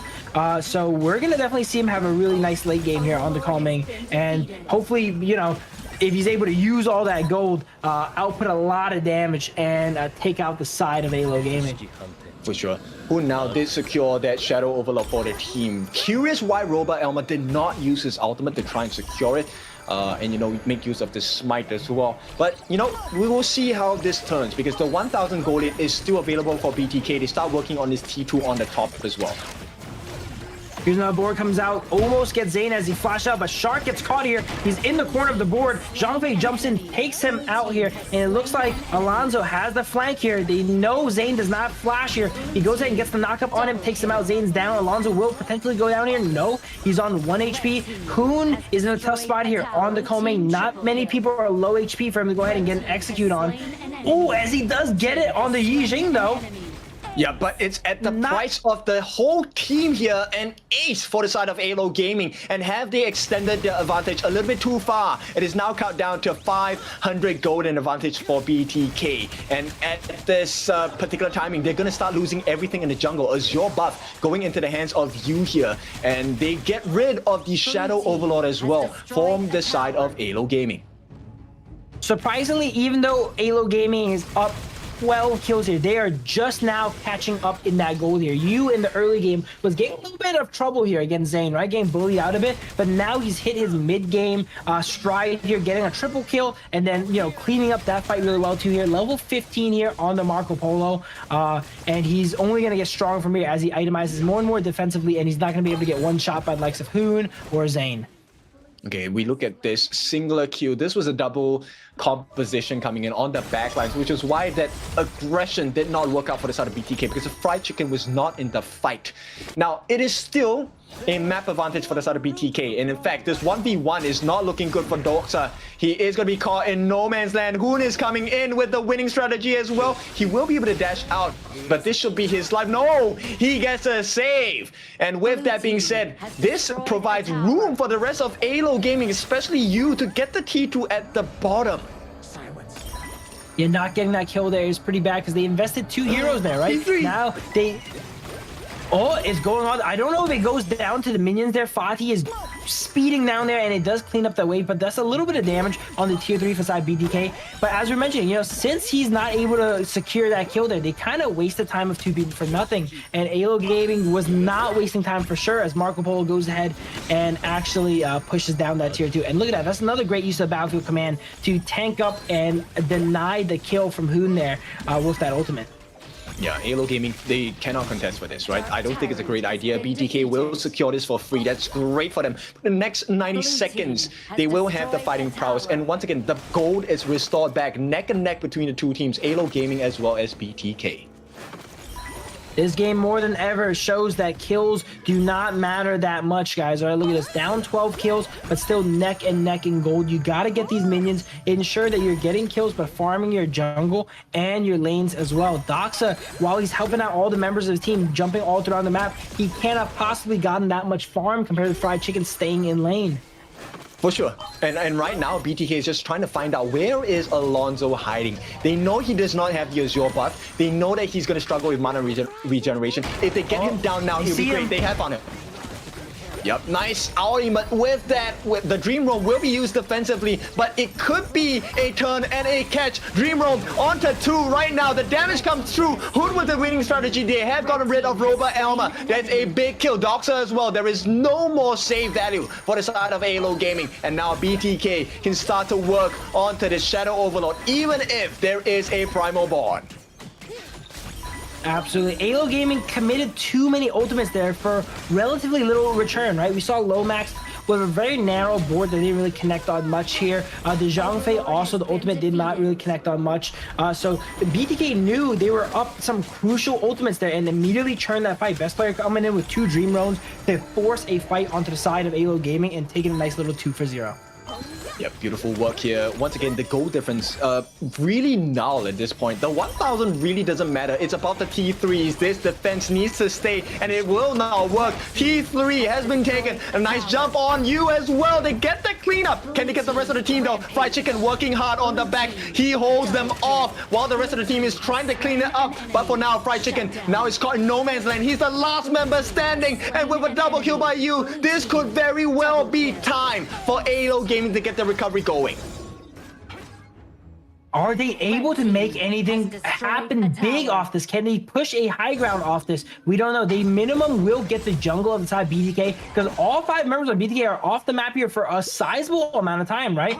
There's no objectives for them to push here. They're not opting to go for towers either because they do not have the minions. So they're gonna look to use this timing here as a little bit of a map reset here, right? Get the waves, go ahead, pushing in their directions again and prepare for the next objectives here. As we see Hanjin try to kind of brute force down that high ground. Be a little bit tough about minions there, but he gets a bit of chip damage on it though, nonetheless. As much as you can, right? He's going for the full tank build here with the Dragon Rage, with the Blood Rage, as well as the Overlord's Plate Mail. So this is all about just surviving the initial damages of BTK. And so BTK will do well for themselves if they can really get the burst down onto Alonso, because he will be that big turn condition. Alonso is the one responsible for bringing Doxa into the fights at the appropriate timing. So as long as they figure out their timing, they should be able to win the team fight. But AYLO Gaming, they will not allow that for sure. Absolutely. Alonso going ahead and building tanks, so kind of leveraging his team's damage there, like you mentioned here, leveraging Doxa's damage, because Doxa does have an impressive amount of burst damage here. Speaking of damage here, board comes out, does not quite connect. Both sides are, again, they're in this moment where they know like the next fight is going to make or break them here. So they're playing really, really safe. Oh, they need to back out now. Yu has been caught out. Dream Roam catches on there, but the backup, the backline is being exposed by AYLO Gaming. Killing spree. Moba Zane has been caught out. Now there is a lack of damage. Fried Chicken, first life gone on the backlines. Yu fighting one-on-one. No, it's a 3-on-1. Excuse me, and Fried Chicken is gonna get fried. And right now, AYLO Gaming, they have a 4-on-3 matchup. This is numbers advantage for them. A lot of sanctuaries on the side of AYLO Gaming. Looks like they might potentially push for the end here. They know they have more lives than their opponents here. Both Marco Polo and the Hanshin here have that revive capability coming in here. We see Monkey going with the Dream Roams here. Connect on the Lomax. Passive is not quite popped yet. He's just on a hair here, trying to go ahead and provide as much pressure as possible, but they do fend them off, and this game looks like it's on track to go to Tempest here. Yes, definitely Tempest timing. We are at 18, close to 19 minutes. Oh, but the backline, Hoon has been caught. Can they survive? He needs to survive this for sure. One more hit will do it. Hoon makes it out safely. At the same time, the Tyrant is super low. Here comes the TP, Battlefield Command. Can they get the damage in? Will not be able to do so. First life of Yu has been taken down. Moba Zane is back in the fight, but the board has been laid down. The crucial kill tab coming in from this side of Best Player 1. They're turning the fight around. BTK, but Moba Zane has been taken down at the same time again. Alonso, Doxa, and Lomax, the 3 of them are super low. Death timers are very long at this part of the fight. Alonso wants to get that Crimson Golem, will not be able to do so, and the lifeline has been bought by BTK. Absolutely here. We also see a high ground just kind of get snuck down here on the side of AYLO Gaming here. Wow, look, very low Alonso there. Wait, could this be game here? 4 down for AYLO Gaming. Wait, that's game right there, looks like. He's going to be forced to try and take out these minions here. There's a little bit of weight. Is he able to take him out? He is able to take him out, but no, that's game. BTK just kind of sneaks that win. It looks like they were, you know, really even, if not behind there, but just one good push from them, and they were able to secure the game. It is now 2-2. It had to be this way. A last series of the season of Survival Week. and we have a best of 5, full 5 games with BTK now maybe on the verge of their first ever series win. Absolutely. AYLO Gaming is definitely starting to scratch their head here. They're thinking like, hold on now, guys. We started as 2-0. I was mentioning, when teams get that reverse sweep momentum, it's really, really strong. They're kind of questioning themselves now. Hey, let's stop messing with them now, guys. Let's stop playing with them. We gotta lock this down here. Last game, sure, you have a little bit of leeway to go ahead and, experiment a bit, but now it is up to match point for both teams. It is do or die for both of them here too, to cement their legacy, as we mentioned. And big picks, right? Coming out from BTK, look, the Kongming for the side of Hun. A lot of internal requests during his streams now put onto the pro stage has been really working its wonder. But you were also talking about the best player, Menki, plus the fried chicken Fatih. Absolutely. And dude, I love the combo coming out from AYLO Gaming, but it's just that even though they're able to get kills, that was all they're able to get. We cannot stress here enough here on the stream. If you just get kills, it doesn't amount to much. This game is a perfect example. They're up 10, 12 kills in the mid game and behind in gold because they get that kill and they're not quite able to, secure the farm from their lanes or push it. And that's largely because of the Lee Bang pick, right? If you're forced to constantly help out your team across the map, you're not going to be able to farm here. And that's why Fried Chicken was able to go ahead and have himself such a gold lead on his laner, even though he didn't really take him out most of the time.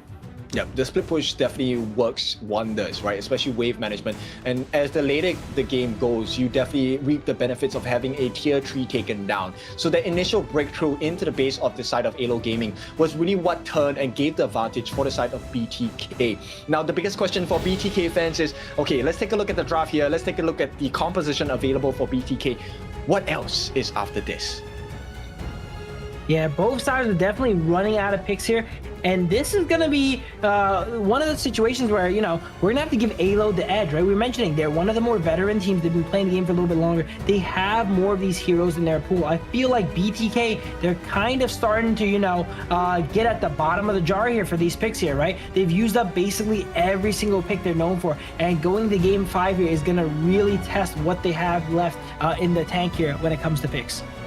Well, before we really think about what's possible for the side of BTK, let's talk about the potential of the MVP here. Who would you give it to? Look at the stats here. It has to be best player, right? Look at this. Most damage dealt and most damage taken here. 1 for 1 here. Strongest tank and damage deal there. He was just such a strong front line. And Shark most of the time was sure resetting his Dream Roam, but he was able to, kind of force those initiations. We're mentioning in the mid game where he saw that AYLO Gaming used a lot of crucial ultimates. He's able to Dream Roam forward twice and force that fight there and capitalize on the fact that AYLO doesn't really have their stuff, and no one else could really do that on that team other than best player. But it looks like no, it's actually Fried Chicken here coming in with a 557 KDA here. He did do a good amount of damage and got a lot of gold. We were mentioning he was oftentimes not really against someone in his lane, and because of that he was able to get really, really farmed up. Yep, the split pushing power on the side of Fried Chicken was number 1, but number 2 was he was always consistently in between the players on the side of AYLO Gaming, separating the fight. And look, the first part of it, look, is great. They got the kill onto Mobazane and whatnot, but always, constantly, either Fried Chicken is doing the split push or he comes in for the finishing blows. Absolutely. And it's just when you look back at these highlights, I'm seeing them being at 14 kills to like 4 here, but they're down 3,000 golds. I just can't imagine where they're hemorrhaging that gold here, because they're not that down in towers most of the time here. Later on in the game they were, but in that early game, they definitely lost a few waves doing something they shouldn't have been there, and that really set them behind in gold. Yeah, also with the steals of the camps as well. This one was a learning lesson, this time for the side of AYLO Gaming. So BTK, all of their learning has come to this point. We'll go for a short break. When we're back, we bring you the final game of this best of 5 series.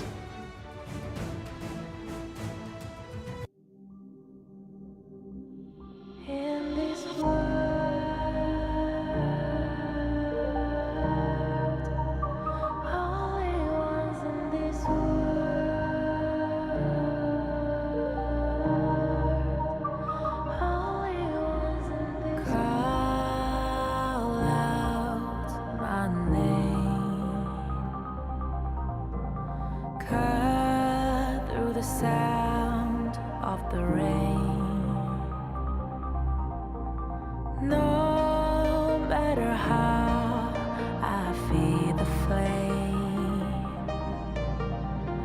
you know I feel the darkness and the pain. All of the ways we tried to break free from the night, you know we made it out, we found the light. I fly so high, light up the skyline. Let's do it this time, like it's a whole new vibrant world.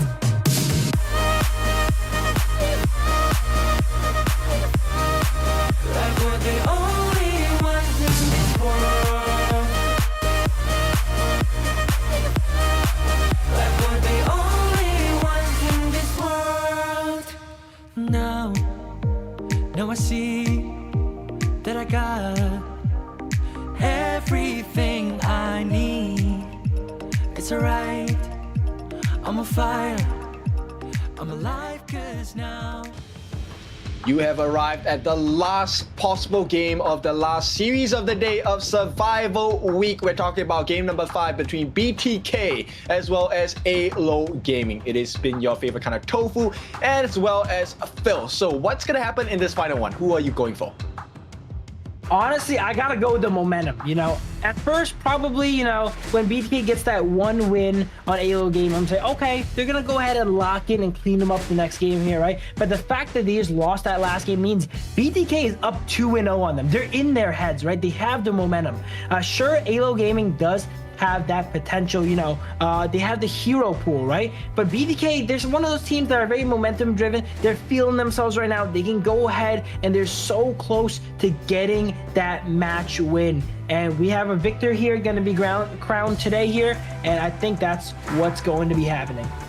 But regardless of what happens, the true victors are the audiences, right? The viewers are definitely happy with this result. This has been a very impressive comeback and a very impressive showing from BTK for their fans. Now, the question is, who will take the final strike in this best of 5 series? Because winner takes all in this one.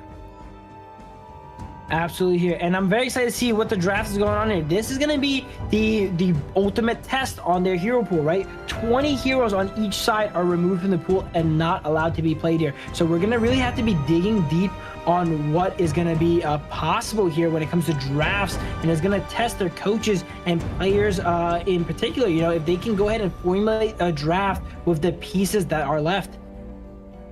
Okay, will we see the Princess Frost as... No, this is not Princess Frost. This is Garden-Mo, guarantee, right? For BTK, Here we go. It has to be. We were saying we're looking for it, right? I think Hoon definitely is more of a Ganamo person than the Princess Frost, so that's definitely something to think about. But interesting that BTK, you know, Liang is such a contested pick, but they've saved it all the way until this final game here in Game 5, where it matters most, and it's a great time for it to go ahead and come out. AYLO Gaming is now picking up these. I would say these are great, like blind pick, all around picks that they didn't really use for some of their more pointed drafts in the past, right? Renji, Yuan, these are, you know, staple, more cookie cutter picks. They're not bad, but oh, there we go. Look at that. They're hovering it so far. Yep. All of the comments about the hero pool on the side of BTK, they're showing everything now. Last game of the last series, there is no way we will have any more surprises, right? There we go. Ganamo and Flowborn Marksman locked in. They have a great duo there to take out the target that is locked up by Liang. This is exactly what Kane was predicting here. And it makes sense, right? A lot of Hoon's signature picks has been picked away already. This is the one remaining one there. BTK has a very solid strategy outlined here so far. They have a lot of damage, a lot of telegraph damage, but Liang being able to hold someone down means it does not matter. Yes, I think there's a lot of control, a lot of burst damage as well. The question is, for the side of the Clash lane, who did they pick? Because they have really exhausted a lot. Byron, Charlotte, Mayin, Fatih. Yeah, basically every one of Fried Chicken's picks here has been used already, they might actually, follow in Doxa's footsteps last game and go ahead and pick up the Lu Bang, which we've seen Chicken play before in the past too. But it is, again, we're kind of running out of picks to use here, especially when Dharma and Guan Yu is also removed away from AYLO Gaming side. Okay, now that it's completely open, why not just pick up Xiangyu, I guess. Xiangyu, I mean, if they love to dive, then get the Xiangyu. Low health, Hegemon Slash, you get rid of everyone. Or you can even go for the Nerza pick, right? Just play the map. I like the way Kin is cooking it. I'm a big fan of the Zhang Yu pick. Let's see if Fried Chicken opts to go ahead and choose it, because again, there's not many good options left. Sometimes it's not about picking a good option, it's about picking the lesser of the evils here, right? I'm trying to think hard here. Is there any other Clash laners that could fit in this position here? Yes, there is. Miyu could be a good option too. Maybe pick up the Miyu, have that split push 1v1 potential, right? Could be a nice option too. Makes your team a little bit weak to Succubus though, but it shouldn't matter that much. I'm thinking that's the last kind of viable option they can go pick up here. Ada? Okay, interesting. Now, that would really work and spice things up. I was kind of thinking the Lupu, but never mind. Ada as well. Go shit. Okay, it's because you want to lock them in a singular spot, right? So I guess that kind of makes sense. You lock them in a singular spot, and then you get the ultimate, the freshly forged into the couple blades by the gun and mo. Makes sense. You also make aiming easier for Mobile Zane with the arrows shower as well. So let's see. AYLO Gaming, they go for the Dun pick, and I don't know, this one once again truly 50-50. It's better execution wins.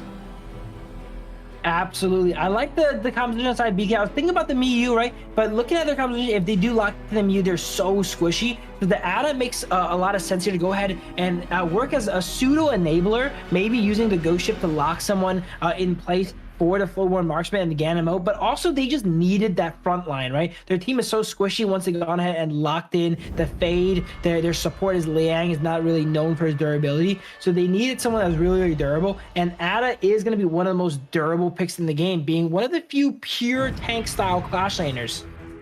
Okay, look, you're already this deep in the pool, right? BTK, I think, just do what I love to do, which is a lot of people hate it. Invade your level 1 buff as a Liang. You're able to do it. Just go for it. Yeah, you are able to set those books down, right? And if you set 3 books on a buff there, that's a lot of DPS, and they're probably not going to expect it too, right? Looking down a Fade, they're not going to expect that bit of invasion there. Maybe Liang and Ganemo can go ahead and set up a play for both the Boars and the buff, as they have amazing early game clear potential.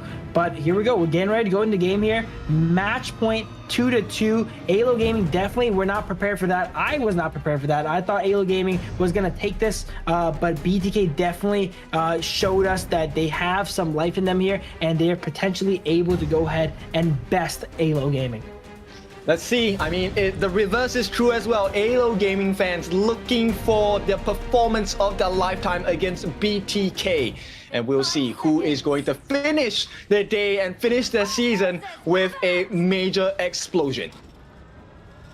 Absolutely. I would say AYLO Gaming, they have a lot of pressure on them, a lot of pressure on them. They're the favorites, right? Anytime you're the favorite, you have so much pressure against you, especially if you're one of the more veteran teams, right? BTK, they're playing kind of carefree right now. Of course, they want to win, but they know they don't have that many chips hanging on their shoulders this game. And I think because of that, they're able to play a lot more freely here and be creative with the picks here. It looks like Shark is going to go with Ganemo here in the mid lane, trying to clear out that way. They do not opt to go for any invasions this game here, though. So pretty traditional jungle from both sides. Wow, look at you with the aggression here onto Zane. Oh no, Mobile Zane. One flash will do it. One flash. Oh, they force out the flash from Mobile Zane. And with that, the job is done for the side of you. Absolutely. Getting that flash in super early. He's going to relay that information over to his jungle and mid for sure. And they're going to set up for something later on. We've seen this happen prior, right? A flash is burned. We think nothing much is going to come from it. But a minute later, when they least expect it, they set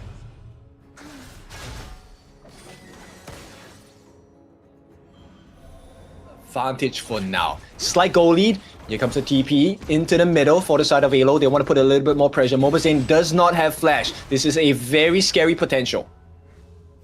I think, yeah, the turning point is going to come out when Lomax opts to go ahead and set up a roam down bottom with the Dune, because they know if they want to, they can brute force down a kill on Zane fairly easily. Shark doesn't have really the tools to defend him, and he doesn't have the tools to defend himself currently. Oh, hang on. The flash from Doctor. Oh, this one was a little bit closer. And this is why you pick the Arta, right? Very tanky, able to hang on. And he recovers his health pretty well. So he's able to sustain in lane against Doctor for a little bit. Also forces the flash, which is great. For now, they don't get the things they're looking for on the side of AYLO Gaming. Absolutely. The Ada pick, you know what?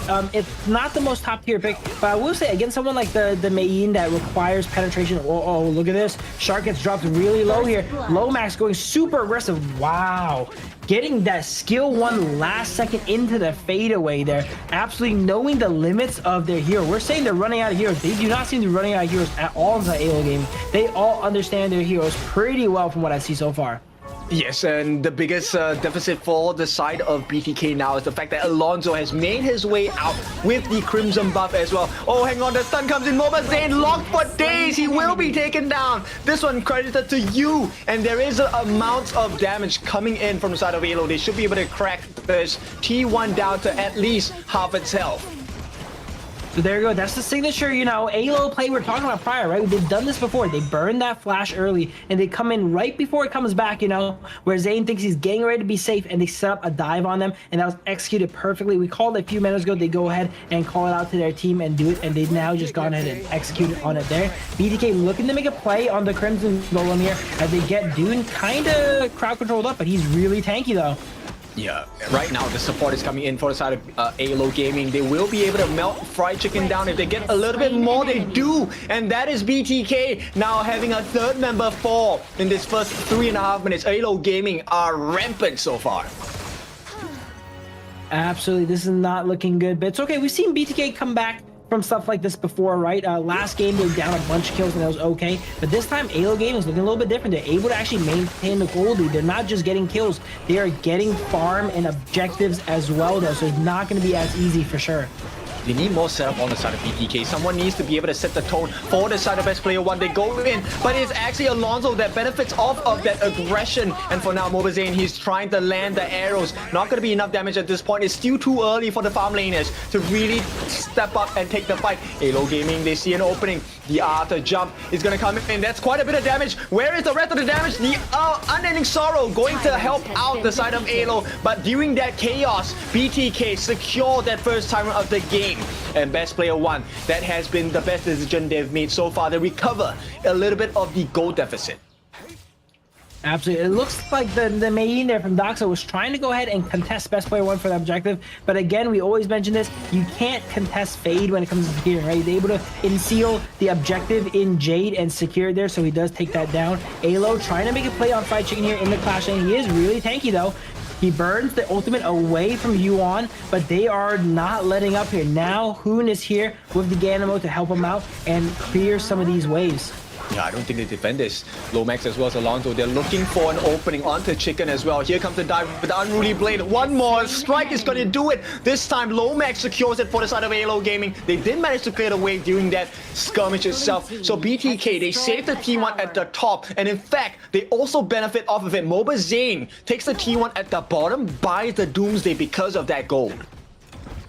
Absolutely. I would say, while that's a kind of questionable defense there, Fried Chicken almost got out there, right? If he had a little bit more help, he would have gotten out there and defended and not went down as well, which would have been optimal. But super close here. Another fight comes out here. This Dune has been getting their ultimate reset almost every single fight by the Dolia. Great synergy between the Dolia and the Dune here currently to get so many Unruly Blades off. I mean, that's the beauty of the double Ds, right? And of course, with that being said, Shark is being chased down. One more strike, the flash comes through. It's not going to be enough to get that auto attack. And Moba Zane, the second one to fall as well. AYLO, they will not allow this situation to happen. BTK struggling to keep up. Absolutely. It is 0-6 here in favor of AYLO Gaming. Again, they're not up a monstrous amount of gold, but they're definitely up a lot more than last game here. And this game, they're focusing a lot more on the farm and objectives here instead of purely just going for kills. which is okay, right? For now, BTK, they're still keeping up, even though there is a slight lead for the side of AYLO. I think as long as they match the towers, it should be fine. They're going in for that final hard, and Jane Mark will not be able to get the kill at all. And with that, they're still chasing in Fried Chicken. He's making the call. They want to finish this fight and win that gold advantage. But on the backlines, Alonso catches eyes on the Boars. Shark is low. The stun wind slash does not help out in this matter for now. But Hoon as well as Shark have been taken down. And AYLO Gaming, might they have overextended? At this point, Fried Chicken, he's trying to set up the fight against Mobazane. Mobazane will have the ability to lay down some damage. Maybe Robert Alma has taken a step too far.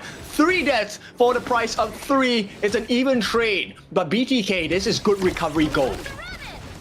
Absolutely, BT is showing signs of life here as they get some shutdowns there. That fight kind of started off pretty rough there, right? Shark grabbed someone with the ultimate, but Hoon did not have his ultimate available to go ahead and immediately take him out, which kind of dragged on a fight longer than you usually would see with the Liang. I would say BT in this game, they have not really been comboing Shark with the Giganimo that much so far, right? We need to see him go ahead and set up their ultimates to take someone out without real movement or counterplay there. But it looks like AYLO Gaming is able to position in a way that does not give Shark those easy ultimates.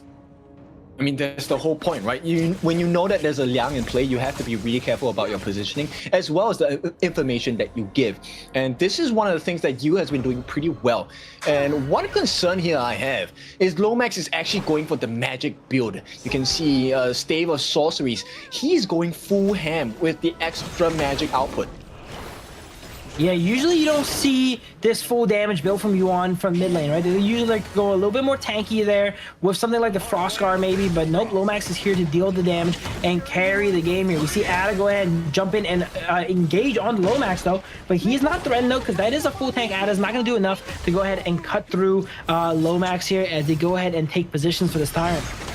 Okay, nice catch on the side. Hoon is trying to lay the damage in, but it's Shark who gets caught. Flash by Hoon. Everything getting burned out from the side of BTK. At the same time, there is an open target in the form of Dogza. And right now, they do get their hands on Hoon. The jump in continues. Alonso with the heals and a rampage for the side of Dogza. This is all going haywire for the side of BTK. Only Mobazane and Fried Chicken are alive. But even at this situation, Fried Chicken has to go and heal. The T1 is going to be secured for AYLO Gaming.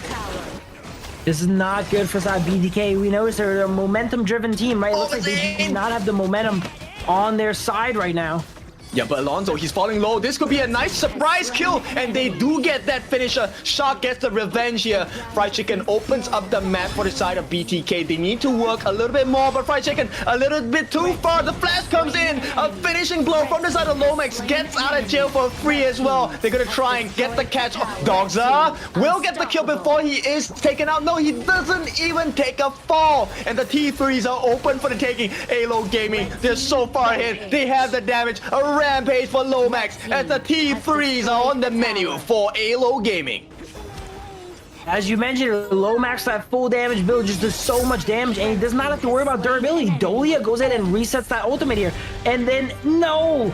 Right there, best player tried to go ahead and save the game, but it's just too little too late. 1v4 at the end there. AYLO Gaming clean it up and come out victorious. It seems like they had a good amount of momentum, but it stopped here.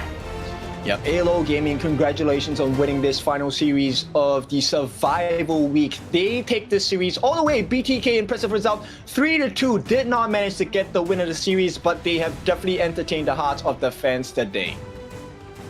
Absolutely. Both teams were not going to be making it out of Survival Week here, but again, they're playing for those bragging rights here, right? It's going to be the old guard versus the new kids on the block here, and they do successfully defend their title, but that was definitely a lot closer than they expected. For sure, and you can tell the improvements, right? I think BTK has only had access to the game for what, 3 months or so. So the fact that they're lasting this far in the competition, able to take games back as well, it's a mark of improvement. So we're curious to see how far they can bring their game up to. In the meantime, there is also another battle happening, which we'll cover later on. These are the games that are happening off stream. LM are currently fighting Boars in a best of 5 series as well to determine who is going to be at the end of the road for the top of Group A. Absolutely. Earlier, we were mentioning that Boars was going to be out since they'd gone ahead and were not able to get a 3-0 on BTK. A little bit wrong with the math there. I'm going to have to blame Ken on that one. But it seems like if Boars ends up potentially getting a 3-0 against LM, they still have a shot. So it's going to be a little bit rough and uphill battle for Boars, but they do have a shot to still make it out here. Here's a look at the final stats here for both sides. I would say, again, we already gave them a lot of credit here, BTK. They really fought their heart out, but against a veteran team like AYLO Gaming, is going to be tough. We mentioned they have the hero pool, right? They have the experience, and they show it here too, but they did bring up quite the impressive fight against them, though.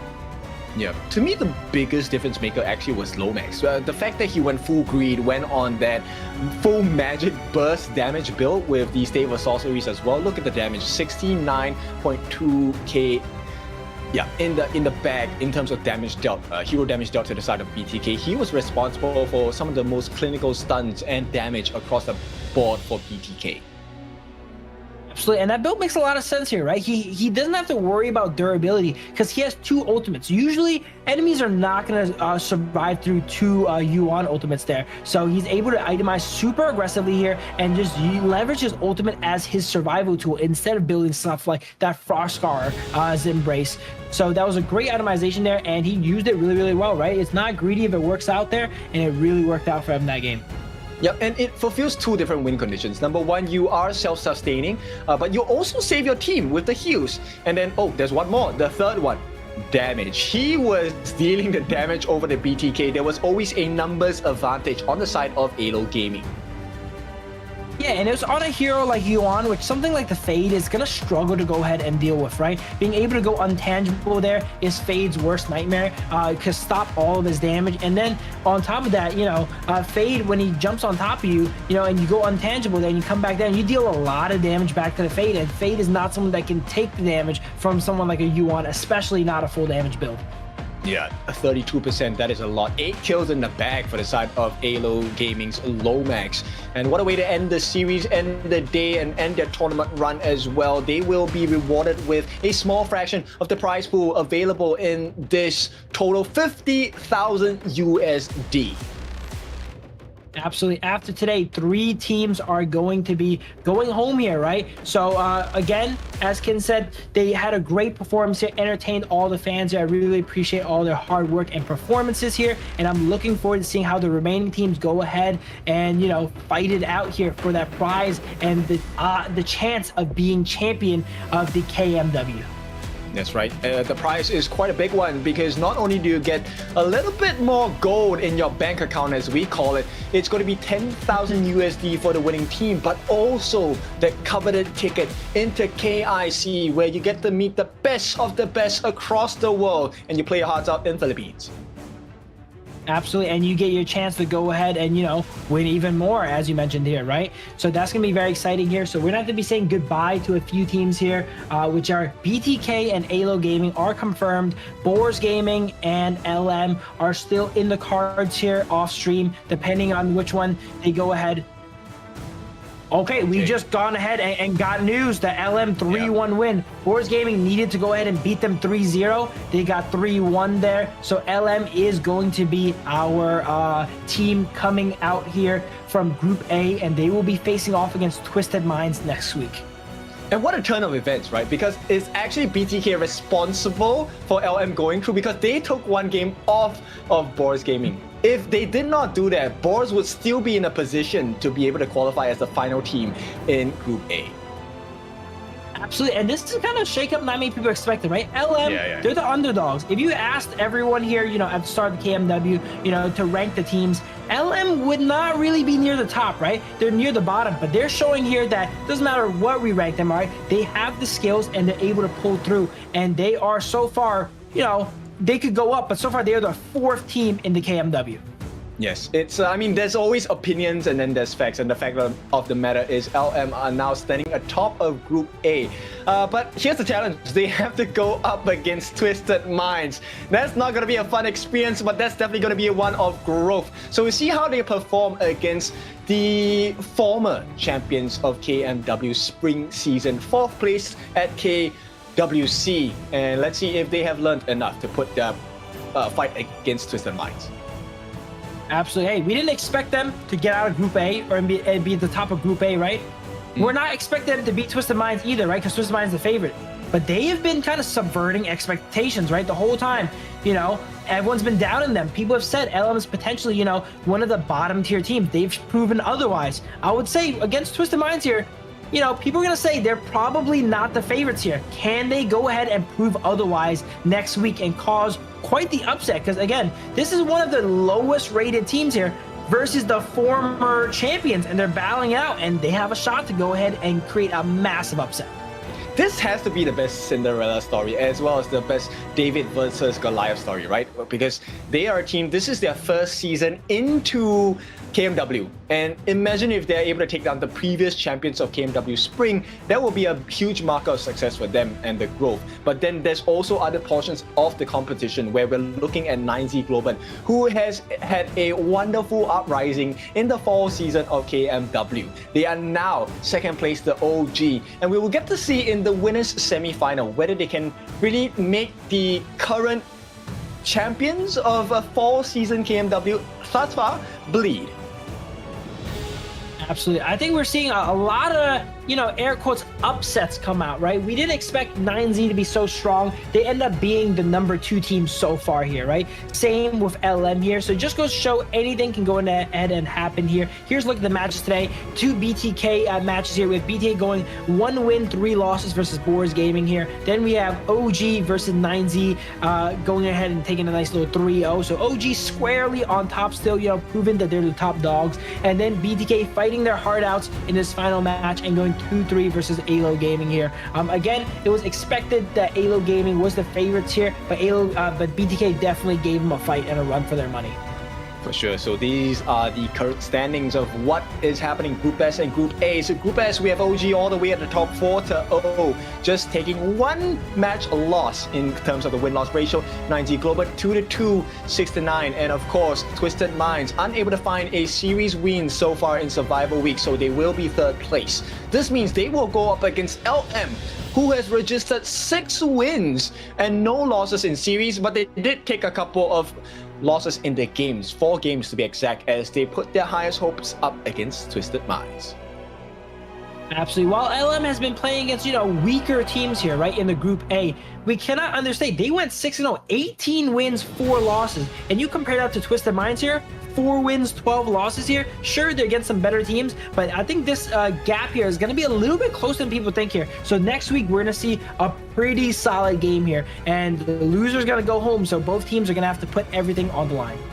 Yes, a lot of expectations to be filled for both sides, and these will be your brackets. We'll start off with the lower bracket, round 1, with Twisted Minds going up against LM. Loser, of course, will be going home.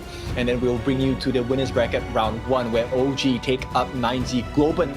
Loser of that has a second chance. That's a reward for being in Group S and being of the winners bracket. They will go up against the winners of the lower bracket, round 1, of which we'll have a roundabout and find out who will qualify to be in the grand finals.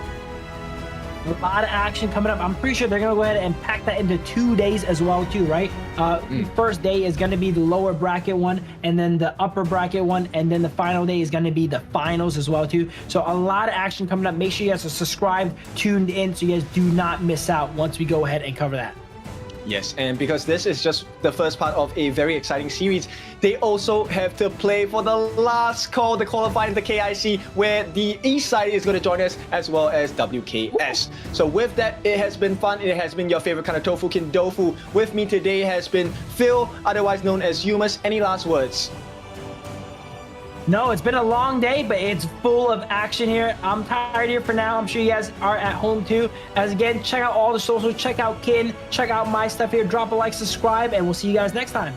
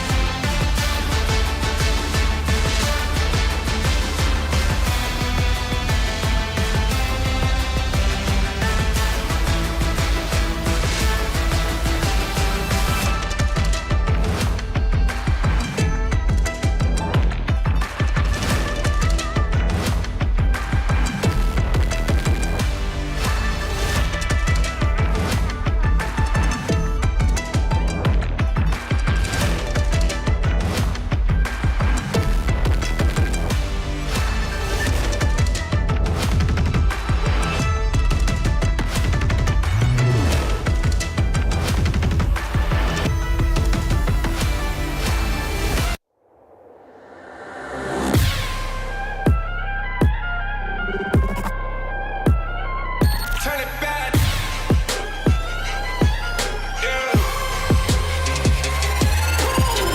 Gear out the weapon, getting ready, counting down.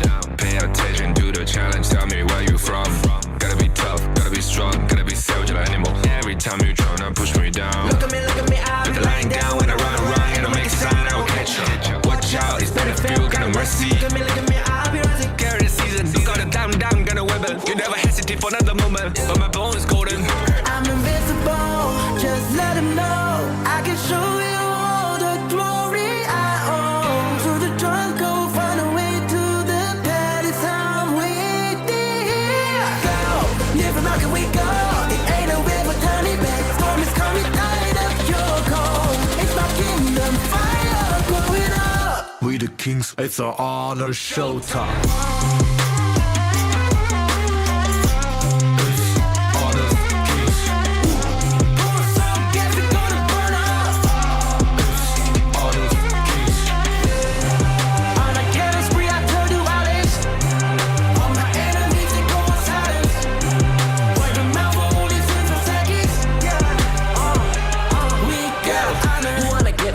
Kind of the one who made the rules.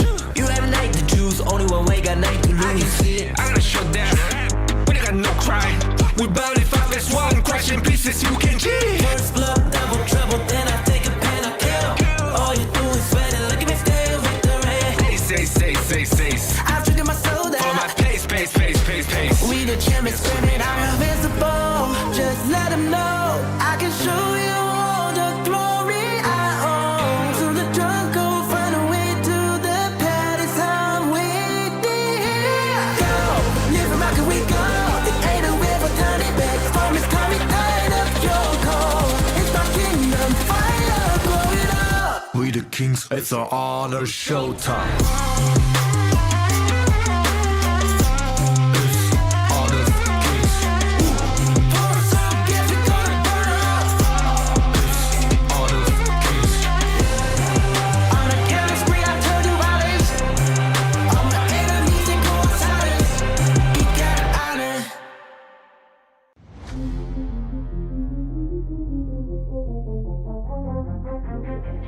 I said I'm born of this, I'm born